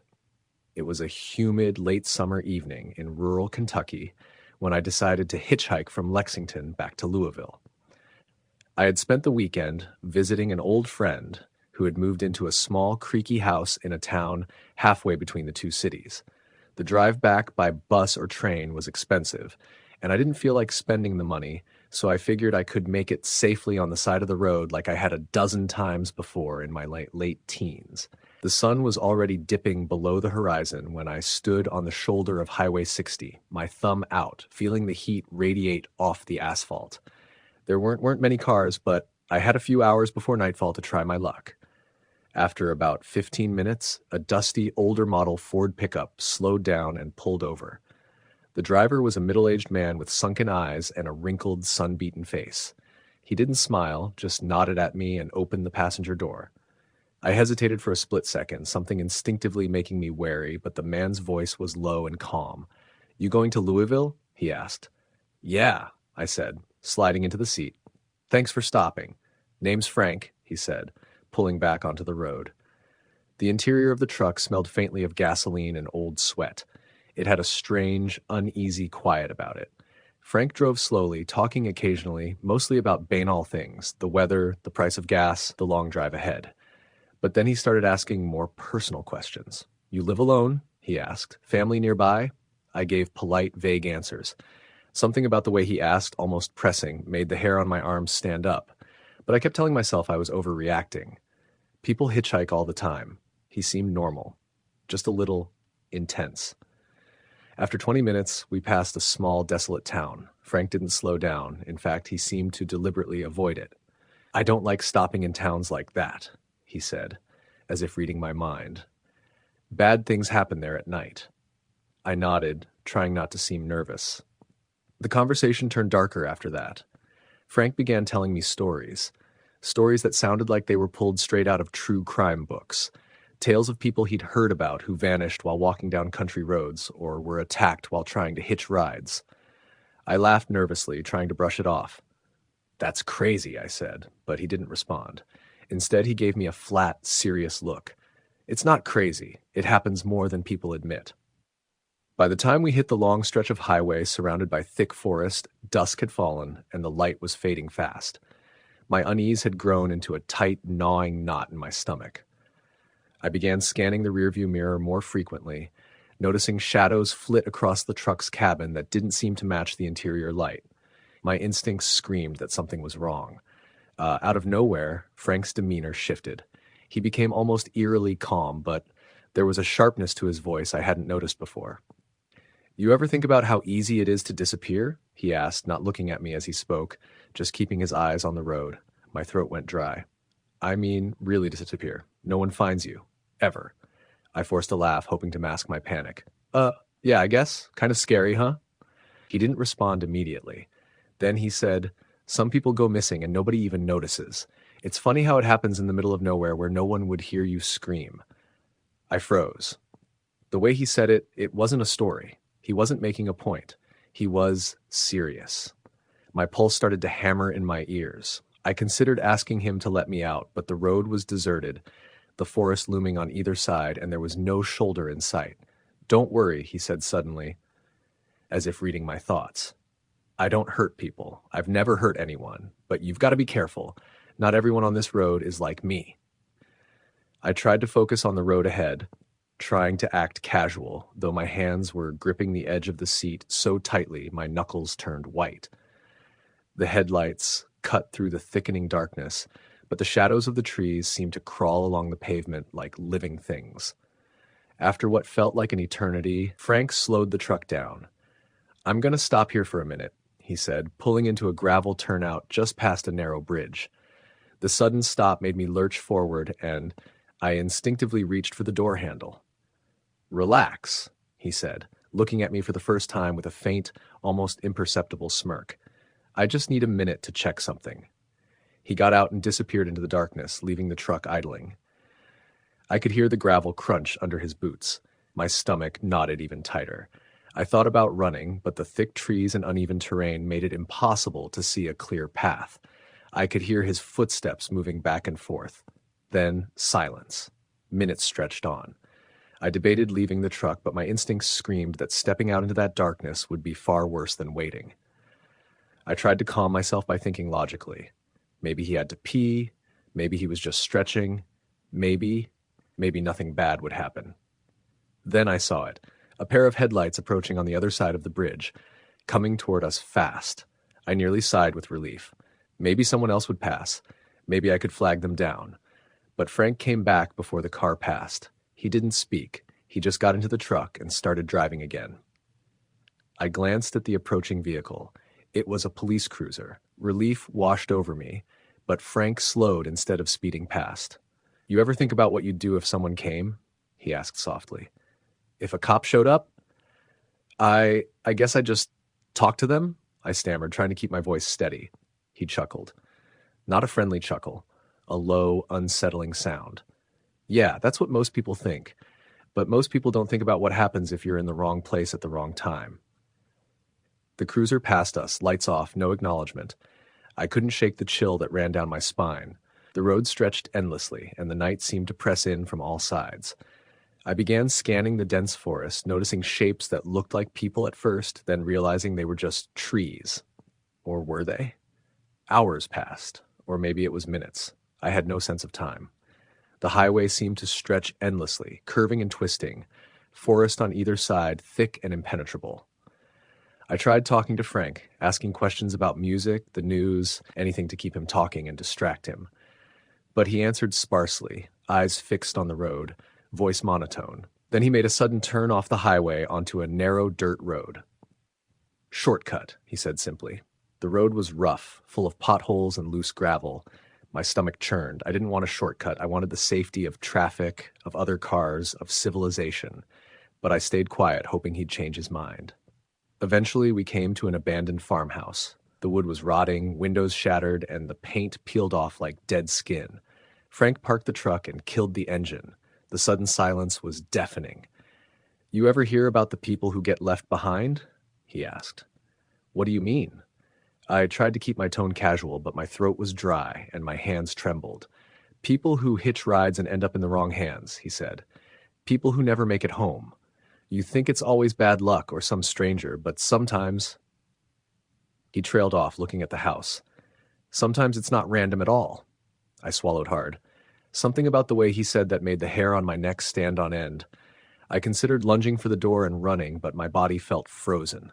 Frank got out of the truck and motioned for me to follow. I stayed in my seat, refusing to move.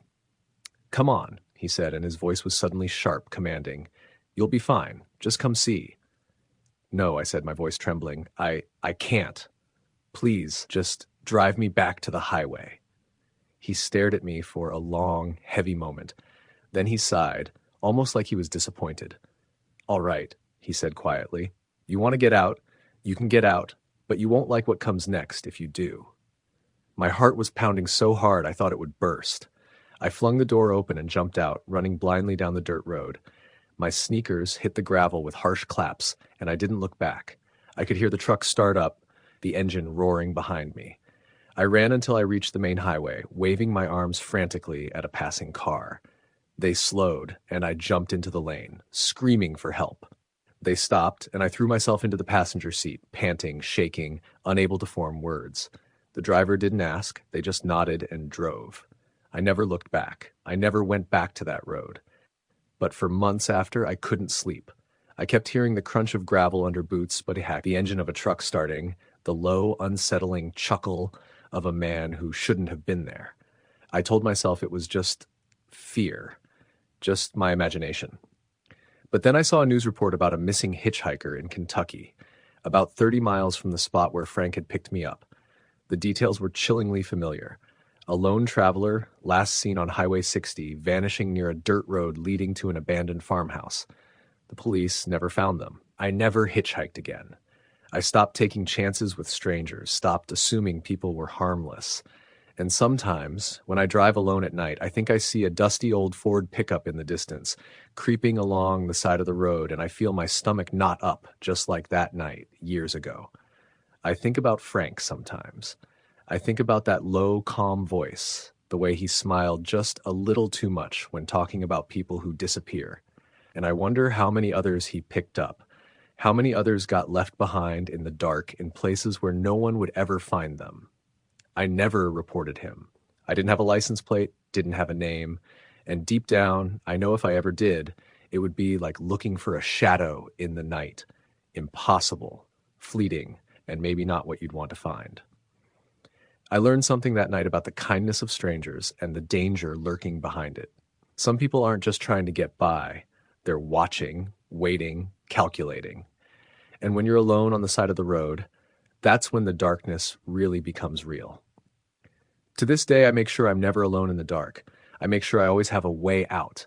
And every time I see a lone thumb sticking out along a deserted road, I shiver, because I know that one wrong choice can change your life or end it before you even realize it. Hitchhiking isn't about adventure anymore. It's about survival. And I'm alive to tell the story only because I listened to that small, insistent voice in my head that said, run. Story the end. It was late September, one of those nights when the air has a slight bite to it and the sky is darkening faster than you expect. I was 19, broke, and desperate to get back home from a small music festival in rural Kentucky. My car had broken down just outside of Lexington, and I had no phone service to call for help. The nearest town was at least 20 miles down the highway, and the only option I had was to thumb a ride. I hated the idea. My parents had always drilled into me the dangers of hitchhiking, but at that point, I didn't care. I was tired, hungry, and desperate to get somewhere safe. I found a stretch of Route 27 that looked relatively open, a long straightaway bordered by cornfields and the occasional farmhouse. I stuck out my thumb as cars sped past, my stomach sinking with each one that didn't stop. After about 30 minutes, a pickup truck slowed down. It was old, a faded green, with rust spots along the fender. The driver rolled down the window and gave me a once-over. He was an older man, maybe in his late 50s, with a thin beard and a baseball cap pulled low over his forehead. "Where you headed, kid?" he asked. His voice was gravelly, tired.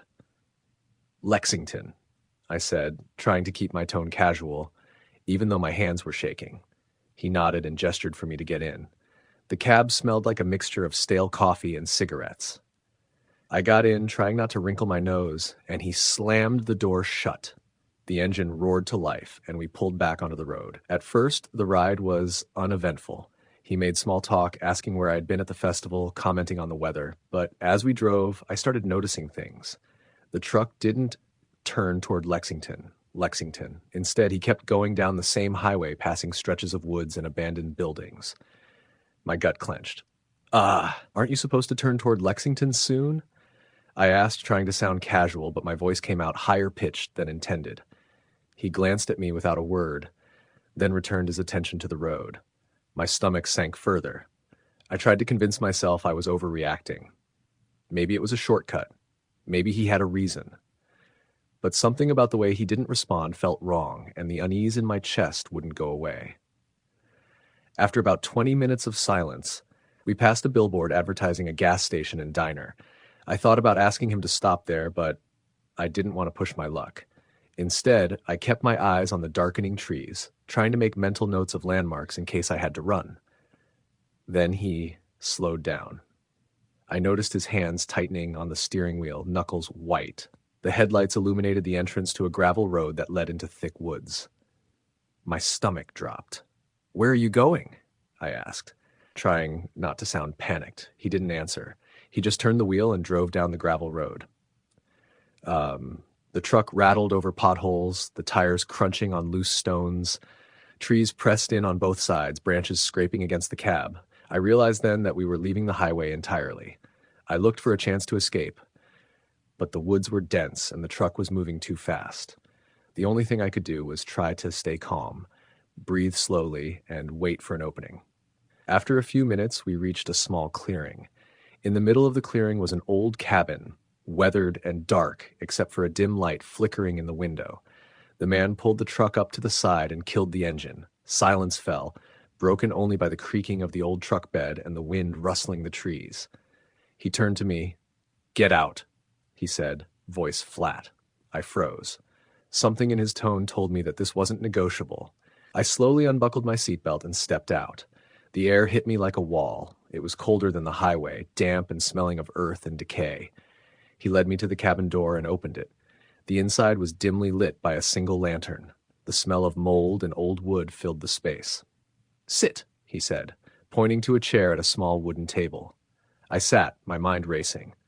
The cabin was small, cluttered with strange objects. Animal skulls hung on the walls, and shelves were lined with jars of what looked like herbs and powders. A rifle leaned against one corner, and next to it was a large, locked trunk. He pulled out a notebook from his coat pocket and opened it. The pages were filled with neat handwriting, names, dates, and locations. My heart skipped a beat when I saw my name at the bottom, with today's date next to it. I felt my stomach turn. "This is the list," he said, tapping the notebook. "People who come here. People who wander off the road at night. Sometimes they're lucky, sometimes they're not. You're lucky." "Lucky for what?" I asked, voice shaking. He didn't answer immediately. Instead, he walked to the shelf and picked up the rifle, inspecting it with slow, deliberate movements. "You've been chosen," he finally said. "You see, not everyone notices when the forest watches. Not everyone knows the rules. You did, and that's why you're still here." I tried to make sense of his words. "The forest?" I asked. He nodded. "This place is protected. Some things don't like people wandering too far. People who don't belong, they get taken. But you saw the truck. You got in. That counts for something. For now." A sudden noise outside made both of us turn. I strained my ears and I could hear it too, a low growl, almost a whisper, moving through the trees. I couldn't see anything, but my instincts screamed at me that whatever it was big and moving fast. The man grabbed the rifle and moved toward the door. "Stay close," he said. The sounds grew louder. Branches snapped and the wind seemed to carry voices, distant and mocking.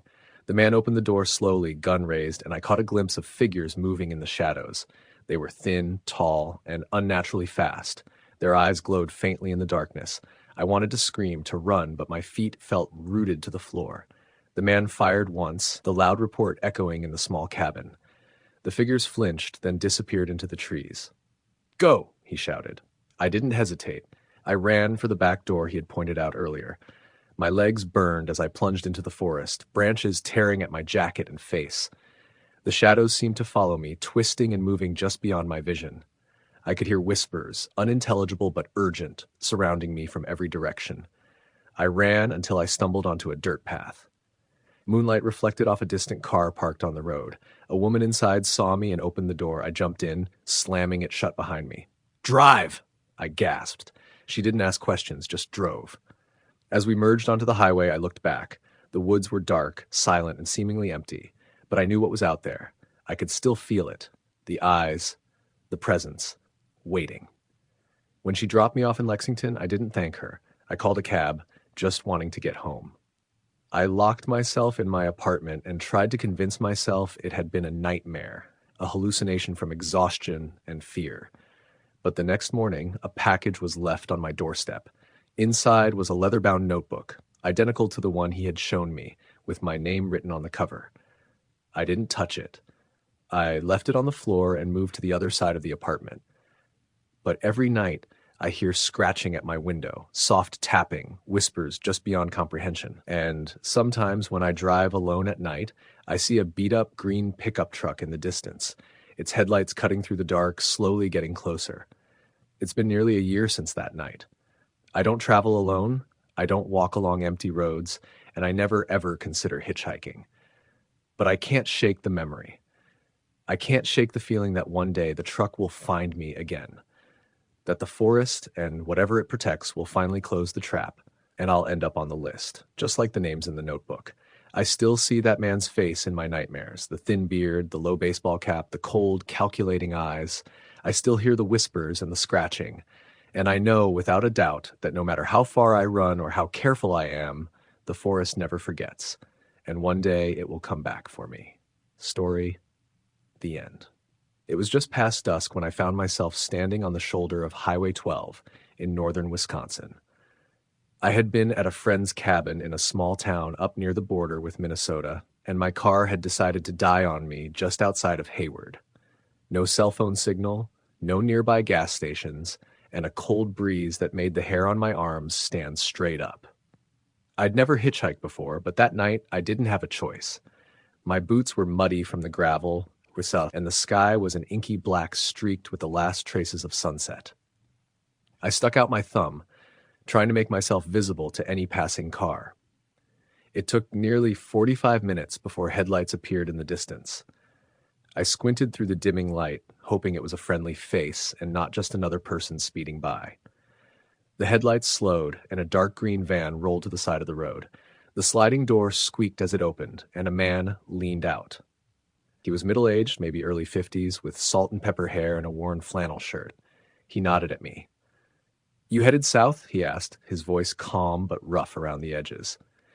"Yeah," I said, climbing in. The cab smelled like old leather and faintly of something metallic. He started driving without another word. For the first 10 minutes, I tried to make small talk, asking about local landmarks or traffic patterns, but he gave short, clipped responses. I figured he was tired or not much of a talker, and I tried to relax, though my gut kept tightening. As we drove, I realized we weren't taking the main route toward Eau Claire like I had expected. The road narrowed, trees closing in from either side, and soon it was just the van and a black canopy of pines on either side. I asked, "Hey, I think this is the wrong way for Eau Claire, isn't it?" He didn't answer. I pressed, but he only gave a non-committal grunt. My stomach sank. I'd been raised to trust my instincts, and everything about this stretch of road screamed wrong. I debated asking him to let me out, but the area was thick with trees and shadows. There was no shoulder, and I'd be exposed if I got out. A few minutes later, he took a sharp turn onto a gravel path I hadn't noticed before, the van bouncing over rocks and potholes. The air grew colder, and the smell of damp earth and decaying leaves filled the cabin. "Where are we going?" I finally asked, trying to keep my voice steady. He looked at me, and for a brief second, his eyes glinted in the dim light. "You'll see," he said, almost too casually. We drove deeper into the forest. Shadows clung to the trees like living things. Every so often, I thought I saw movement in the underbrush, but when I blinked, it was gone. Panic started clawing at me. I'd heard stories, kids disappearing in the northern forests, travelers who never came back, but I'd never thought I'd be one of those stories. After about 20 minutes on the gravel road, we arrived at a clearing. In the center was an old, dilapidated cabin. Its roof sagged, and smoke curled lazily from the chimney, but the windows were dark except for one faint flicker inside. He parked the van and killed the engine. Silence descended. I could hear the rustle of leaves, distant and soft like whispers. "Come in," he said, voice steady. I hesitated. My instincts screamed at me to run, but the way he said it, there was no arguing. I stepped out, the cold air biting my skin, and followed him toward the cabin. The door creaked loudly as he opened it. Inside, the space was small, cluttered with furniture covered in dust and cobwebs. The smell of damp wood was overpowering. He gestured for me to sit at a table, and I did. On the table lay a small, leather-bound notebook. He opened it and showed me a page. Names, dates, locations. My heart froze when I saw my own name at the bottom with that day's date beside it. I felt the air leave my lungs. "This is my record," he said calmly. "I keep track of travelers who come through here. Some are lucky, some not so much. You're lucky you got in the van. Most people pass by. Most people don't notice what's coming. What's coming? I whispered. My hands shook. The forest, he said simply. It watches. It waits. People who wander too far at night sometimes vanish. But if you notice, if you respond, you get a choice. For now. I didn't understand. Choice for what? I asked, but he didn't answer. Instead, he went to the corner of the room and picked up an old rifle, checking it as if it were routine.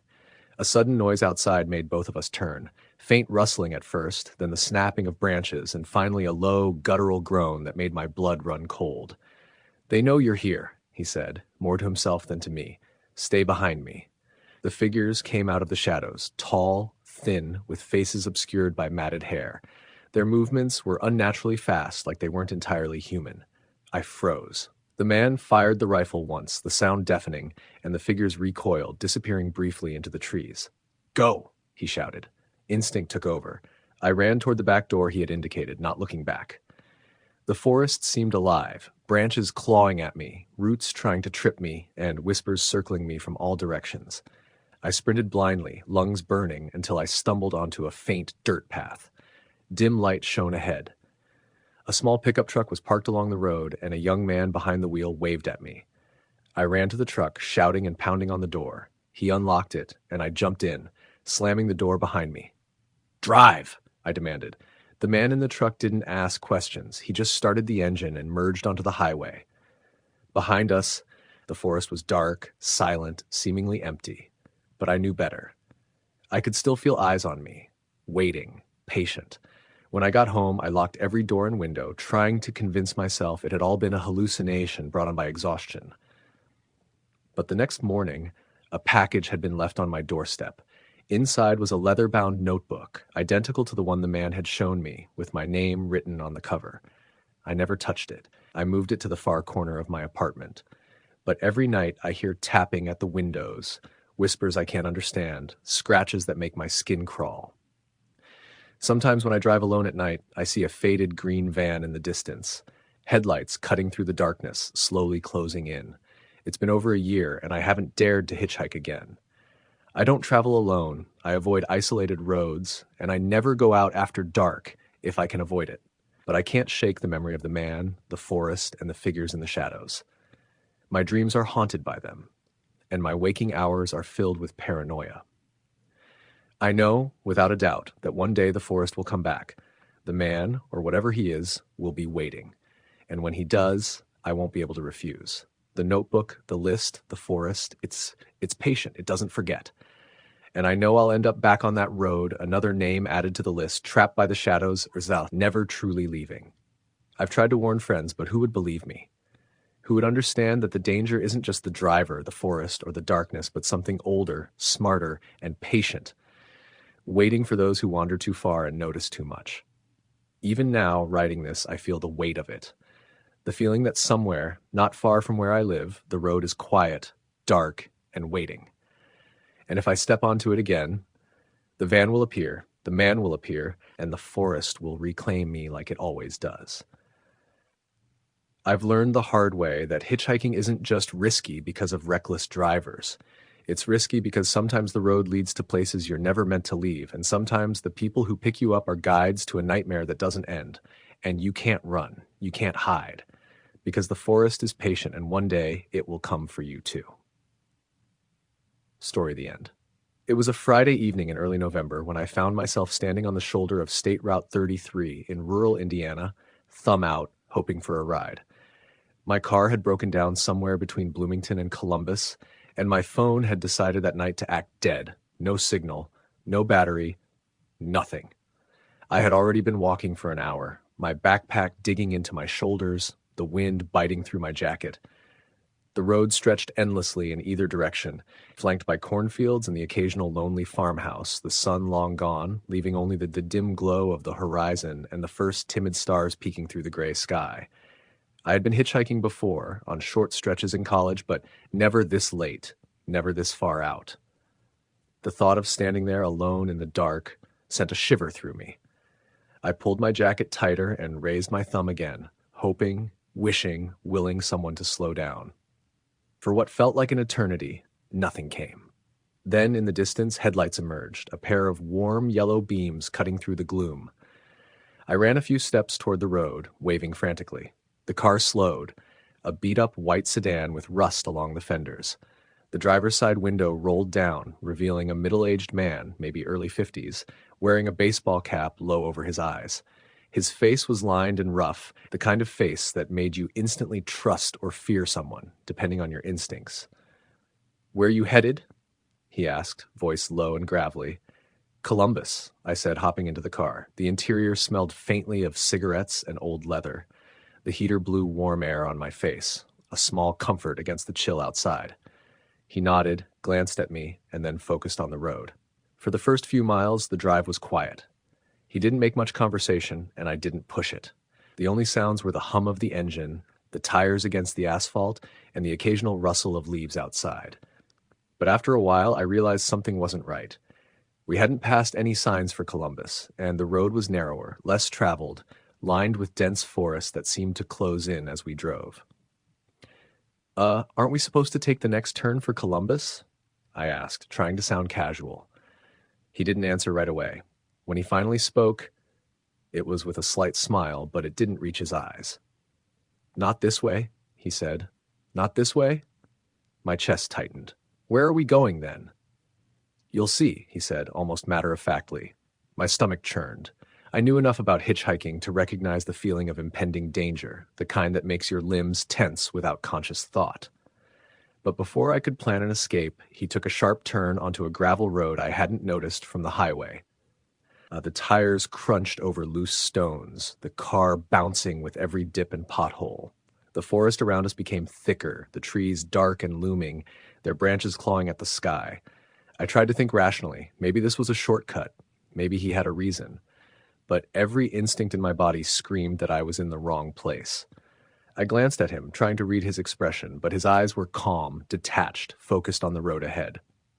After another 10 minutes, the gravel road ended at a small clearing.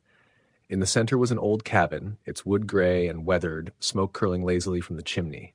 The windows were dark, save for a faint flickering light inside. He pulled the car to the side and killed the engine. Silence enveloped the clearing, broken only by the whisper of the wind through the trees. "Come with me," he said, his voice low, calm. I hesitated, my heart hammering in my chest.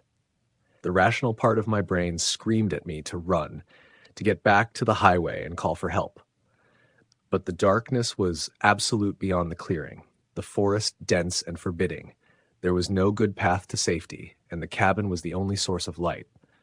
Against my better judgment, I followed him. Inside, the cabin smelled of damp wood and faintly of iron. Dust coated the furniture and cobwebs hung from the corners. A small wooden table sat in the center, surrounded by chairs, and on it lay a leather-bound notebook. I noticed other objects around the room, jars with dried herbs, animal skulls, an old rifle leaning against the wall. My pulse quickened. Something about the place set every nerve in my body on edge. He motioned for me to sit at the table. "Sit," he said. His hands were calm, deliberate, but there was a weight to his presence that made it impossible to resist. I sat, knees tight together, my mind racing. He opened the notebook, flipping to a page filled with names, dates, and locations. My heart stopped when I saw my own name at the bottom, alongside today's date. My throat went dry. "This is the list," he said, tapping the notebook. "People who come through here. Travelers, hitchhikers, the ones who notice. Some leave, some stay. You're lucky you got in the car." What is this place?" I whispered. "The forest watches," he said, his eyes meeting mine. "It chooses. Most people walk past, never seeing it, but sometimes someone notices. Someone gets a choice. You have a choice. For now." I tried to process it, but before I could ask more, a noise came from outside. A faint rustling, growing louder, sharper, like twigs snapping under weight. I froze, every muscle in my body tense. Shadows flickered across the walls from the cabin's lone light. "They're close," he said. "Stay behind me." The door creaked open, and I caught a glimpse of figures moving through the trees. They were tall, thin, and unnaturally fast, faces obscured by matted hair, their movements jerky but purposeful. My chest felt like it was caving in. The man grabbed the rifle, raised it, and fired once. The figures flinched, recoiling into the darkness. "Go!" he shouted. I ran, instincts taking over. I didn't look back as I sprinted through the forest, branches clawing at my jacket and skin, roots trying to trip me. Whispers encircled me, unintelligible but urgent, as if the forest itself was alive, guiding or hurting me. I stumbled onto a faint dirt path after what felt like hours. Ahead, a dim light appeared. A pickup truck was parked, the driver a young woman who saw me and unlocked the door. I leapt inside, slamming the door behind me. "Drive!" I gasped. She didn't ask questions, just drove. As we merged onto the highway, I looked back. The clearing, the cabin, the forest, they were gone, as if they had never existed. But I knew better. The presence was still there, patient, waiting. When I got home, I locked every door and window. The next morning, a package was left on my doorstep. Inside was a leather-bound notebook, identical to the one the man had shown me, my name written on the cover. I didn't touch it. I moved it to a far corner, trying to ignore it. Every night since, there are tapping sounds at the window, faint whispers in the shadows, scratches I can't explain. When I drive alone at night, I sometimes see a faded white sedan in the distance, headlights cutting through the dark, slowly closing in. It's been over a year. I haven't hitchhiked since. I avoid empty roads, never travel alone, and don't go out after dark. But I can't escape the memory of that night, the man, the cabin, and the forest that watches. I know one day the forest will return, patient, unrelenting. And when it does, I won't be able to refuse. Hitchhiking isn't just dangerous because of reckless drivers. It's dangerous because sometimes the road leads to places you're never meant to leave, and the people who pick you up might be guides into nightmares that never end. You can't run. You can't hide. The forest is patient, and one day it will come for you too. Story the end. The summer after I turned 21, I was restless in a way I couldn't shake. I had been working nights at a gas station just outside of a small town in Missouri, saving up enough money to maybe take a trip out west. My friends were either tied down with college, jobs, or relationships, and I didn't have much keeping me in one place. I had grown up on stories about the freedom of the open road, how people in the 70s and 80s used to hitchhike across the country, meeting strangers and finding themselves. Something about that appealed to me in a way I couldn't ignore. It sounded reckless and stupid in today's world, but the idea took hold of me. I wanted to try it at least once. I didn't tell my parents because they would have tried to talk me out of it. I just packed a backpack with some clothes, a water bottle, and a little cash. My plan was simple: head west, see where the road took me, and figure things out as I went along. I told myself that if it got too hard or too dangerous, I could always turn around and catch a bus home. The first day felt like an adventure. I walked down Highway 36 with the morning sun on my back, holding up a cardboard sign I'd scrawled "West" on with a black marker. Most people passed me without a glance, some with suspicious looks. But after about an hour, a middle-aged guy in a dusty pickup truck pulled over. He looked like a farmer, worn baseball cap, sunburned arms, easygoing smile. He asked where I was heading, and when I told him as far west as you're going, he laughed and said he could take me about 60 miles. The ride was pleasant, nothing more than small talk, but it gave me a little burst of confidence. The next ride was from a college student in an old Toyota. He had music blasting, and we talked about bands and road trips. It all felt exactly like I had imagined it would.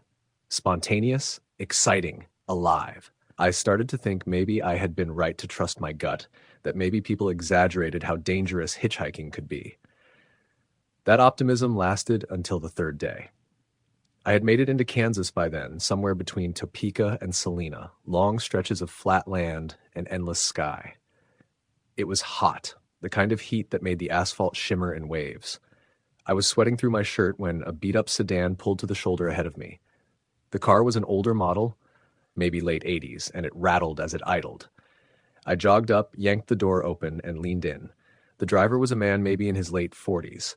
Thin, almost gaunt, with a gray stubble beard and watery blue eyes that seemed to shift around when they looked at me. He had on a wrinkled button-down shirt with sweat stains under the arms. His voice was raspy when he spoke. "Where are you headed?" "West," I said, same as before. He nodded slowly, lips twitching into what I guessed was supposed to be a smile. "I can take you a ways." Something about him gave me pause. I can't explain exactly what. It wasn't one thing, but a feeling. His eyes didn't meet mine for long, his movements seemed jerky, and his hands gripped the steering wheel tight. But I was hot and tired, and the highway was empty. Against my better judgment, I got in. The interior smelled like stale cigarettes and something sour like old milk. There was trash on the floor, fast food wrappers, empty bottles, a stained rag tossed on the passenger side. As soon as I shut the door, I felt trapped. The lock clicked automatically, which startled me, though I told myself plenty of cars did that. We started driving. The man didn't say much at first, just stared straight ahead, his bony fingers gripping the wheel so hard his knuckles whitened. I tried to make small talk, asking where he was headed. He glanced at me quickly, then back at the road. Got some business out west. His voice had a strange tone, clipped and final, like he didn't want to explain further. I nodded and fell silent. A few minutes later, he spoke again, almost muttering. Not a lot of folks hitchhike anymore. Yeah, I said, trying to sound casual. Figured I'd give it a shot. Meet people. See the country. His lips twitched again. You never know who you'll meet out here. The way he said it made a chill crawl up my spine. I tried to laugh it off. Yeah, I guess you gotta be careful. His eyes flicked toward me, then back to the road. Careful, he repeated softer, like he was testing the word. The silence after that was thick. The longer I sat there, the more uneasy I felt. My throat was dry, but I didn't want to reach for my water bottle because it would mean moving too much in the quiet. I noticed the car had no air conditioning and the windows were rolled up. Sweat trickled down my neck. We passed an exit and I saw the sign for Salina, 30 miles. I decided I'd get out there, make up an excuse if I had to. But before I could say anything, the man spoke again. You ever hear about the ones who disappear? My stomach nodded. Disappear? I asked carefully. Yeah, he said, still not looking at me. People hitchhiking. Folks pick 'em up and they're never seen again. I forced a laugh. Sounds like an urban legend. He finally turned his head just slightly, and I caught the edge of his grin. His teeth were yellowed, uneven. Not a legend. The hair on my arms stood up. Every instinct screamed at me to get out of that car, but we were barreling down the highway at 70 miles an hour. I tried to steady my voice. Well, I'm just trying to get to Colorado. Don't plan on disappearing. He didn't answer, just kept driving, that faint smile still on his lips. The next 20 miles felt like an eternity. The silence, broken only by the hum of the engine and the rattle of something loose in the dashboard, pressed down on me. My heart pounded with every mile marker we passed. When we finally approached Salina, I forced myself to speak up. Hey, I think I'll hop out here. Need to stretch my legs, maybe grab some food. He didn't slow down. I said I'll get out here, I repeated, a little firmer. His hands tightened on the wheel. You sure? I can take you further. Not much out there but empty road. I'm sure, I said quickly. My voice was shaking despite my effort to keep it steady. At last, he flicked on his turn signal and pulled off at the exit. Relief washed over me when the car slowed, but it was short-lived. Instead of stopping at the gas station right off the exit, he kept driving, taking a side road that looked almost deserted. I said, panic rising in my chest. The gas station back there would have been fine. No rush, he murmured. My pulse thundered in my ears.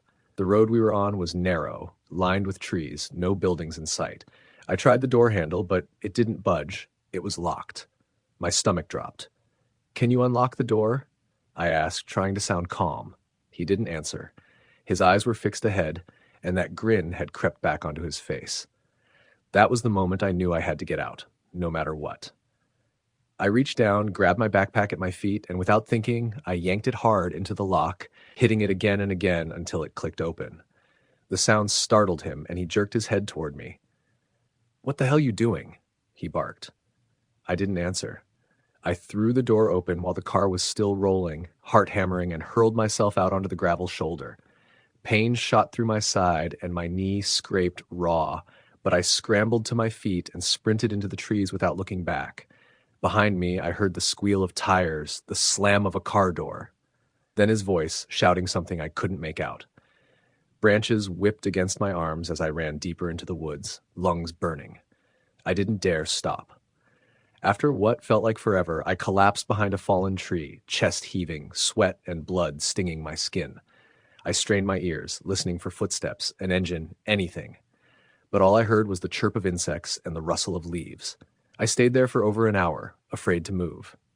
When I finally crept back toward the road, the car was gone. I stumbled to the gas station near the highway and sat inside, shaking, too scared to explain to the cashier what had happened. I just bought a bottle of water and sat in the corner until I felt steady enough to keep going. I never saw that man again. But for the rest of the trip, every time a car slowed near me, my stomach knotted. I took fewer rides, walked longer distances, and eventually scraped together enough money to catch a Greyhound the rest of the way. People always ask me if I'd ever hitchhike again, and I don't even hesitate before saying no. Once was enough.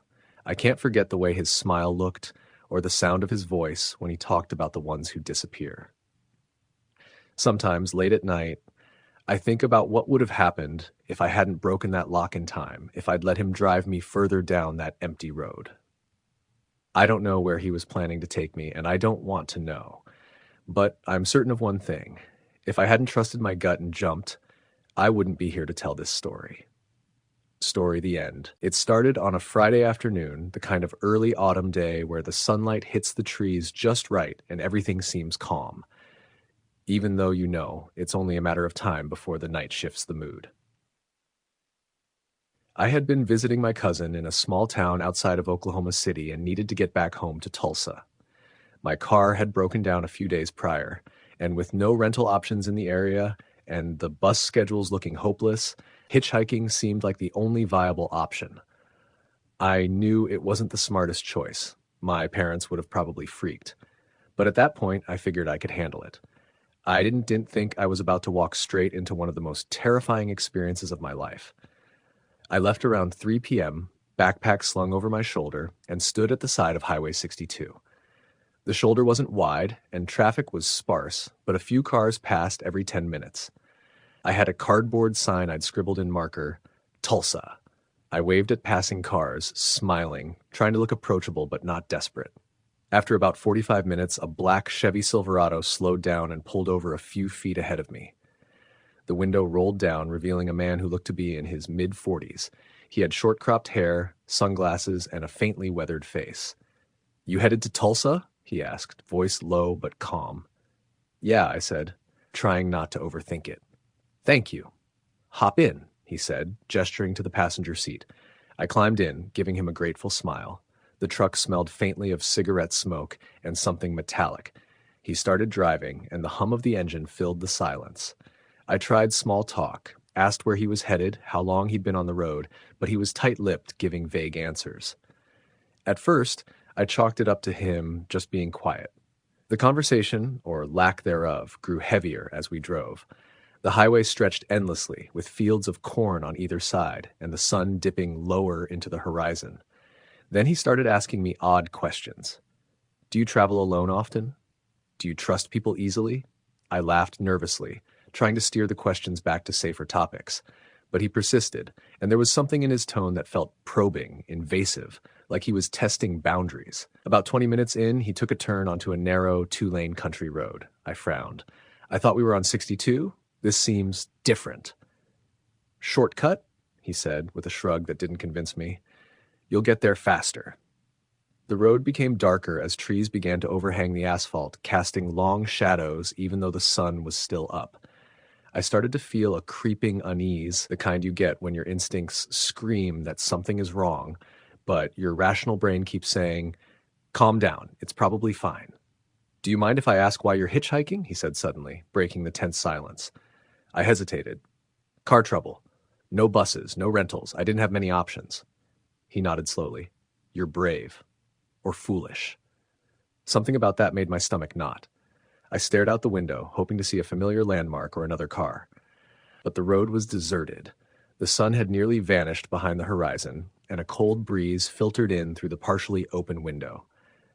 Then he slowed the truck, pulling off to the side near what looked like an abandoned farm. The house was dilapidated, paint peeling, windows boarded up. I squinted, thinking maybe he was just stopping for directions or something. But the way he stopped, turned off the engine, and looked at me sent a shiver down my spine. "Ever been somewhere truly alone?" he asked, almost whispering, his eyes catching the dim light. I swallowed hard. What do you mean? Somewhere no one could find you if they wanted to. His gaze was intense, almost predatory. No one at all.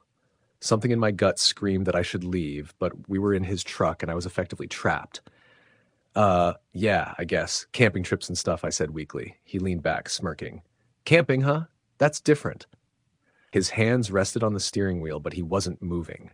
Silence stretched thick and heavy. I tried to open my door to get out, but the lock wouldn't budge. My heart started pounding. Can we go back to the highway? I said, trying to keep my voice steady. He shook his head slowly. Not yet.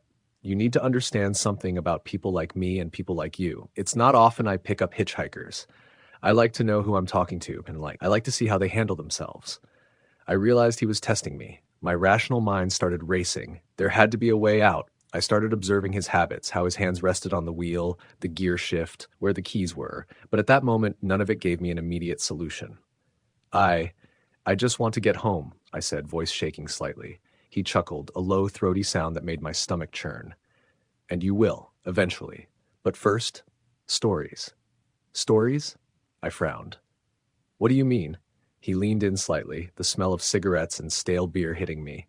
I collect stories, real ones. I want to hear yours. And sometimes, if I like the story, I make sure it's memorable. I forced a laugh, trying to mask my terror. Memorable, huh? Well, I don't know any stories like that. He smiled, but it didn't reach his eyes. Oh, I think you do. Everyone has a story. Everyone's got a little secret buried somewhere. Sometimes you just have to dig a little to get it out. I felt trapped in that small, dark cab as the shadows from the overgrown trees stretched over us. I realized that my situation was more dangerous than I'd imagined. I had to stay calm, try to reason with him, or maybe find a chance to escape. I asked about the route again, trying to sound casual. So, this is a shortcut to Tulsa? He nodded slowly. Yep, faster. But sometimes you take a shortcut and end up somewhere you weren't expecting. The unease in his words made me sit straighter. My fingers hovered over the door handle, testing it subtly. I needed a distraction, something that could give me a moment to act. Then he started talking about his past. Odd, fragmented stories, traveling, meeting people on the road, nights spent in empty towns. Most of it was harmless, but there was a sinister undercurrent. The way he described loneliness and isolation, it felt rehearsed, like he had said these things before, many times. I listened carefully, trying to find an opening, and then I saw it. The keys. Keys. They were dangling from the ignition. If I could act fast, maybe I could unlock the door, or even grab the keys. I made a joke, trying to loosen him up, hoping to buy a few seconds. Man, you've had a lot of interesting nights, huh? Sounds like a movie or something. He laughed, leaning back, just slightly enough. Yeah, a movie, huh? Maybe someday. But for now, this is real life, real people, real choices. I decided that hesitation would kill me. I lunged for the keys. He reacted instantly, grabbing my wrist. We struggled briefly, the truck rocking slightly on the uneven shoulder, but I managed to wrench my arm free, threw the keys onto the floor, and yanked the door open. He shouted, but I bolted into the dark, wooded edge of the farm road. I didn't look back. My sneakers sank into wet leaves and mud. The smell of the decaying farmhouse hung in the air, but I didn't care. I ran blindly until I heard the crunch of gravel, the main road. A car passed by, and I waved frantically. The driver slowed, stared at me like I'd lost my mind, then stopped. I jumped in without a word, panting and shaking. Please. Just drive. Highway 62. Tulsa, please. The driver didn't ask questions, just nodded, hitting the gas. I didn't tell them everything. I didn't want to sound insane. But as we merged onto the highway, I could see the black Chevy Silverado parked near the abandoned farm. The man was standing there, staring in our direction, hands in his pockets, expression unreadable. I didn't stop until Tulsa city lights shimmered ahead. I never saw him again. I reported it to the police the next day, giving the description and location, but there were no reports of similar incidents in that area at that time. They chalked it up to my imagination or a misunderstanding, but I knew better. After that day, I never hitchhiked again. I avoided quiet roads, country highways, and isolated areas. I don't know if he had done this to others before or if I was just unlucky, but that sense of being completely alone with someone capable of hurting you is something that never leaves. Every time I drive past a deserted stretch of road, I can feel it. The potential for darkness waiting just past the horizon. Years later, I read about a string of unsolved disappearances in rural Oklahoma, mostly near abandoned farms along less traveled roads. The victims were often young travelers, hitchhikers, or people on isolated highways. I don't know if he was responsible for all of them, but the descriptions matched. The same black Chevy Silverado, same man, mid-40s, same methods of luring people off the main roads. I think about it sometimes, the way he smiled, the calmness in his voice, the way he seemed so ordinary at first. That's what made it so terrifying, the way he hid something so dangerous behind the mask of normalcy. I still drive to this day, but there's a part of me that clutches the wheel a little tighter when I see someone standing on the shoulder, thumb out, waiting for a ride.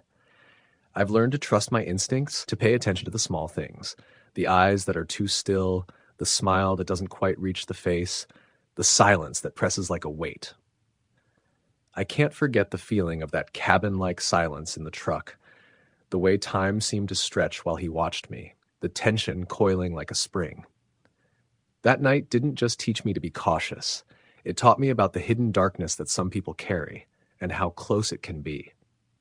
One small decision to accept a ride was enough to almost change my life forever. Even now, when I drive alone at night, I replay that stretch of road in my mind, imagining the Chevy pulling up behind me, the driver watching, waiting for the right moment. The fear hasn't gone away. It just sits beneath the surface, a quiet warning.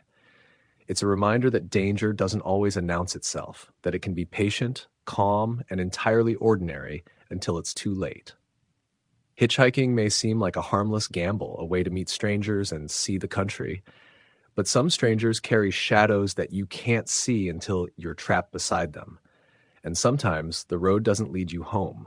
It leads you into the story of someone else's obsession, someone else's cruelty, someone who has waited a lifetime for the right moment to strike. I made it home that night, battered by fear and adrenaline, but alive. Every time I recount the story, I feel that same chill crawling up my spine. It's not just a memory, it's a warning. Not everyone on the road is friendly. Some are monsters hiding in plain sight, smiling, offering help, waiting for you to let your guard down. And when you do, well, that's when the horror begins. Story the end. This summer, I turned 21. I decided to hitchhike across a stretch of the country. It wasn't exactly some grand plan to discover myself or to rebel against the ordinary life waiting for me back home. It was mostly that I didn't have money for a bus ticket, and I was stubborn enough to think I could handle whatever came with sticking my thumb out on the side of the road. My friends had warned me about the dangers. My mom had begged me not to go, but when you're 21 and restless, those warnings sound like stories parents tell to keep their kids in the yard.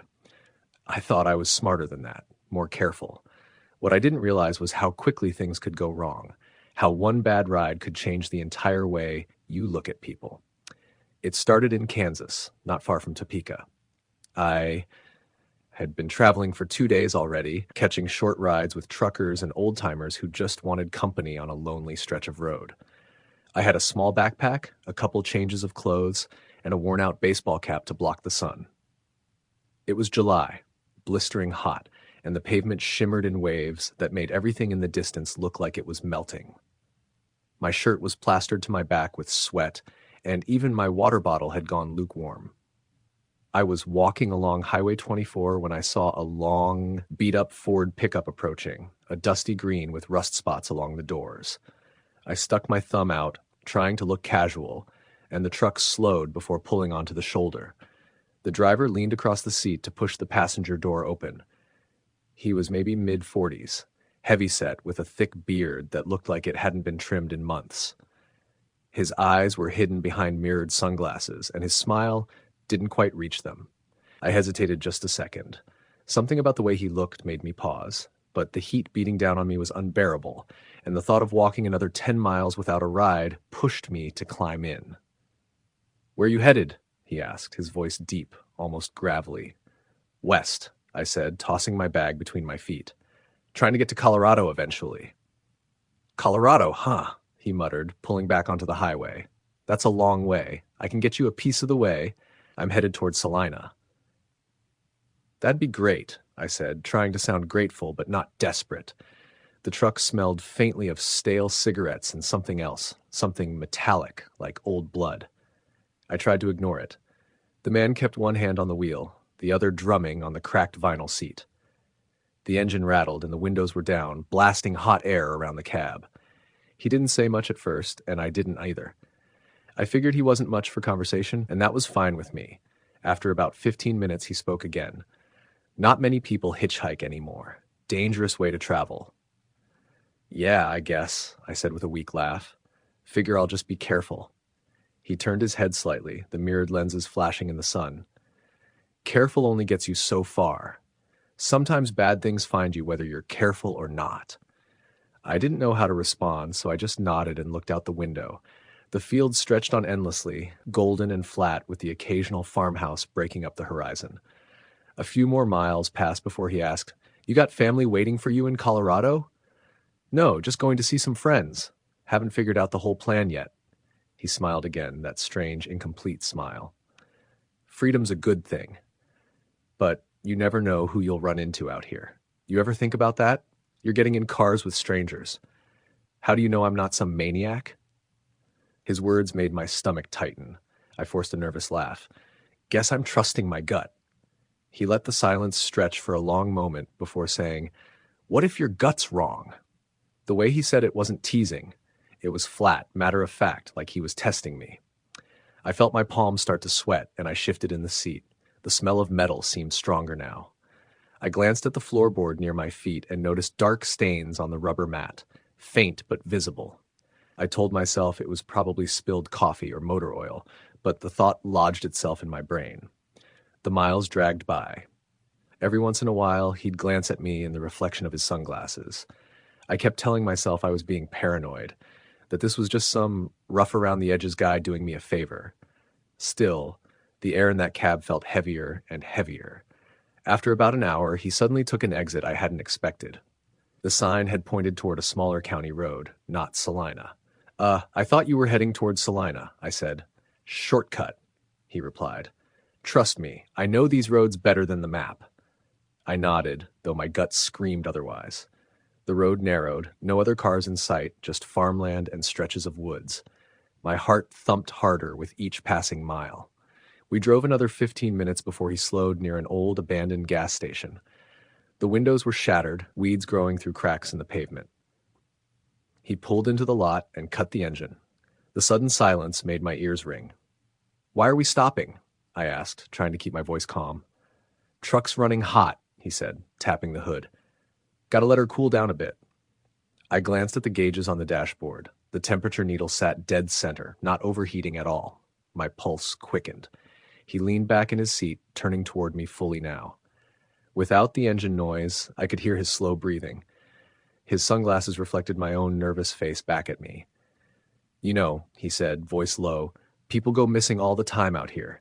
Nobody ever finds them. Just vanish." My throat went dry. "That's so?" He nodded slowly. "Yeah, cops don't even look half the time.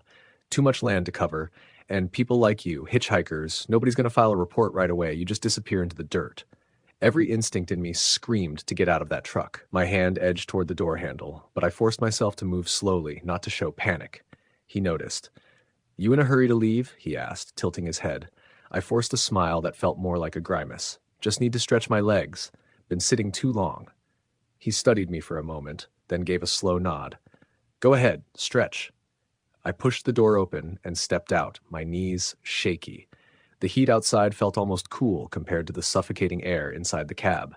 I slung my backpack over my shoulder, trying to look casual as I walked a few steps away from the truck.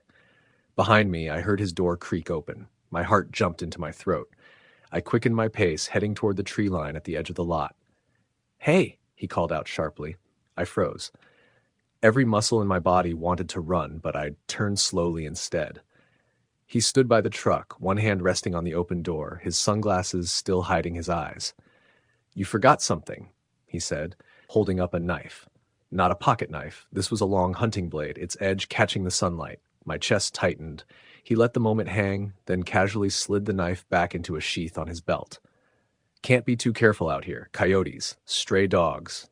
You never know." I nodded stiffly, pretending to believe him. Right. Good to be prepared. He smirked, climbing back into the truck. Come on, let's get going.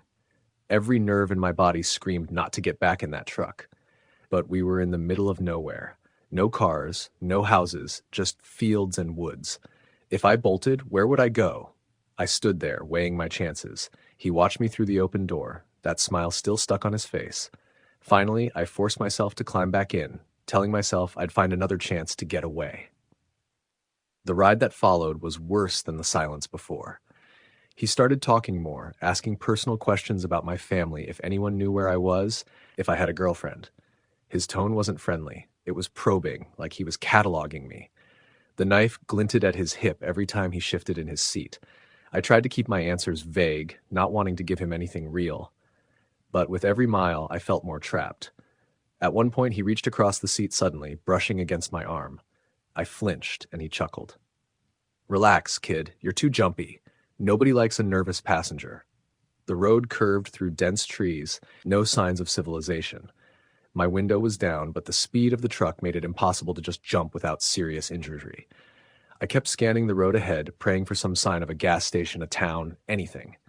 Then, like an answered prayer, I spotted a small general store ahead, a faded sign out front, and a couple of cars parked outside.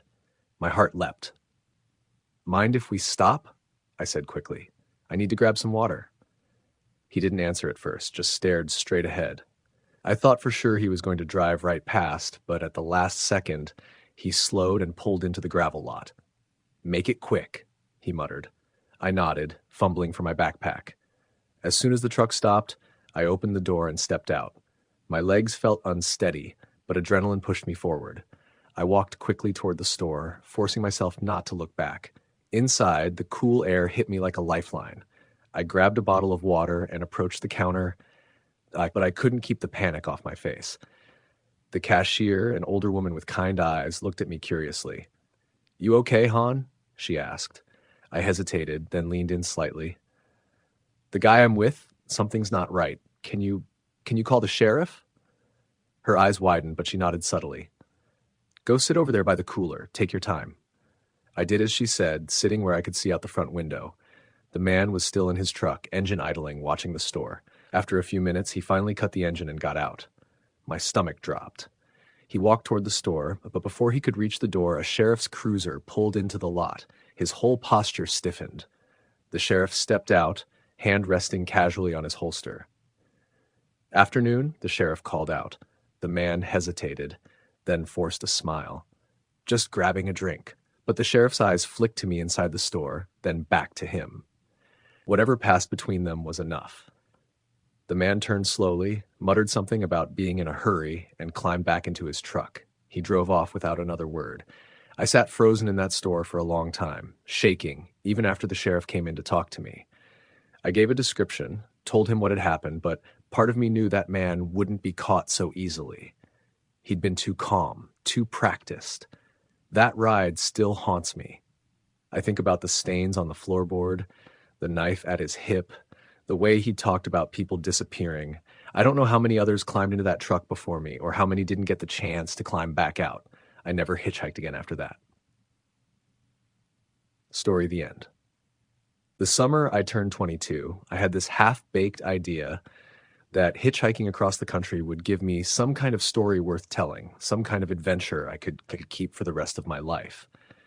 I dropped out of community college, was scraping by at a warehouse job in Ohio, and I was restless to the point of suffocation.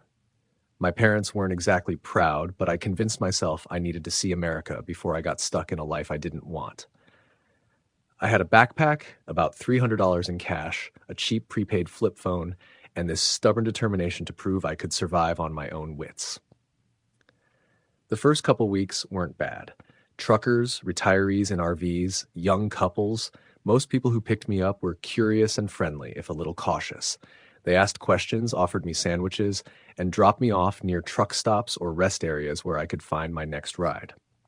There were long stretches of boredom, hours standing with my thumb out while semis thundered past, but there was also this strange sense of freedom. Every ride was a gamble, but the thrill of it kept me moving westward.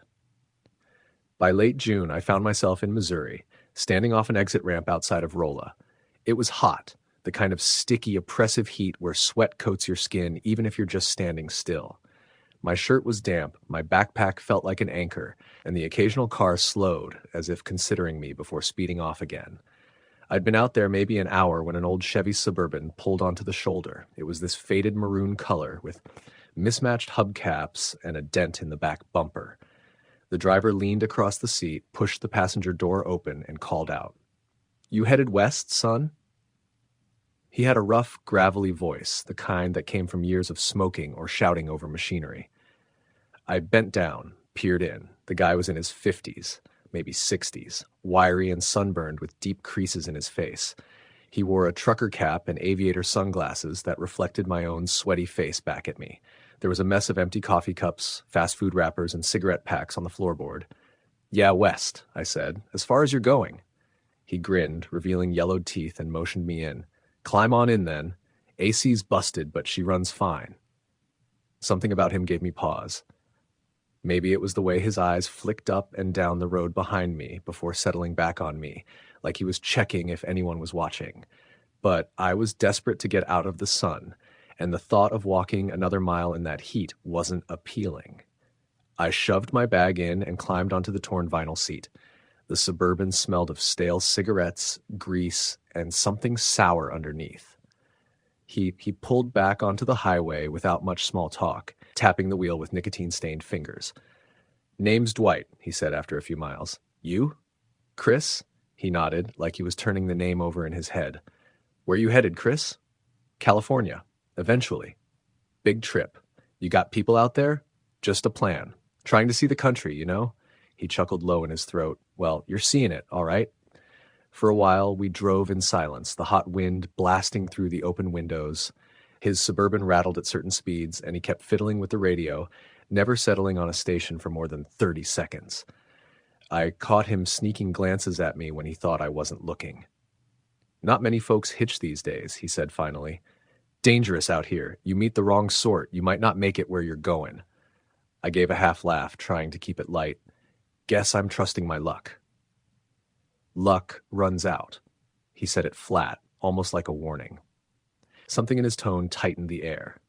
I shifted in my seat, suddenly more aware of the weight of my backpack against my legs, the fact that we were barreling down I-44 with no exits in sight.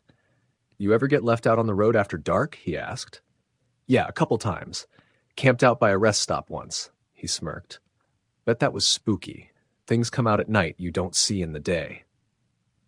I nodded, not sure how to respond, and let the conversation die.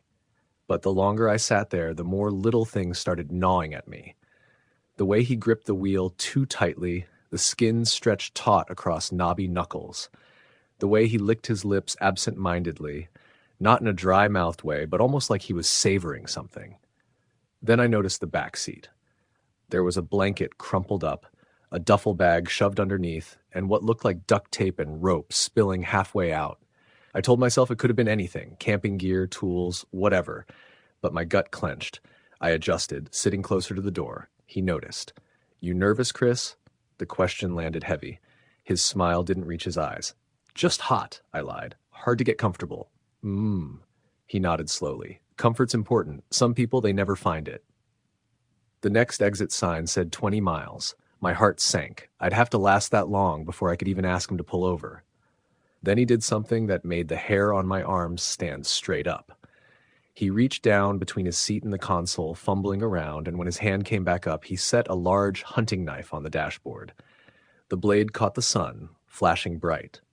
He didn't look at me, didn't acknowledge it, just left it there like it belonged. I swallowed hard, my mouth dry as cotton. My brain was screaming at me to do something, but I was trapped, moving 70 miles an hour in a stranger's car. "You ever kill an animal?" he asked suddenly. I froze. "What?" "Hunting. You ever hunt?" "Oh, not really. My uncle took me deer hunting once, but I didn't shoot anything." He chuckled. "Takes practice. First time, your hands shake, but after a while, you learn to keep steady." The knife glinted again as the Suburban veered slightly before he corrected it. My stomach twisted. I needed out. I scanned the roadside, praying for a gas station, a rest area, anything. Finally a sign, rest area, 2 miles. I forced my voice steady. Hey, could we stop up here? I gotta use the bathroom. He glanced at me, then back to the road. For a long moment, I thought he'd say no. Then he smiled. Sure thing, Chris. Everybody's gotta go sometime. The Suburban slowed, pulling into the long rest area drive. Relief flooded me, but it curdled fast when I noticed how empty the place was. No other cars. Just a row of vending machines, a picnic table, and the squat concrete restroom building. He parked. I tried to move casually, grabbing my backpack like it was nothing. Thanks, I'll be quick. Take your time. I stepped out, the hot pavement burning through my sneakers, and walked toward the restroom. My pulse thundered in my ears. I didn't dare look back until I reached the door. When I finally glanced over my shoulder, he was still in the driver's seat, watching me, his hand resting on the steering wheel. Inside, it smelled of bleach and mildew. I locked myself in a stall, sat on the closed toilet lid, and tried to breathe. My hands shook uncontrollably. I couldn't get back in that car. I knew it as surely as I knew my own name. But how do you walk away when your ride is waiting? What if he followed me? I pulled out my cheap flip phone. No service. Of course. I sat there until I heard the crunch of footsteps on gravel outside. My blood ran cold. The door creaked open. Chris? His voice echoed off the tiles. You okay in there? I clamped a hand over my mouth, staying silent. Don't be shy, he said softly. We're just talking. His boots scuffed closer, slow, deliberate. I knew if I stayed, it was over. My body moved before my brain did. I kicked the stall door open as hard as I could. It slammed against him, and I bolted past, out the door into the blinding sunlight. I sprinted across the lot toward the tree line, backpack thumping against me. Behind me, I heard him shout, then the slam of his car door. The Suburban's engine roared to life. Branches whipped my arms as I tore into the woods, not caring about the direction, just running. Tires screeched on pavement. I ducked low, tripping over roots, lungs burning, until I couldn't hear the engine anymore. I hid there for what felt like hours, heart hammering, every snapped twig making me flinch. Eventually, I crept back toward the rest area, moving cautiously. The Suburban was gone. I never saw Dwight again. I stuck to bus stations after that, scraped together enough money for Greyhound tickets, and swore off hitchhiking for good. To this day, I can't drive past a rest area without feeling my chest tighten. I think about that knife sometimes, about the rope and duct tape in his back seat. I wonder if someone else got in his car after me, someone who didn't get away. And I wonder if somewhere out there, Dwight is still pulling over on hot summer highways, grinning through yellow teeth and asking lost kids like me if they're headed west. Story the end. The summer I turned 21, I thought I had the kind of invincibility that only young people tend to believe in. I had just finished a few months of odd jobs in the Midwest, trying to save enough money to make it out west, where some friends of mine had talked about starting fresh. They were in Oregon, working seasonal gigs and splitting a cheap apartment, and the idea of joining them felt like a new beginning. The only problem was I didn't have nearly enough money for a bus ticket, let alone a plane ticket. I had a backpack with a few changes of clothes, about $60 to my name, and the confidence that hitchhiking would be the adventure that made the story worth telling later. My mother had begged me not to. She'd grown up in the 70s and 80s, the height of all the cautionary tales about killers on the highways, but I waved her off, said that the world wasn't like that anymore, that people were decent if you gave them the chance. I told her I'd call from the road whenever I could. Looking back now, I can still hear her voice cracking when she said, "Just promise me you'll be careful." I promised, but promises don't mean much when you can't control what's waiting out there. I started in Illinois, just off I-80. The first couple of rides were harmless enough. A farmer with an old Chevy truck gave me a lift a few towns over, and he even bought me breakfast at a diner. Then a middle-aged woman in a minivan drove me almost 100 miles west, chatting about her kids the whole way. Those early rides gave me the illusion that hitchhiking wasn't just safe. It was wholesome, even. I thought maybe people liked the idea of helping out a stranger, that it was like restoring a little faith in humanity. But then I got a ride that made me understand why people are so afraid of the road. It was late afternoon in Iowa when I found myself stranded by a long stretch of highway. The sun was hanging low, the fields turning that deep gold that comes before dusk, and I hadn't seen a car in over 10 minutes. I was getting nervous because nightfall on an empty road without shelter didn't sound appealing. Then I heard the rumble of a pickup truck behind me. It slowed, gravel crunching as it pulled onto the shoulder. It was an older Ford, paint faded to a dull green. The driver leaned over and rolled down the passenger window. "You headed west?" he asked. His voice was deep, carrying a rasp like he'd smoked half his life. I stepped closer. He was maybe mid-40s, with a scruffy beard and a baseball cap pulled low. His eyes were hard to read in the dim light. Something about them made me pause, but then I told myself not to be paranoid. He had stopped, after all, when most people hadn't bothered. "Yeah," I said. "Oregon eventually." "Anywhere you can take me helps." He smiled, though it didn't quite reach his eyes. "Hop in. I'm going a few towns over. Long stretch, though. Better than walkin'." My gut twisted. There was a quiet tension in the air, like when you know a storm is coming. But I ignored it. I needed the ride. I told myself that fear was just my mom's voice in my head, so I opened the door and slid in. The truck smelled faintly of motor oil and something metallic, almost like blood, though I brushed that thought aside quickly. We drove in silence for a while. The road stretched endless, fields blurring by. I tried to make small talk, asking where he was headed. "Got some work a few towns down," he muttered. "You'll see." That answer didn't make sense, but I didn't push. Something about the way he kept glancing at me, side-eyed, made me keep my mouth shut.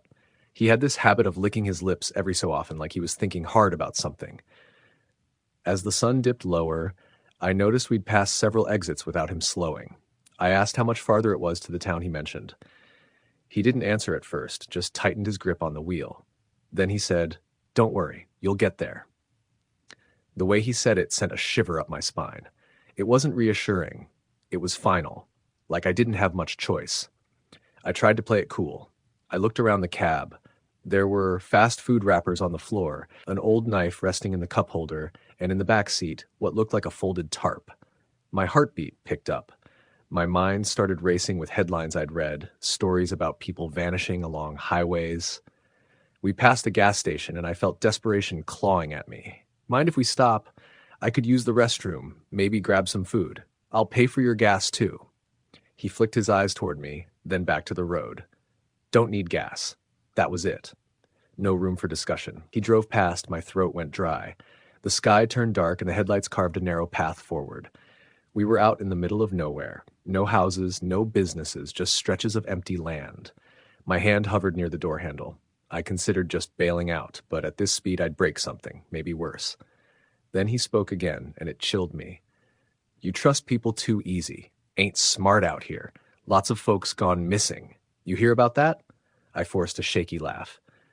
"Yeah, I've heard stories. That's why I'm glad you stopped. Appreciate the ride." He grinned, showing yellowed teeth. Yeah, you should be real glad." My skin crawled. I glanced at my backpack at my feet, wondering if I could grab it and jump if I had to. The silence stretched long after that, broken only by the hum of the engine. After maybe 20 minutes, he turned onto a narrow road that wasn't marked by any signs. My pulse spiked. I thought you were headed to town?" I asked, my voice tight. He didn't answer, just kept driving, the truck bumping along the uneven road. Trees closed in on either side, blocking out what little moonlight there was. My breathing got shallow. Finally, I said louder, "Where are we going?" That time he looked at me full on. His eyes were flat, almost lifeless. "Relax. Just a shortcut." But I didn't believe him. Something deep in my gut screamed that I was in danger. We drove another mile or so before he finally pulled over into a small clearing. He cut the engine, leaving us in heavy silence. Then he turned toward me, his body shifting slowly, deliberately. "You know," he said, voice low, "most folks don't get in cars with strangers no more. Guess you're not most folks." My hands were trembling, but I tried to keep my voice steady. "I just need a ride west. That's all. I'm grateful. Really." He leaned closer. I could smell his breath. Stale beer, cigarettes, and something sour. "Grateful, huh? You'll show me how grateful." My stomach dropped. Every instinct in me screamed to run. I grabbed the handle and shoved the door open, stumbling out into the dirt. He cursed loudly, scrambling to grab something from the seat. I didn't look back long enough to see what. I just ran, crashing into the trees, branches tearing at my arms. I could hear him behind me, heavy boots pounding the ground, his voice yelling, "You won't get far!" Adrenaline took over. I darted deeper into the woods, not caring where I was going. My lungs burned, my legs screaming, but I kept moving. At one point, I tripped over a root, smashing my knee, but I scrambled back up, too terrified to stop. His footsteps grew fainter, but I didn't dare slow until I couldn't hear him at all. Eventually, I collapsed against a tree, gasping for air. The forest was silent except for the pounding of my heart. I sat there for what felt like hours, too afraid to move. When I finally worked up the courage, I made my way back toward the faint glow of the highway. I didn't see his truck anywhere. I stuck to the shadows, walking for miles before I finally came across another gas station near dawn. The clerk gave me strange looks when I walked in, sweaty, scraped up, bleeding from my knee. But when I asked if there was a bus line nearby, he pointed me toward a station 2 towns over. I never hitchhiked again. I scraped enough money together to buy a bus ticket the rest of the way. I didn't tell my mother the full story until years later, because I knew it would break her heart to know how close I came to not making it back. Sometimes, when I'm driving long stretches of road at night, I think about that man. About the truck that slowed when I was desperate for a ride. I wonder how many others he's picked up, how many never made it out of those woods, and I think about how thin the line was between my story being one I can tell and one that would have ended in silence. Story the end. It was one of those nights when the highway felt endless. A black ribbon stretched across the Midwestern plains, illuminated only by the occasional flicker of a passing truck's headlights. I'd been traveling light, just a backpack and the bare necessities, trying to make it from Chicago to Denver. Hitchhiking had never been a problem for me before. I'd done it a few times in college, but this night had a different energy. The air was thick, humid from an earlier rainstorm, and the kind that clings to your skin and makes the night feel slower than it is. My thumb was out, and every car that passed seemed either empty or full of people, too lost in their own worlds to notice a lone traveler. I'd been walking for hours, sticking close to the shoulder, watching the road wind over gentle hills. The sky above was overcast, a low-hanging canopy that made the stars invisible. Somewhere down the road, a diner's neon sign buzzed faintly, offering a promise of warmth and coffee. I decided I'd try to make it there. Standing for too long made the cold seep into my bones. But before I could take more than a few steps, headlights appeared in the distance. A truck, rusty and large, with faded lettering I couldn't read, rolled slowly toward me. My gut twisted. I knew better than to flag just any truck, but something made me hold out my thumb anyway. The truck slowed and finally stopped, its engine humming low and steady. A man leaned out the window, middle-aged, his face partially obscured by the shadow of a cap. "You going far?" he asked, his voice rough, a kind of gravel that seemed to scrape against the night air. "Denver," I said, trying to sound casual, though my instincts were firing off warning signals. He nodded slowly. "Hop in. It's a long ride, and I don't mind company." I paused, weighing my options. The highway was empty, except for this truck, though, and I was tired, more tired than I realized. The allure of a warm cab and the hum of an engine was too tempting. I climbed in. The cab smelled faintly of old smoke and gasoline, and a small radio played a low, static-laced country station. The man's eyes were steady, dark, and observant. Not unfriendly, exactly, but something about them felt off. "I'm Joe," he said, offering a hand that I shook. "Matt," I replied, trying to keep my nerves in check. He drove without much conversation for the first half hour.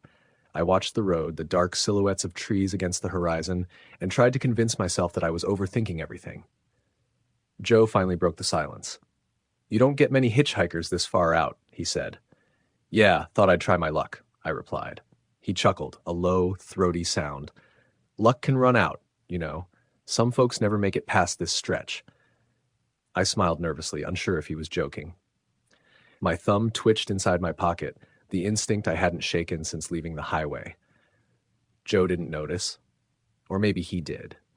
The road curved and the trees pressed closer on either side, like they were leaning in to watch us pass. I tried to distract myself by asking him about his truck, about the open road, anything to keep the conversation light.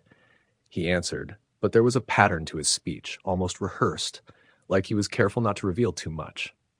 After what felt like another hour, the headlights of another car appeared behind us, distant and white. I saw Joe glance in the rearview mirror and smile, a slow, calculated expression. "Don't worry," he said. "That one won't bother us." I frowned, but before I could ask, he slammed his foot on the accelerator. The truck surged forward, the tires squealing against the wet asphalt. The other car's headlights flickered, then disappeared in the distance. "Why'd you speed up?" I asked, heart pounding. Joe shrugged, almost casually. "Some people get nervous when you're out here. Can't have folks trailing me." A cold shiver ran down my spine. There was something in the way he said it, the way his eyes flicked toward the side mirror, that made me suddenly aware of how alone we were. Not just alone in the truck, but in the world, the darkness pressing in from every angle. Hours seemed to stretch into eternity. I tried to sleep, leaning against the door, fell out, but every shadow inside the cab seemed to move in rhythm with the truck. The rhythmic thump of the tires was almost hypnotic, lulling me into a strange state between awareness and sleep. "Hey," Joe said after what felt like a long pause. "You ever hear about the highway ghosts?" I blinked, trying to focus. "Highway ghosts?" "Yeah," he said, leaning back. "People who vanish out here. Travelers, hitchhikers, folks driving alone. Some say they get picked up by the wrong person. Some say it's something worse." I laughed nervously. "You trying to scare me?" Joe didn't answer. Instead, he pointed toward a side road that led off into a dense forest. "Ever think about taking a detour?" I followed his gaze, and the forest looked black, impenetrable. My instincts screamed at me to tell him no, to make him turn back toward the highway. But he didn't ask for consent. The truck veered off, tires crunching over gravel. The air inside grew colder, and I felt a pressure in my chest, like the night itself was pressing down on me. "Joe, maybe we should." I started, but he held up a hand. "Relax, we're almost there. Just a few more miles." I didn't know what there was. The trees grew thicker, their branches clawing at the truck's sides as we passed. Shadows danced across the cab, and I could swear I saw figures standing just beyond the tree line, watching us. When I mentioned it, Joe just nodded, as if he already knew what I was talking about. "They see what they want you to see," he said quietly. Panic started to bubble in my chest. "See what? Who?" He didn't answer. Instead, he parked the truck in a small clearing surrounded by towering pines. The moon, which had been hidden behind clouds, finally peeked through, casting a pale light over the scene. In the clearing, the remains of old vehicles were scattered, rusted and forgotten, and the ground was churned as if many people had passed through here in the dark. I realized then that this was no rest stop. This was something else entirely, a place that existed only off the map, a place you stumbled into if you were unlucky. "Why are we here?" I asked, my voice trembling. Joe turned to me, his face illuminated by the moonlight. There was a strange intensity in his eyes now, something almost feral. "Some folks never leave," he said. "And some, they don't even know they're gone." Before I could respond, I heard something behind the trees. A faint rustling, like the sound of someone, or something, walking just beyond the clearing. I tried to stand, to run, but my legs felt like lead. Joe's hand landed on the gear shift, and the truck's engine roared to life again, but he didn't move toward the highway. Instead, he drove deeper into the forest, into shadows that seemed to swallow the headlights. The rustling grew louder, and I caught glimpses of figures, humanoid but wrong, moving in ways that made no sense.